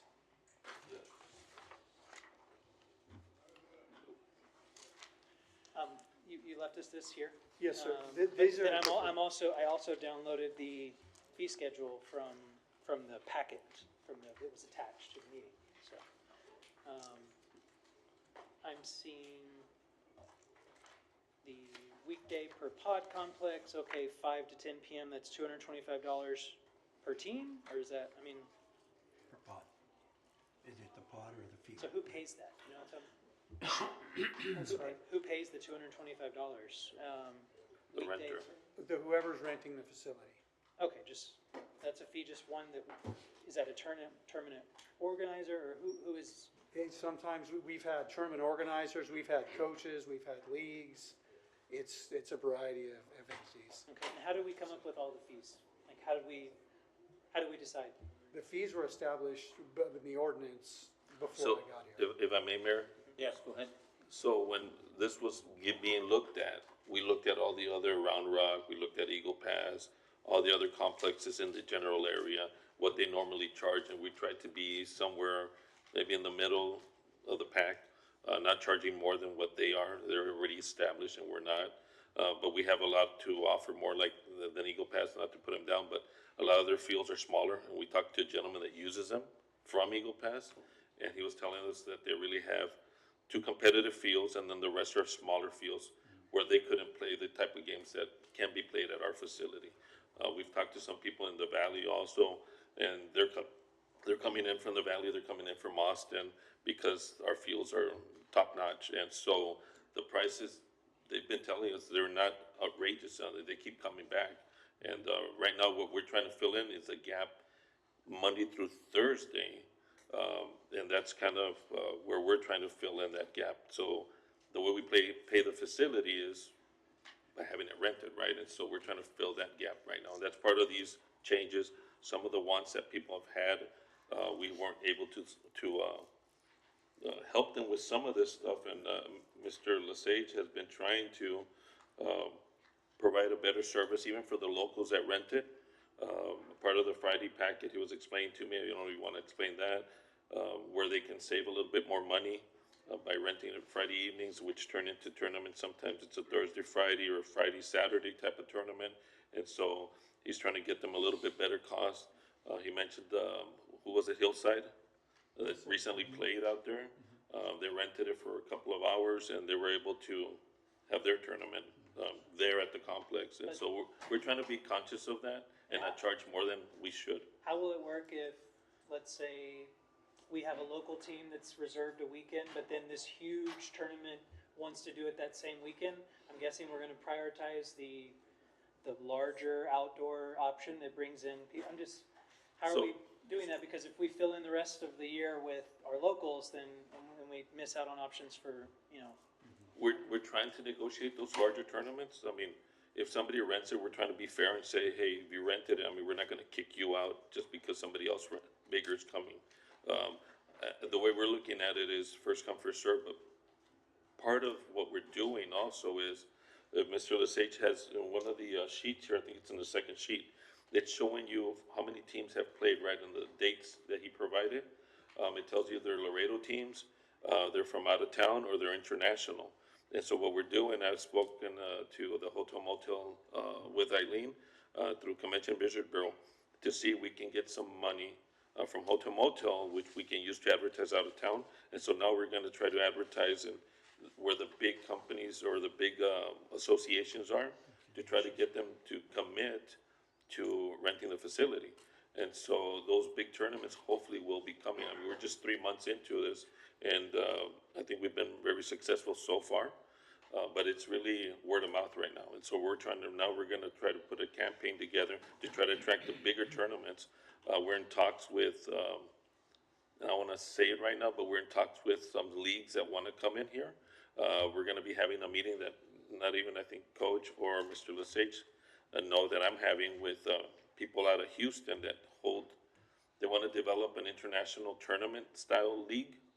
And so they want Laredo to be, I guess, the base for it. And so we're working on those things for the coming future. So it's growing, and so we're trying to figure out what else we can do. And so these are some of the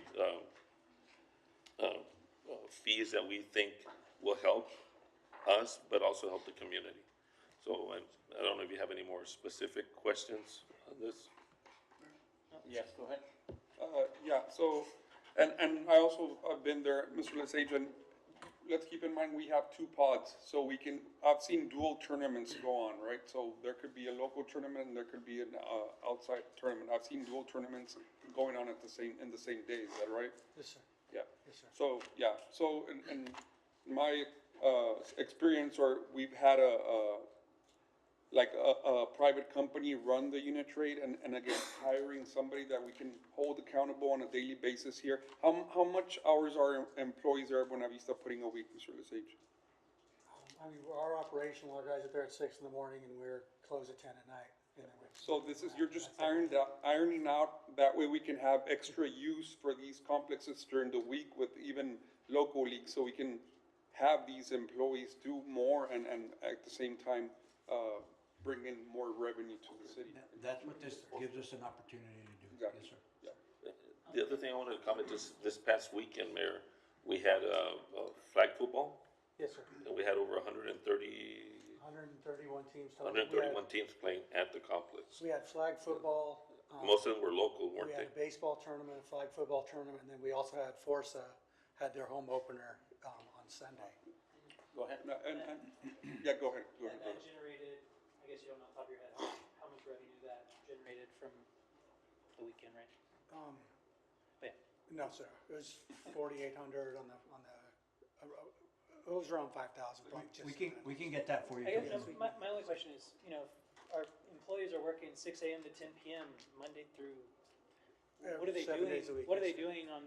Forgive my ignorance. What are they doing Monday, Tuesday, Wednesday if there's no tournaments? There's a lot of grounds out there. There's landscaping. There's preventive maintenance measures on all the turf. I know it's turf, but we have to groom it constantly. We have to sweep it. We have to clean it. We have to clean the sidewalks. We have to prune the trees. We have to mow the grass.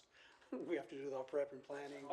It takes a lot of time to set up the fields and move the fences and set up the mounds and move the bases and do all the planning and organizing. And not to mention, these employees are also concession stand employees, which is a great team with ASM, right? And it's bringing a lot of revenue to the sports complex as well, the concession.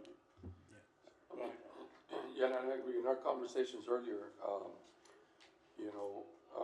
I did just want to mention one caution that although we want to take full advantage of the facilities and bring it out to the public, well deserved. The community needs this, wants this, and want them to get full use out of it. But I did caution on one, that there's such a thing as an overuse also. You know, you want to have it busy 7 days a week, but the deterioration rate the life expectancy of everything just goes down. So you kind of want to have to keep your eye on that also, and make sure that and as I mentioned to you, that we also need to make sure that that whatever we're charging, there's some monies in there for CIP, so that, and maintenance and operation in that over a long period of time, because then you're gonna be coming to us in case we are not here, that, 5 years down the line, that we didn't prepare for such an event, Danger, and we're gonna be asking for a big ticket item. So I'm glad that everything's working out for you there, and congratulations, really, your people deserve all the recognition in the world because of what you do. But I just hope, like I said, we just have to keep our eyes and ears open on every little thing that goes on in there to prevent anything that is gonna become a big ticket item, because of the usage. Go ahead, Mr. Valdez. Mayor, and I just want to comment and say that, we appreciate the support. Council did invest $45 million into this, and so we want to make sure that we're able to pay that.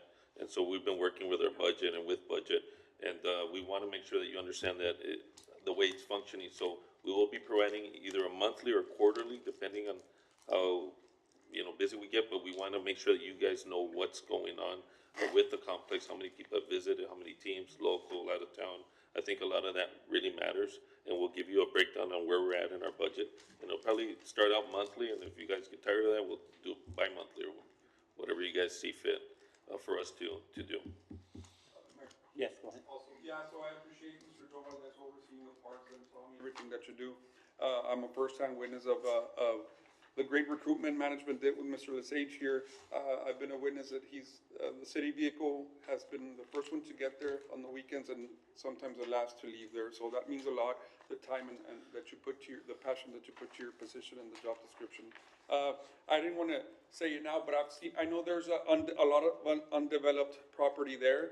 And I've seen kids go around to those certain ponds or woods or whatever that's still there. We can have some signs for rattlesnakes or something. I would really appreciate that. I'm sure you're already. We're actually working on that. I just approved some signs today. Oh, great. For rattlesnakes, yeah. Thank you so much. Yeah, it was just a concern. And I was gonna email you, but now that I have you here, so No. thank you guys. Yes, sir. Thank you. Thank you for everything. Yeah. So we'd ask if you all would consider approving this, or I guess introducing it. Unless you have any other concerns, glad to. A motion to approve? I'll move to approve. Motion to open and introduce or Motion to close and introduce. I'll second. Okay, motion and second, all in favor? Aye. Opposed, motion passes. Thank you, council. Appreciate your Thank you. support. Thank you. We're on number 27.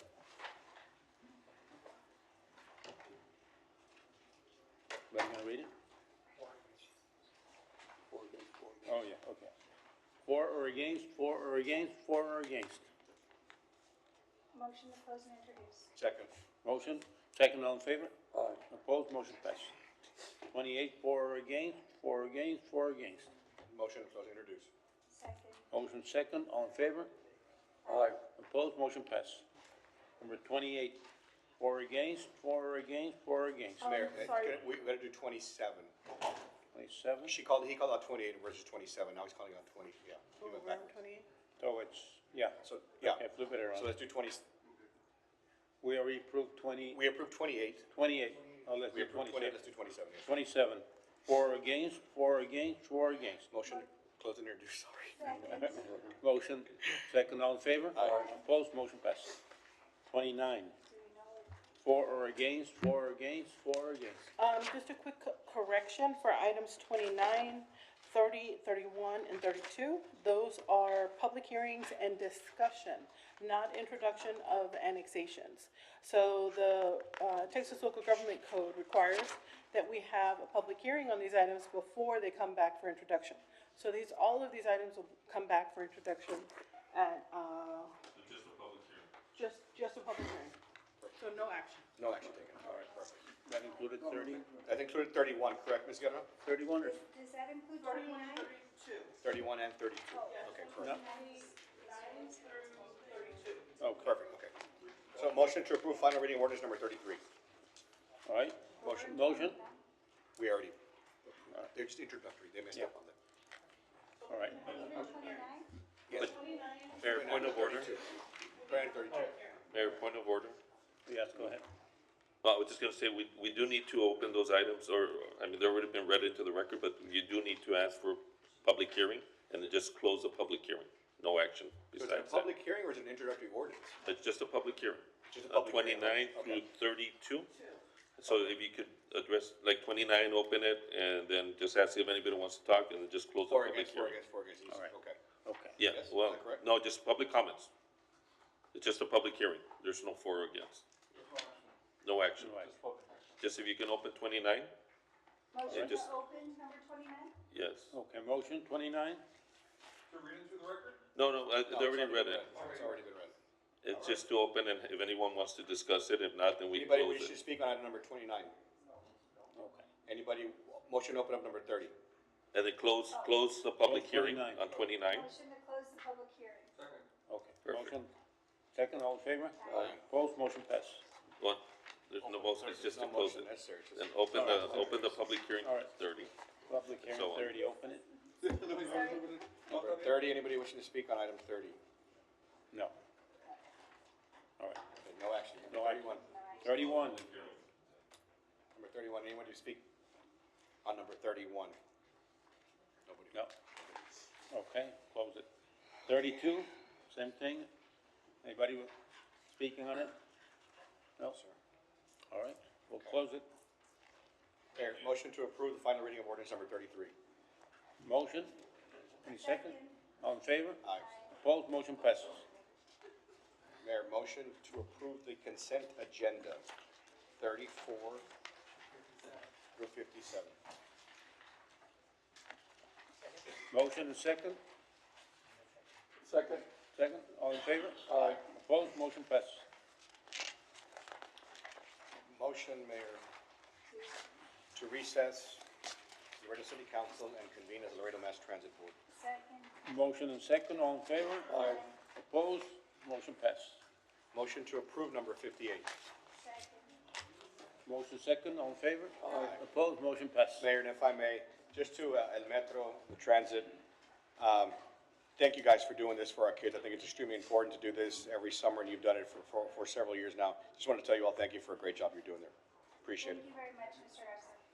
Thank you. All right, Motion, second, we're pressing. Yeah. Motion to adjourn as the Laredo Mass Transit Board and reconvene as the Laredo City Council. Second. motion second, all in favor? Aye. Opposed, motion passes. Number 61, Councilmember Ritchie. 61. Richie. Richie fell in. I thought I was in La Bamba. Richie. Sorry. No.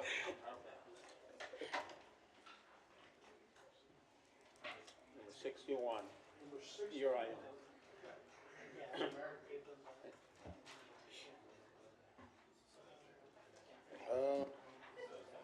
Thank you, Mayor. Discussion with possible action to donate a used F-250 pickup truck equipped with animal transport box to the city of Rio Bravo, Texas, any other matters incident there too. Second for discussion, because I know you're going to want to talk about it. Motion Tell us, second tell for us. discussion. So I've recently, this was a conversation, it was a while back.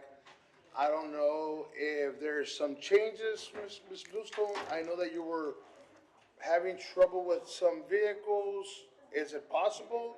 I know that's the vehicle that you were not using. It was on the fleet side, but I heard that you were having some trouble and you were maybe requesting for me to reconsider for the moment.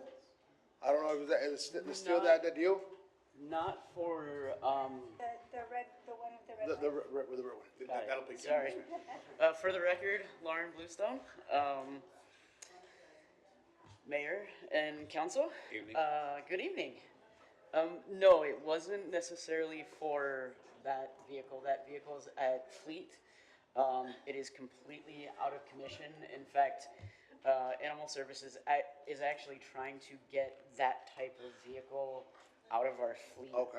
Entirely. No, and replace it. and just to correct ourselves, that's a bad vehicle, it's just a vehicle that's been, we have used it more than its life expectancy, I'm sorry. From my understanding, it's not a bad Well, I mean, as those. Because we don't want to say that we're donating something back to our sister city, and what I'm saying is because our mayor from Rio Bravo reached out and saying, you know what, we can use this help if you, by any chance, do you have a vehicle over there available?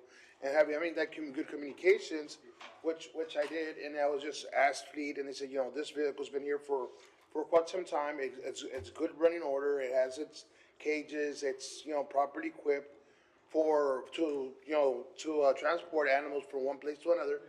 But I was just wondering, maybe, and they told me that you were maybe reconsidering it because there was some. No, any of the vehicles that I think Fleet took, for us, I'm safe to say that they were inoperable. Okay, but I would defer to Fleet as far as. Where's Mr. Miller? Mr. Miller? Mayor, Yes, go ahead. well, Councilmember, I think, even replacing a motor and transmission is a lot cheaper than getting another truck. I mean, Well- you know, if Rio Bravo is willing to accept it, let's see what type Well, of condition it's they in. did, they were willing to accept it, and last time I talked to Mr.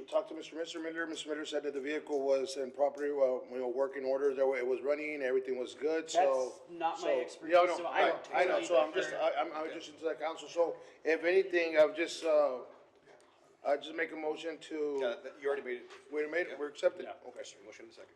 Motion and a second. All in favor? Aye. Opposed? Motion passes. All right, thank you. Thank you. All right. Mayor? Thank you. Update on the contract for a hydrologic, geomorphologic study of the river and the impacts of the proposed federal smart wall infrastructure. Oh my goodness, what did I just, study that we have, of the proposed federal smart wall infrastructure project on the city of Laredo and any other matters incident thereto. And really, Mr. Nab, I know we spoke a little bit briefly before. I just wanted to see if this study is being conceived.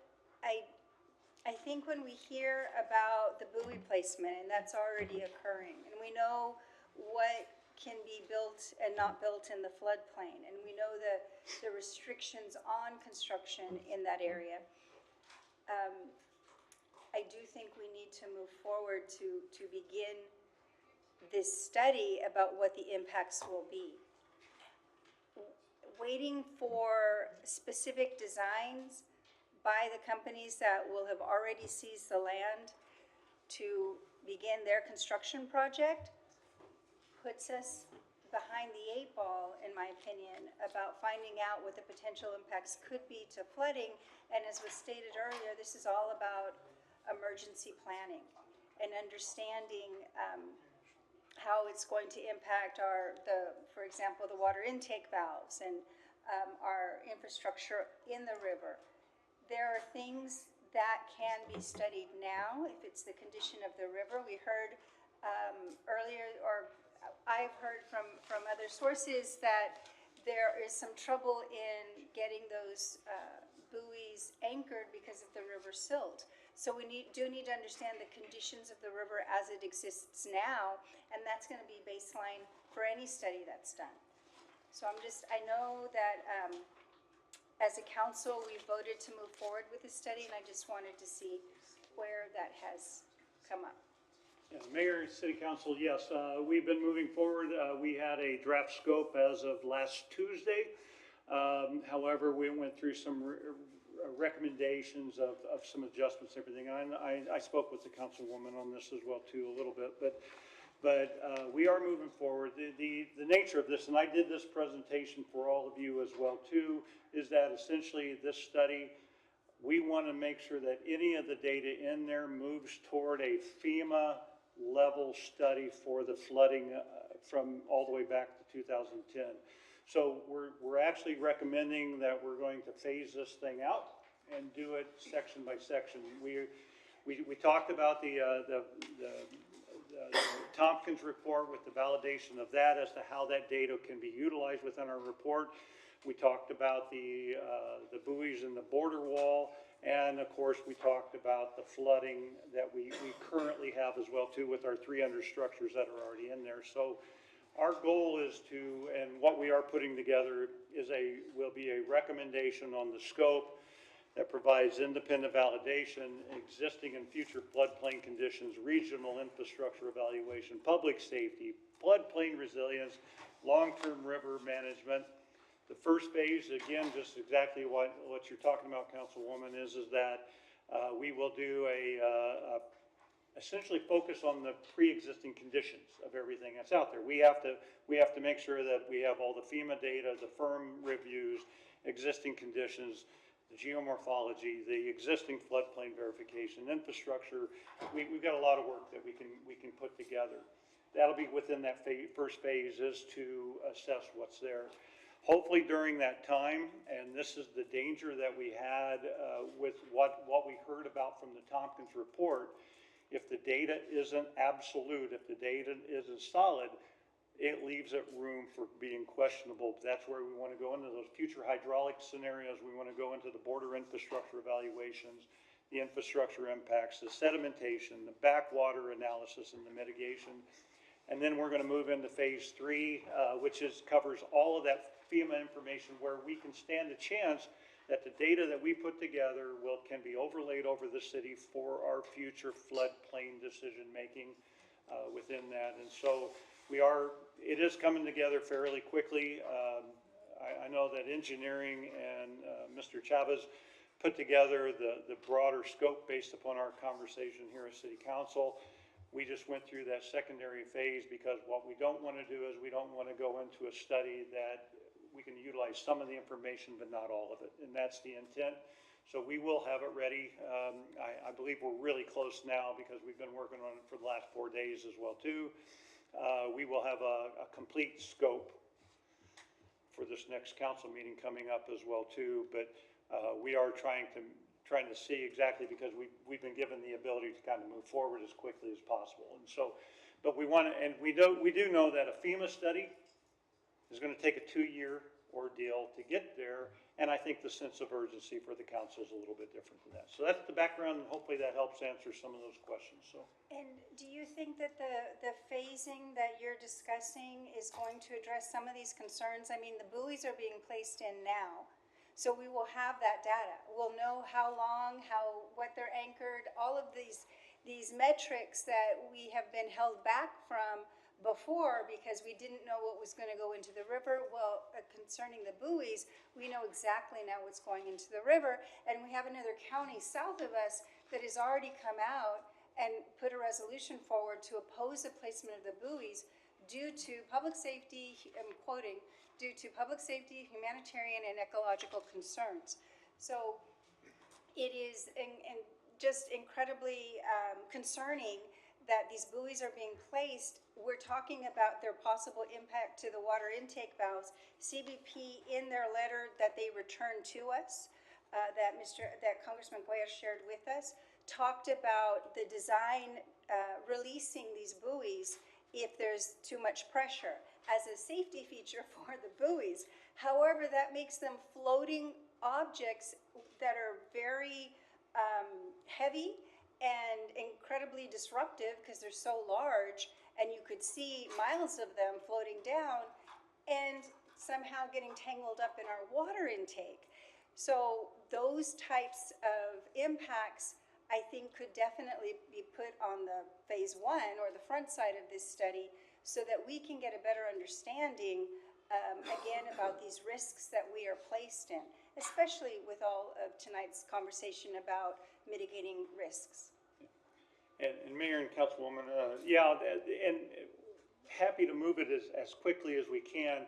Just know, and I do want to address the Cameron County resolution, they are still putting buoys in the river. And that's the problem with some of these efforts, I think, for that. We want to make sure that our data is absolute, and we want to make sure that our data proves the point that we are trying to express in any kind of condition.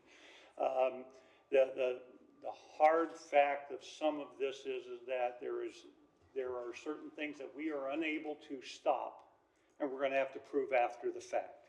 That's the nature of what that is, and so we'll move this thing forward as quickly as we can. We'll make sure that all those pieces are there. And we'll get to that point.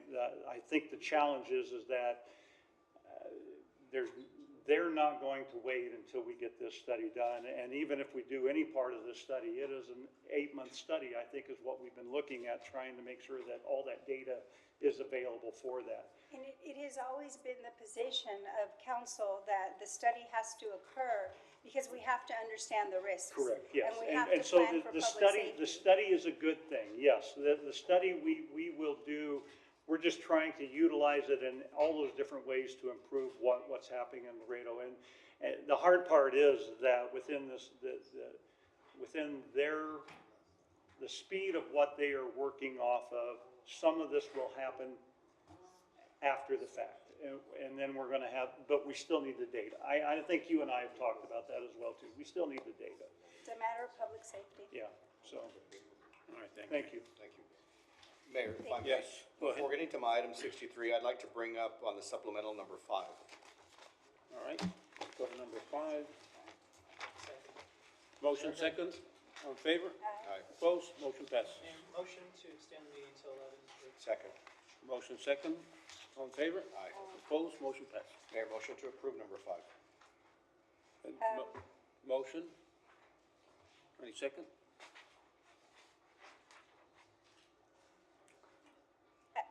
Second for discussion? Second for discussion.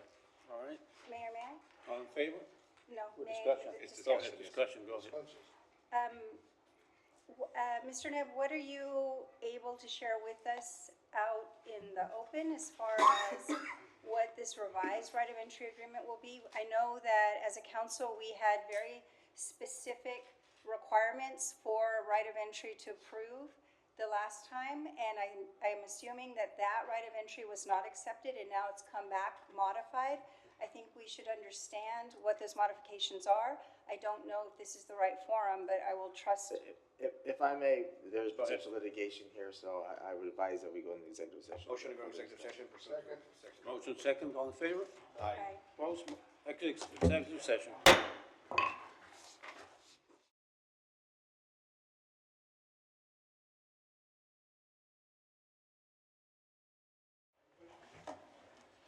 Back to regular session, no agreement for me.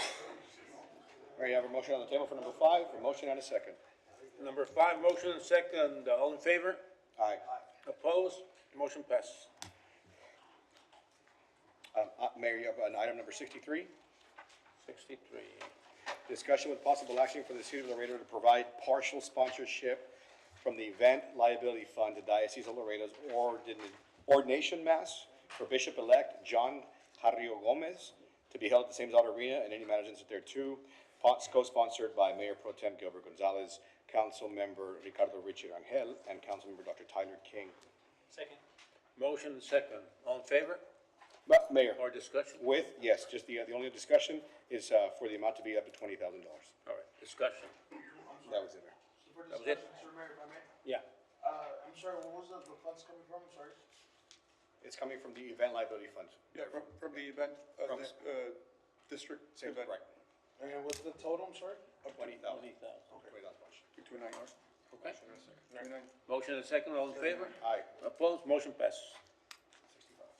65, go ahead. Hey, Mayor, thank you. This is a traffic item. Thank you, Mr. Santos. This is, one of the highest, impact traffic accident areas of my district is, coming out of the Walmart, obviously a private business, but, there was a proposal couple years back to make it a right-in, right-out. I've been trying to, reason I needed to go to council is I've been trying to get an answer on if I need to contribute district priority funds to make this happen, to make it safer, or if it's gonna be done by traffic, so, yeah. Good evening, Mayor, Evening. City Council, Elito Los Santos, City Engineer for the record. As Councilman King mentioned, we are assessing the area of concern.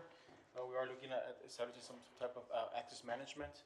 We are working on a preliminary layout and design to be presented to Councilman King, and with a cost estimate that we can discuss and see how we can, you mentioned how to pay for those improvements At the moment, we don't have an exact number, but once we have that exact number, we can share that with you and have the type of discussion too. That's the confusing part, is because a couple years ago, it was proposed, there was pushback internally, like from constituents, et cetera, that it would, basically, because if you live right next to the Walmart, you would not be able to get to it. You would have to then, like in bigger cities, you right in, right out, and you'd have to go north of the loop and then return back if you lived right next to it. So, but nonetheless, there's so much traffic accidents that it seems like that is the most probable. Yes, we have to do something. But I'm just confused why it's like, there was a proposal and now it's like there's not, and I don't know, so. Anyway, I know you have a lot on your plate, but just. Yes, we'll follow up on it. I saw the proposal you're mentioning it in front of the Walmart, and we'll look at it and see if there's other options, and I'll check with staff what was the reason behind it No, got we pushed did back. an alternative thing, but that clearly hasn't worked, so, yeah. But I'm happy to help if it's needed on the district priority funds. Perfect, thank you. Okay, that's all I got. Thank you. Go home. No. That's scary. Next item? Okay, 66. 66. So yeah, Mayor, and thank you for co-sponsoring this. A couple years ago at LEDC, there's a healthcare committee that asked the city to get more involved with recruiting physicians to Laredo, in the sense, because hospitals, they have a fair market value that they can offer. Like, they're capped out by law on how much they can pay per the market to bring a physician, and they use that to their advantage to not pay as much as they could or should. But nonetheless, the city could, I believe, legal, if you want to correct me, get involved, and that would not actually impact the fair market value because it's someone totally different paying it. It's not the hospital paying it or the practice paying it. And if there's things that the city can do, whether it's housing stipend, whether it's, and obviously where would this money come from is the other question. Sure, yeah, but basically finding ways that we can get involved as a city to help recruit these physicians, and we don't have to necessarily limit it just to physicians, because if we're ever going to have a pediatric facility, for example, it's not about building the building, it's about staff. So the question is, for those really tough to get specialties, how can the city, contribute to that? Whether it's paying for their country club membership, whether it's paying, anything to do that we can get in, the game. Yeah. All right. Yeah.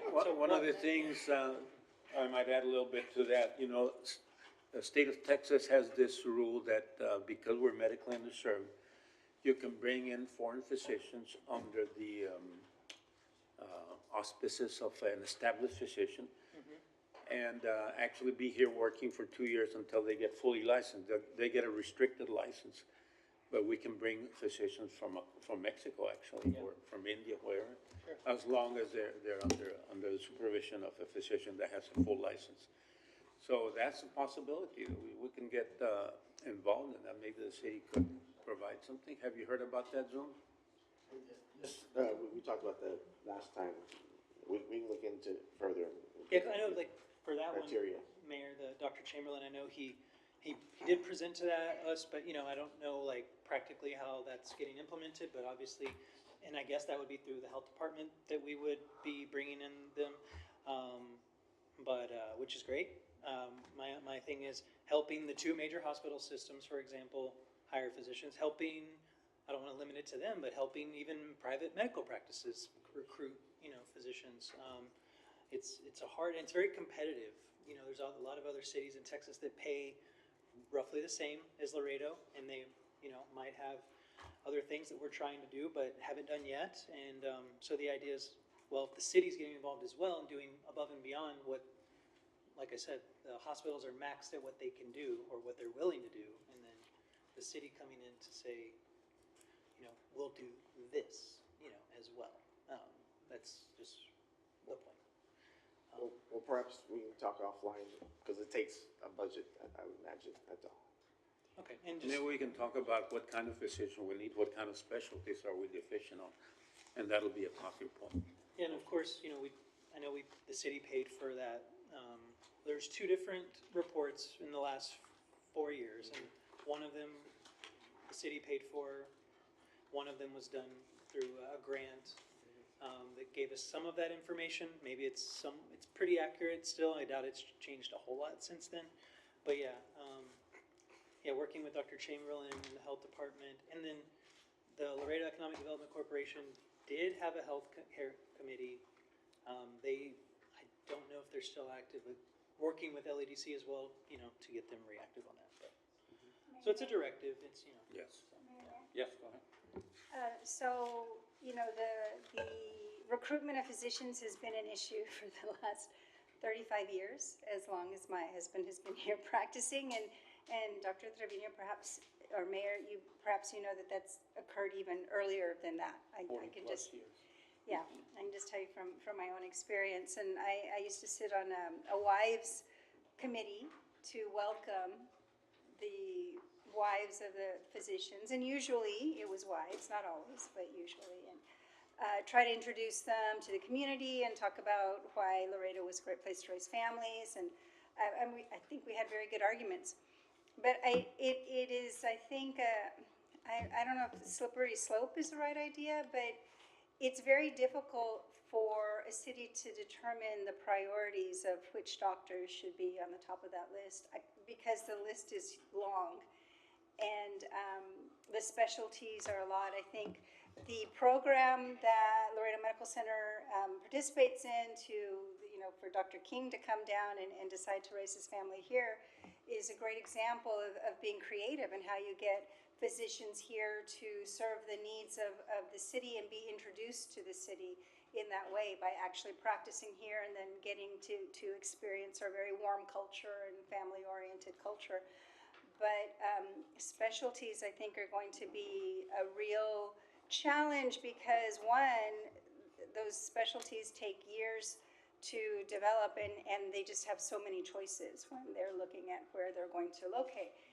And I worry that, our job here on council is to provide the amenities in our community that would then attract the physicians that we need. So quality of life, we need a civic center. We need a functioning downtown. LADC or economic development will tell you that thriving downtowns represent the city is represented with its downtown. And so when you see a downtown that is not functioning to the best of its ability, people see that and then get the impression of the city. So as a council, I think funds can be spent on improving these quality of life issues that then make people want to come and live and stay here, because we have the work. We have the work. The physicians will have patients on day one, and that doesn't happen in all communities.